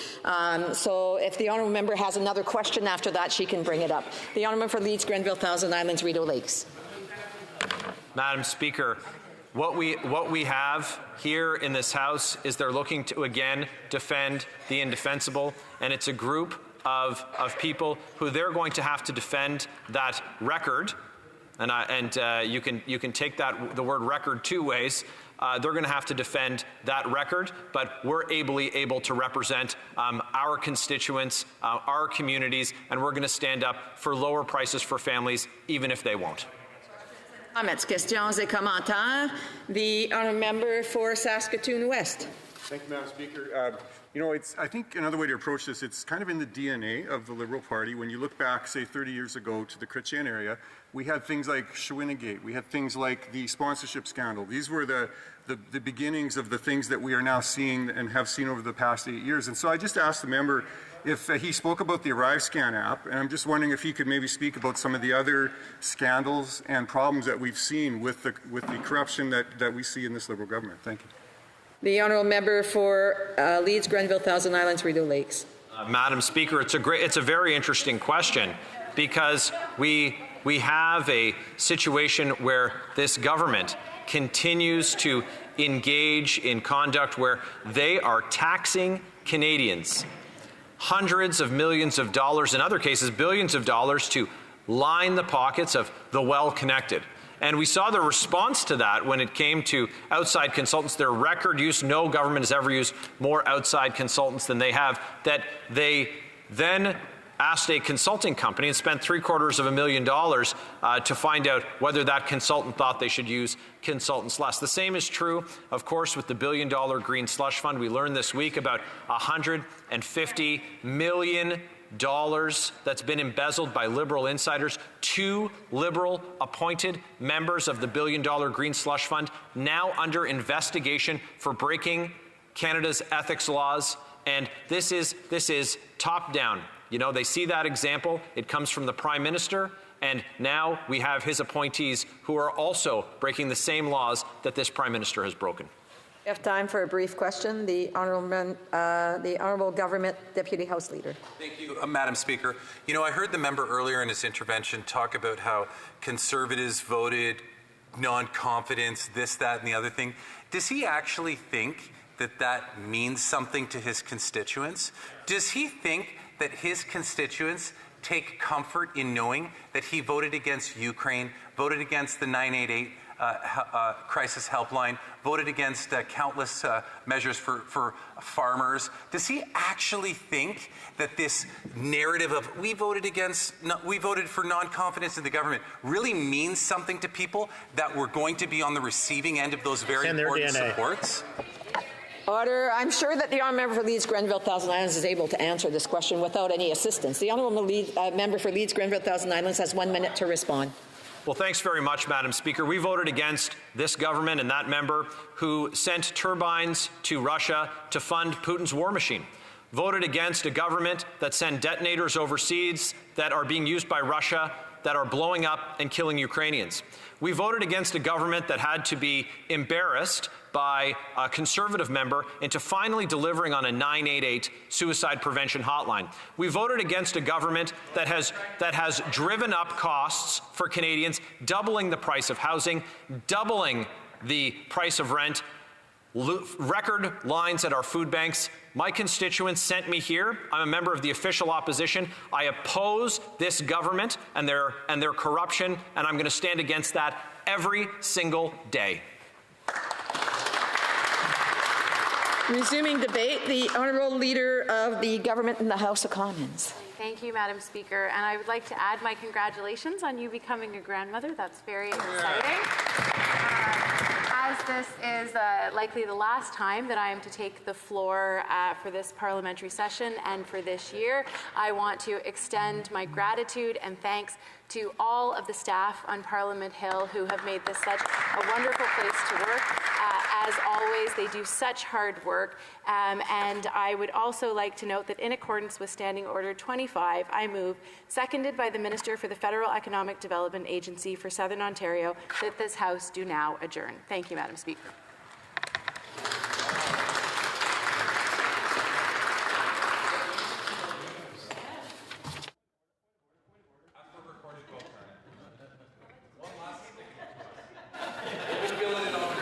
Madame Gould, appuyée. Ms. Gould, seconded by Mr. Vandal, propose the House do now adjourn. In person wishes that the motion be carried or carried on division, or if a member of a recognized party participating in person wishes to request a recorded division, I would invite them to rise and indicate it to the chair. The honourable member for Sherwood Park for Saskatchewan. Well, thank you very much, Mr. Speaker. We've been trying to get Bill C-234 passed, but in the absence of any agreement, we would like to request a recorded vote. Here, here.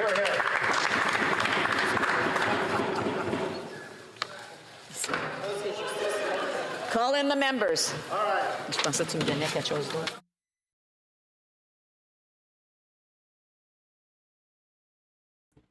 All right, everybody. Now it's just a vote to see if they are done, if the House is adjourned or not. So we'll see.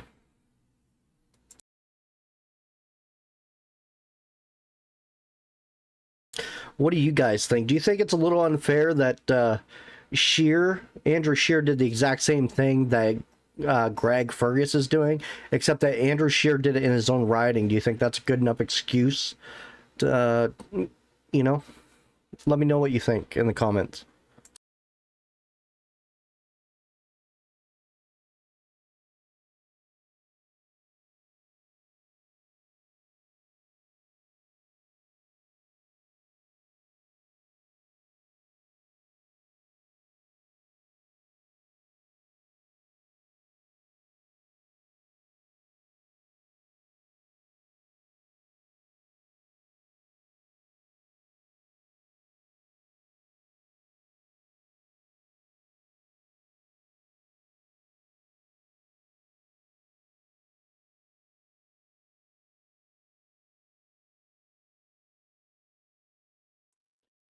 Andrew was a speaker back in 2015, and prior, he was Speaker of the House.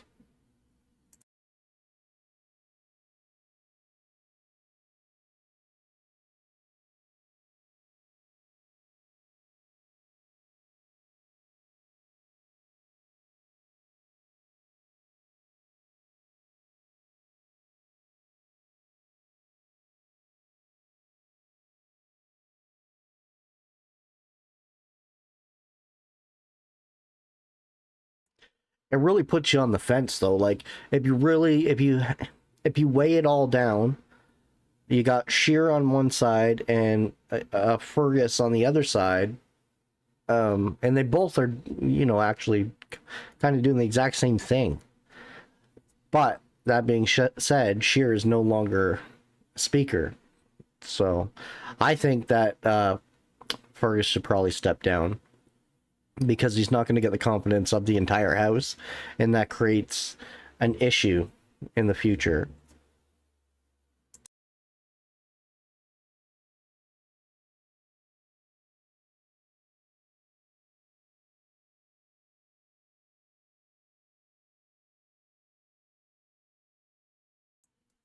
Yeah, I'm thinking they're probably going to adjourn until January 29th, around that time too.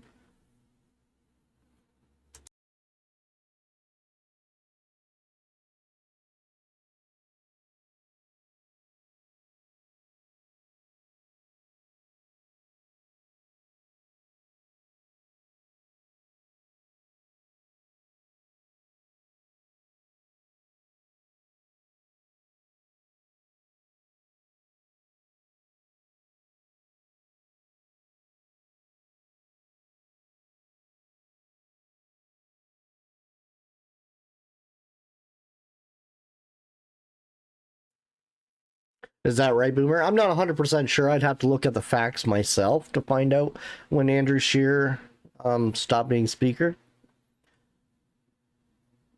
Like I said, I don't know, so...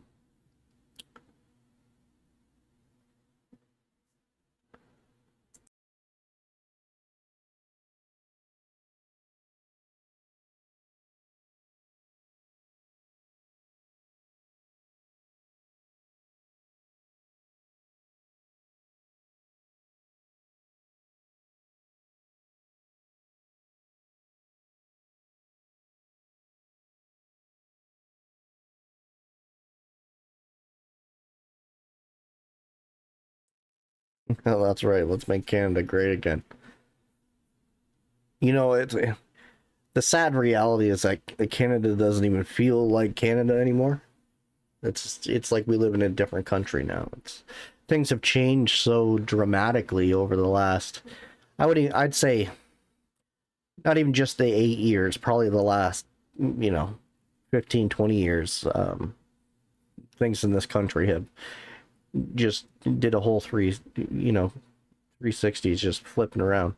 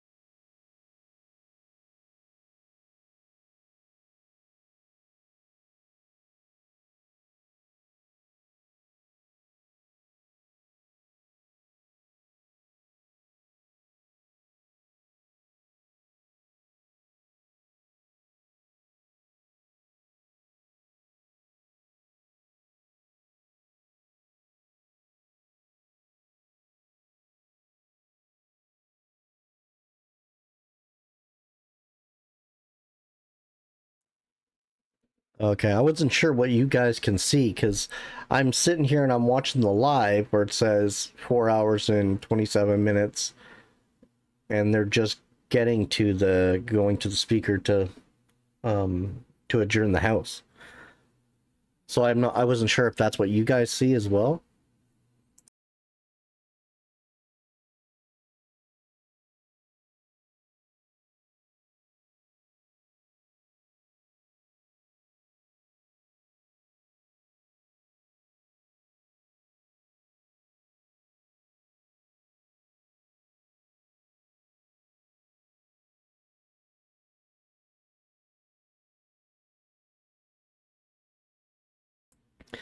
Did any of you guys just get hit with an ad?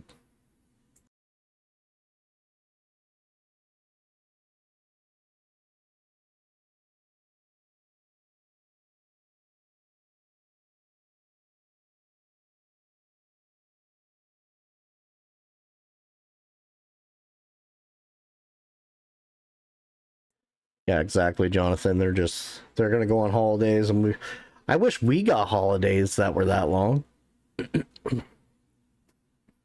Get like 4 days. They get what, a month?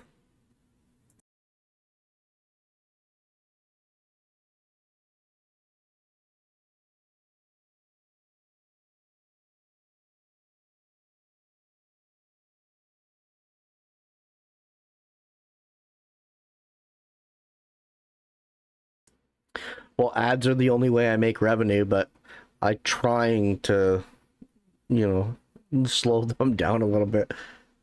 They can be quite aggressive sometimes.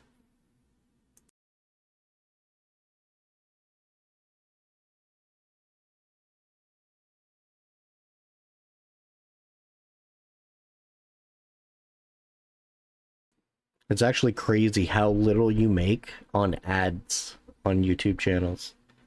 You make so little.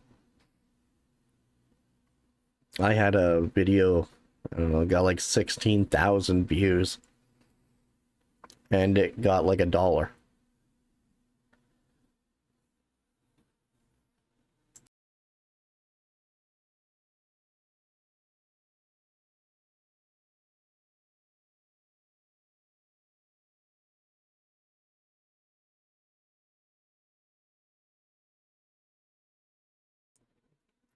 Yeah, 6 weeks, Jonathan.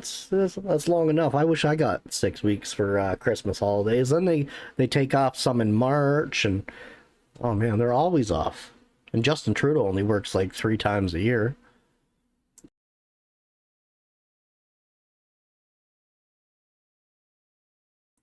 Yeah, you know, the channels really have to rely on getting other forms of revenue as well, not just ads. So donations and subscriptions. And then you can do personal ads too for other companies and stuff like that.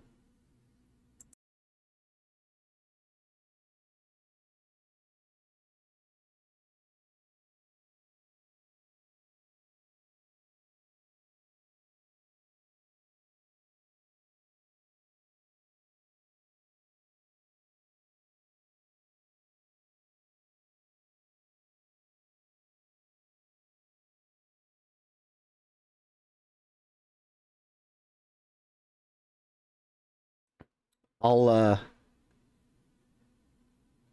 I'll I'll turn it down so the ads aren't so aggressive. I can't see them, so I don't know like when you guys are getting hit with ads and how frequently.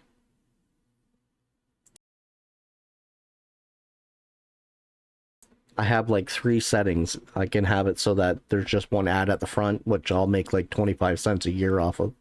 Or I can turn it up to moderate or heavy.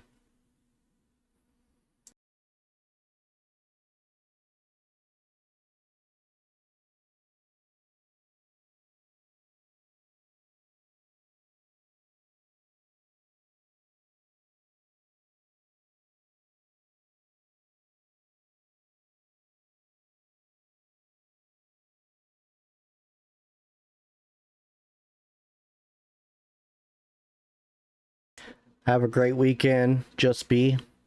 I will be streaming here this weekend too, so if anyone has nothing to do and they want to, you want something to watch that has to do with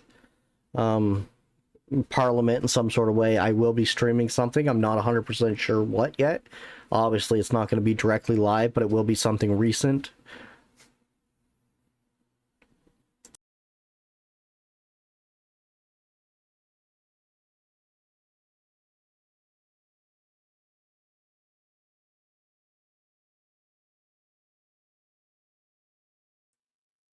I'm not 100% sure if they're going to adjourn and then what happens with the Governor General just happens behind closed doors. That's what I'm assuming is going to happen. But we'll see.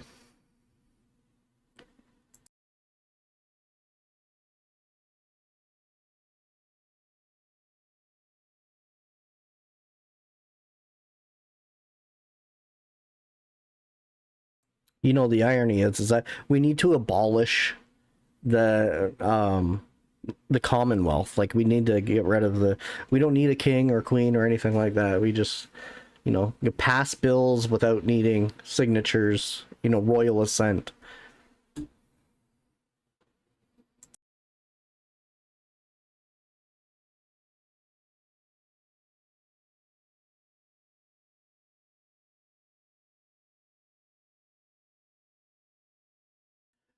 Yeah, Jason, you got to be really careful as to what you say. Then that's exactly why I try to stay out of controversial issues. So you definitely don't want to be, it's a good way to violate policies and then get your account terminated.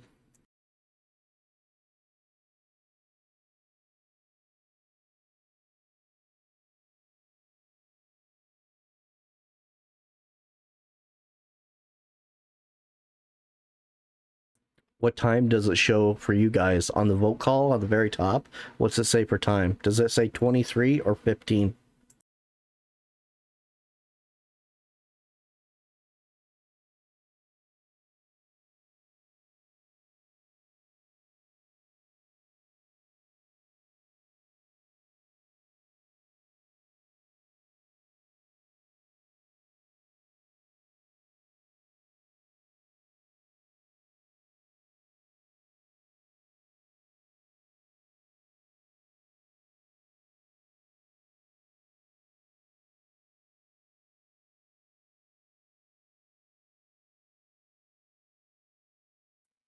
Okay, so then you guys probably are, because I have the delay only at 15 seconds, but I'm looking at the screen here, like I see something that you guys don't see, right? Like I see all the statistics, I see a chart that's showing views, current views, the chat rate, the average time you guys are viewing, all that stuff.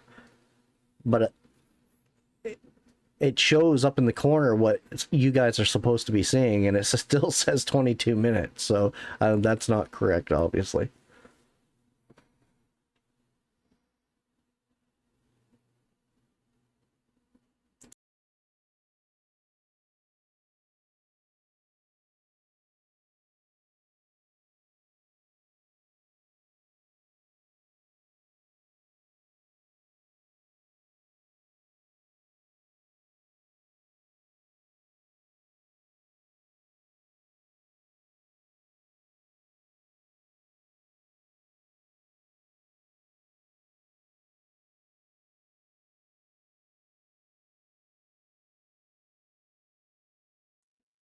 Like, I can currently see how many people have joined the stream since it started.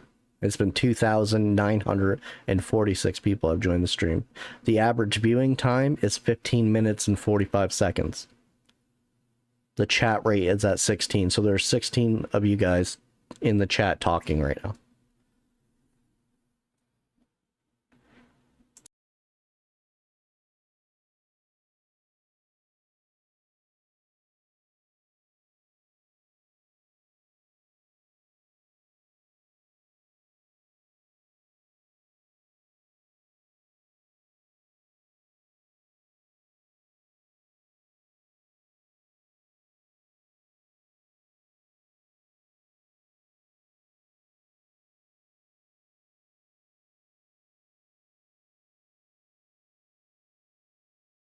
Dirt Farming, you were right. I refreshed and it is only 15 seconds behind. Okay, so it works out.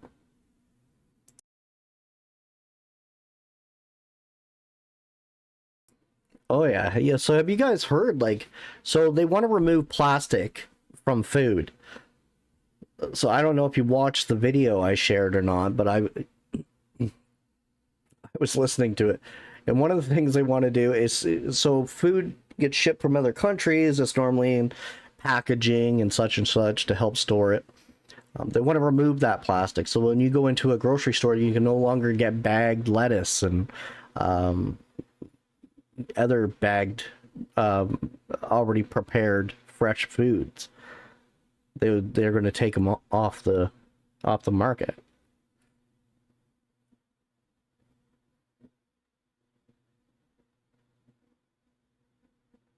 I have no idea how we will serve food. And that's one of the things that she brought up in that video, is that there will be a lot of waste. And I could see it being a lot of waste. Yeah, it does stem from a woke society. That's one of the biggest downfalls in society today, is wokeism. One of the biggest downfalls, because it is so extreme left. Society can't, we weren't able to prepare for it. It just, boom, hit us. So nobody knows how to deal with it.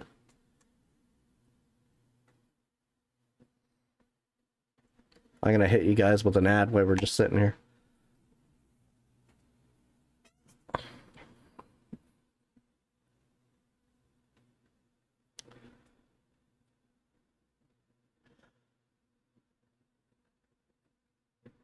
Plastic surgery will be banned soon.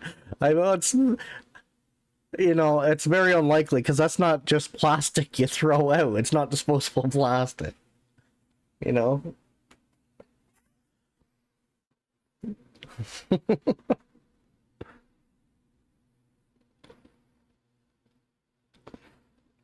Yeah. I just hit you with an ad again.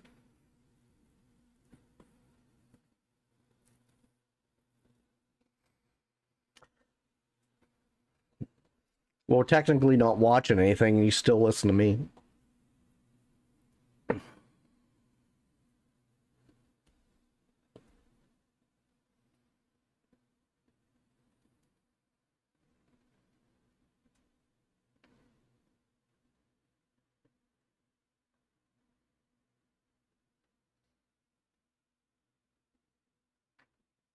So I noticed that some television networks are saying that the Conservatives have dropped down in the polls a little bit, and I think the Toronto Star has said that the Conservatives have lost a little bit of traction and they've come down in the polls. But I haven't seen any of those polls, so they are specific to those news agencies, those poll numbers. But if you go to the federal government website, you can see for Stats Canada that the polls have not changed. The Conservatives are still way ahead. Although the NDP don't seem to be doing any better than they have been for the last little bit.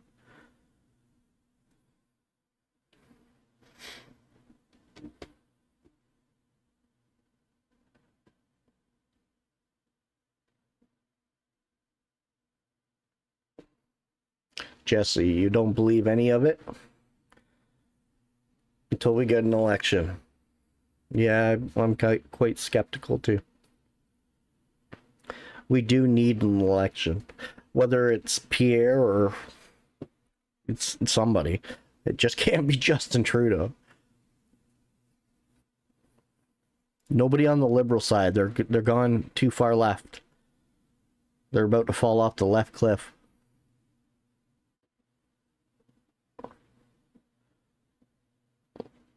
What's my subscription count? You can see that. It's visible for everybody.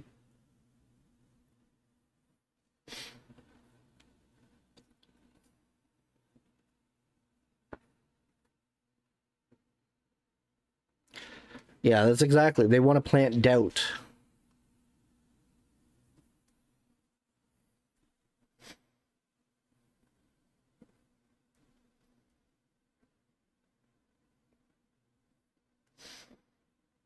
For anyone that's new to the channel and wants to support the channel, you can do so by hitting the like and subscribe button. You can also purchase a super chat right beside the chat box, and that'll help support the channel as well.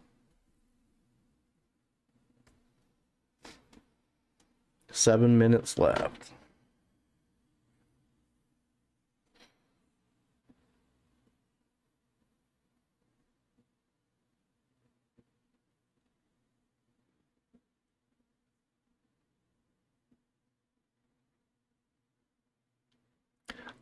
Boomer's telling you how many I have right there.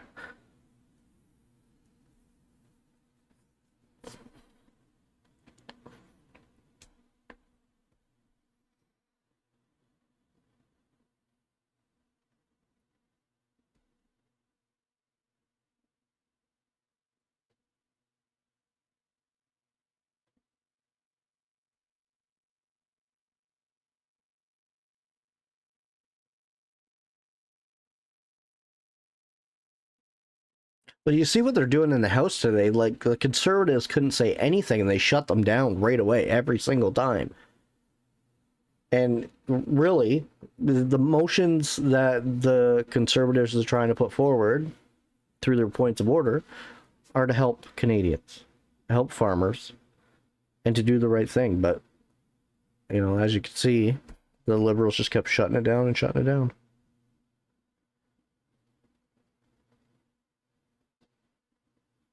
The polls can be propaganda, but you know what? Realistically, if you think about it, why would like StatsCan and stuff like that, why would their polls be in Pierre's favor, you know? So,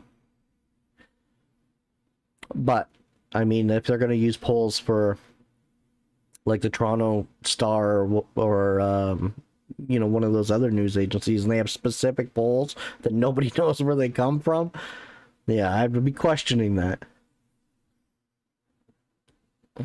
Oh, they would all, yeah, for sure. They try to make it seem like the Liberal Party of Canada is just doing no wrong whatsoever, that they are the like the greatest thing on God's green earth.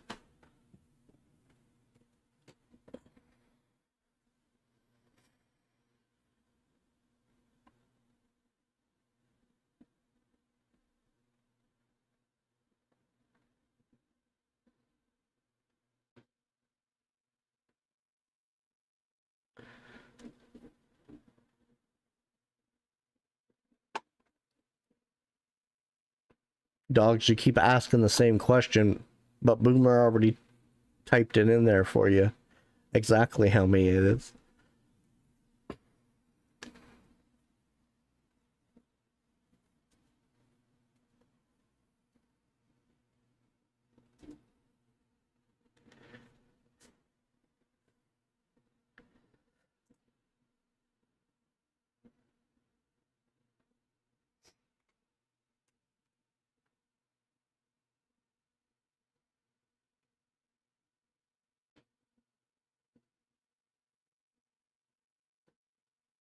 Yeah, you ever notice that? Like CBC always has like these really biased panel members every single time. I can't even watch it. I get so angry watching it. It's ridiculous.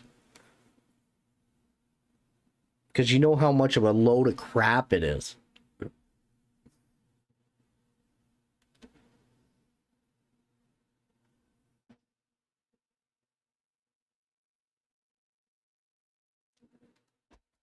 And you know they're mostly opinions based off no fact whatsoever. Half of them don't even watch the House of Commons, or they see a 2-second clip and then they think they know the entire narrative.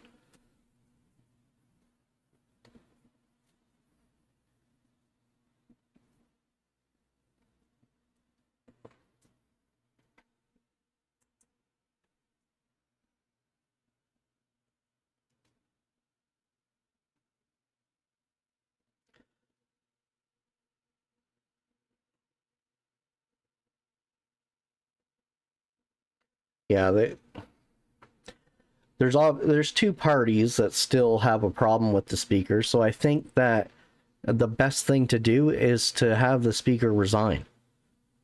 That's exactly what should happen, because there's going to be a lack of confidence in the House, which is going to raise issues going forward.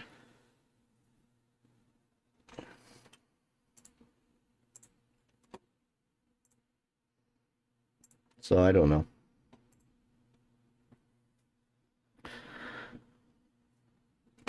Liberals don't seem to care, though, because they are so out of touch with the average Canadian.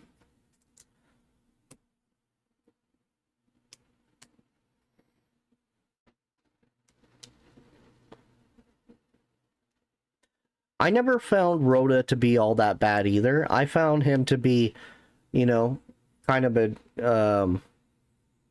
dick to both sides.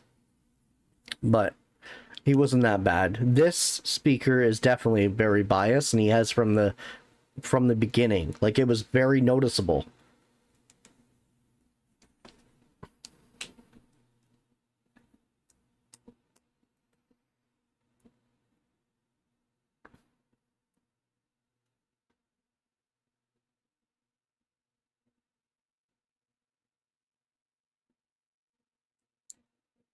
Yeah, I would take Rhoda back for sure over Fergus. Yeah, absolutely.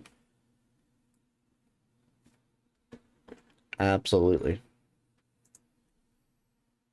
But I feel like they plan to have Fergus where he is right now to try to, you know, squash the Conservative Party when they raise issues.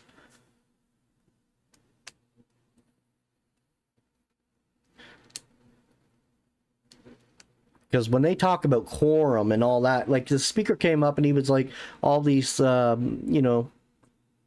judgments about quorum and directing it towards the conservative side. But then you have people like Kevin and Mark standing up all the time, making, wild accusations, some of them quite radical, to say the least.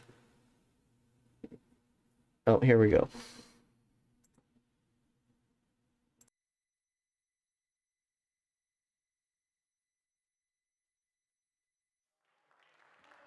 Oh, look who's back.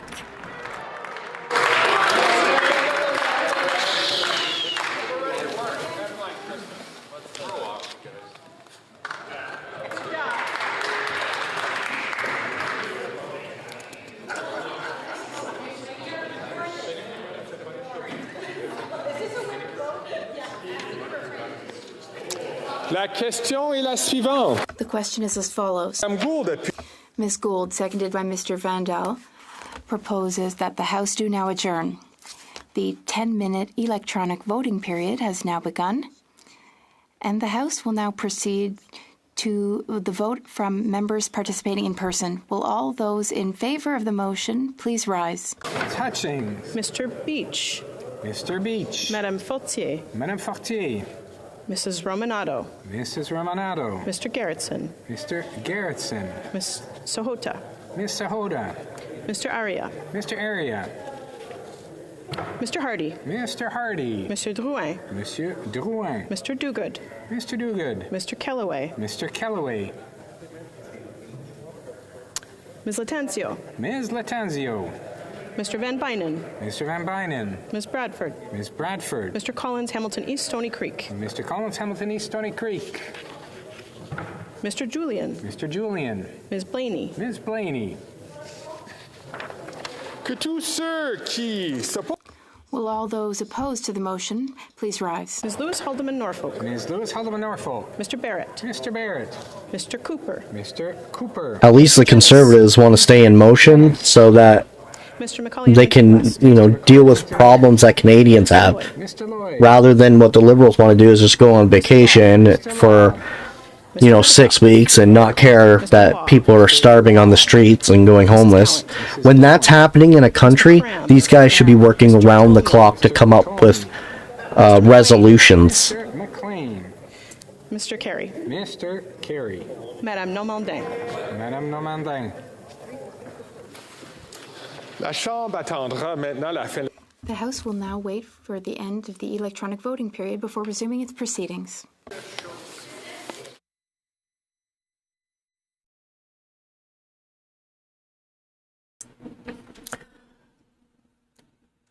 Yeah, they should stay in the House. There's too many issues that Canada has for them to be taking 6 weeks of Christmas holidays when the average Joe gets 4 days.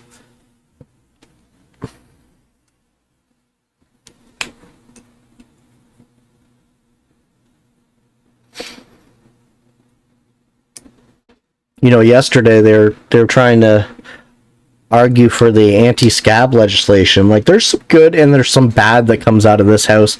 And, a lot of people will disagree with me, especially ones that work for unions, that, oh yeah, we should definitely have, anti-scab legislation, blah, blah, blah. If you're going to hurt a company and you want to take the risk of them just saying, whatever, we'll leave. Or they'll move to a different town and change the company's name. And then they just won't have a union anymore. Like, there's so many things that they can do, and it has happened before. There's been union companies in my town that have just left town and opened up somewhere else, and all those union members lost their jobs. And it's no longer a unionized place. Now, the Parliament seems to be having problems again.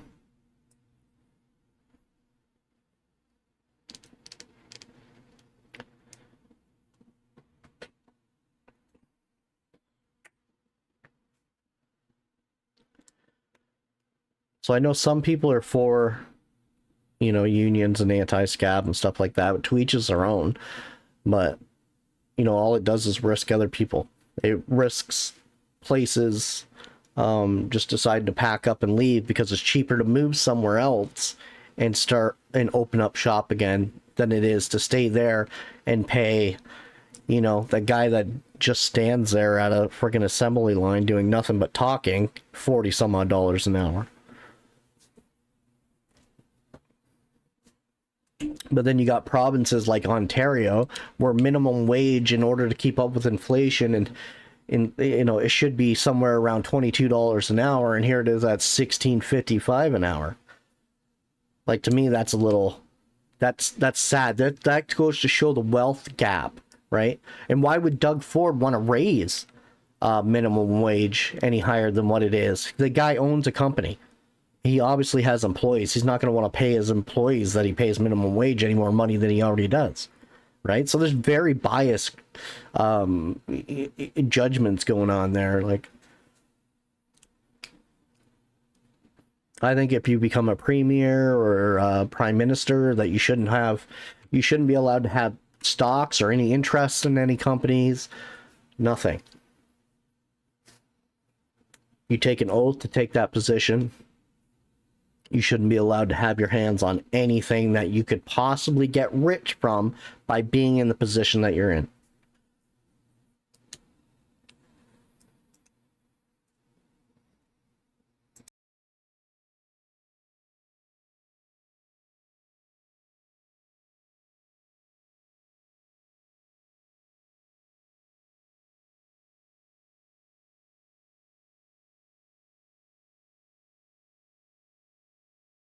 Yeah, there's a lot of bad that comes with unions too. Like, there are a lot of unions that don't do anything for their union members, but they rake in millions of dollars from their union members.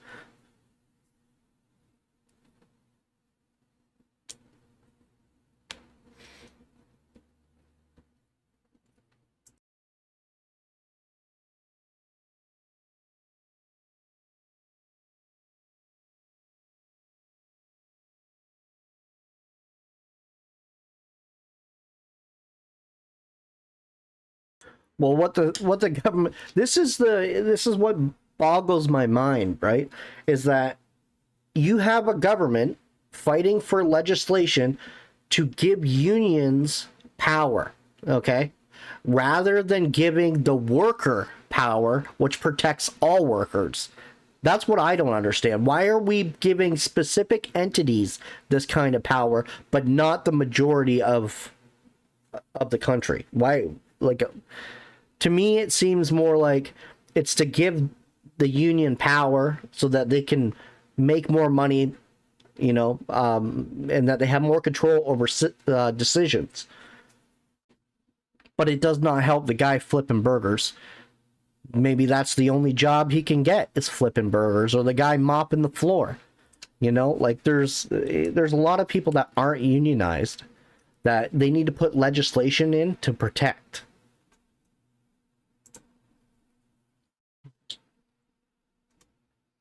Not just give power to certain entities. It just makes no sense, because it does nothing for everyone else.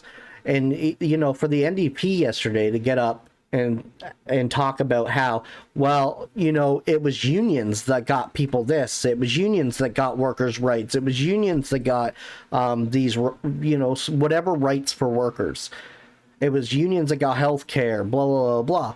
Well, that's because it was a collective of people that fought for it against companies, because our governments were useless. The government doesn't want to give the people any power, no say. They'd rather give an entity the power and say, because they can persuade them.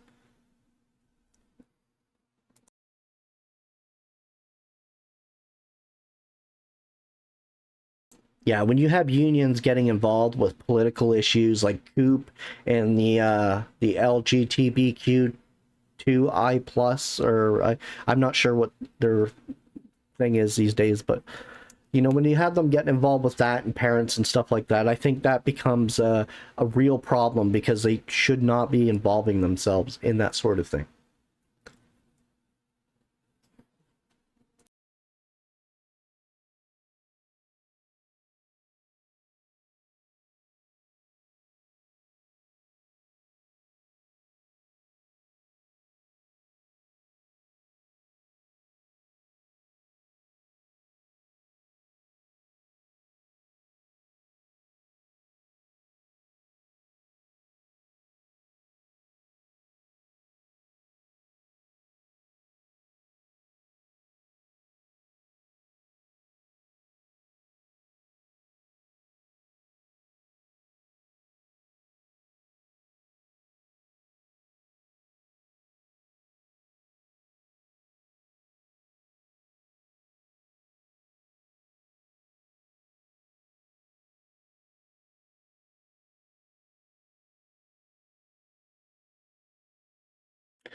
Now, I'm definitely a strong believer that everyone should have equal rights all across the board. No, you shouldn't have one guy working in an assembly job in one building making 40 some odd dollars an hour, while another guy working in an assembly facility doing the exact same job making $16.55 an hour. It shouldn't be. There's a huge inequality of wealth in this country, and it has not been focused on by the government. And it's going to continue. That gap is just going to continue getting worse and worse and worse.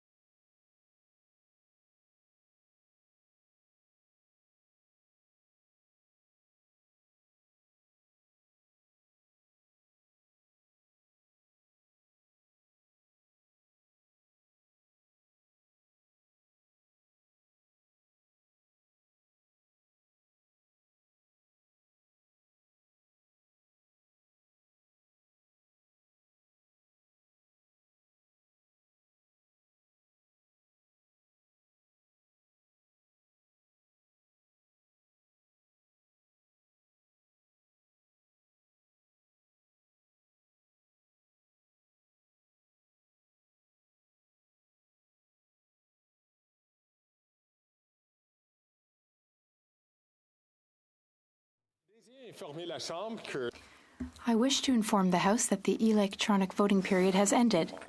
If members were unable to vote due to technical difficulties, they may now use the raise hand function and the chair will recognize them. Arnold. Mr. Arnold.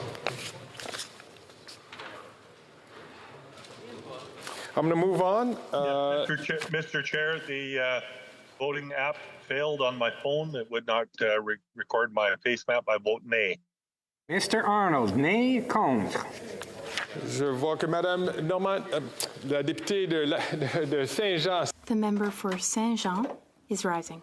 Monsieur le Président, je prends la parole au nom Mr. Speaker, I am rising on behalf of the member for Côte de Beauport, Beaupré, Île d'Orléans, Charlevoix, who would like to change her vote to a vote against. She's having technical difficulties. Oui. Ça prend un consentement unanime de la Chambre. Does the member have the unanimous consent of the House to change the vote from the member for Île d'Orléans, Côte de Beaupré, Charlevoix? Yes? Granted. From North Island Powell River. Thank you so much, Mr. Speaker. I just see that the member from Edgemonte voted, but his photo is not recorded. So if we could just get confirmation that that's correctly done, I would appreciate it. Speak on someone else's behalf for this. I'll have to strike this. I regret to inform that because the member is not online, we'll have to strike his vote. The honourable member from Leeds, Grenville, Thousand Island and Rideau Lakes. Speaker, I think if you check, the member for Hamilton East Stony Creek left their chair during the vote, and I don't think that is I don't think that's permitted, and so the vote ought not to be counted. I will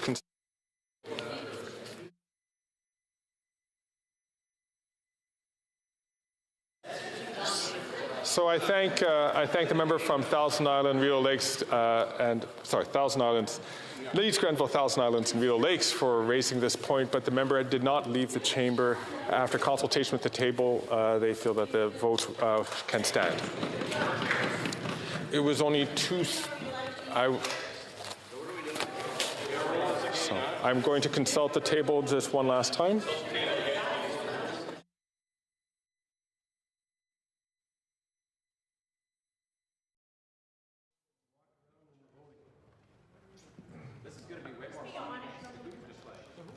So I thank the honourable member in seeking clarification. So the member members should not leave their chairs. when they are voting in the House in person. However, the honourable member had just moved over one seat, quickly realized his error and moved right back. So that is the reason why it will be accepted. So, le bureau va... The table will now compile the results of the vote.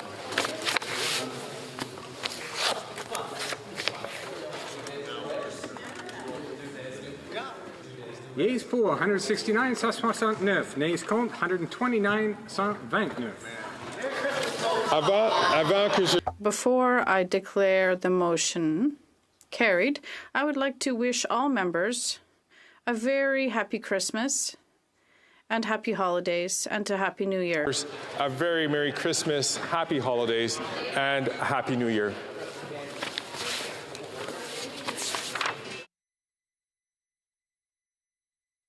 Monday, January 29, 2024 at 11 a.m., pursuant to Standing Orders 28.2 and 24.1.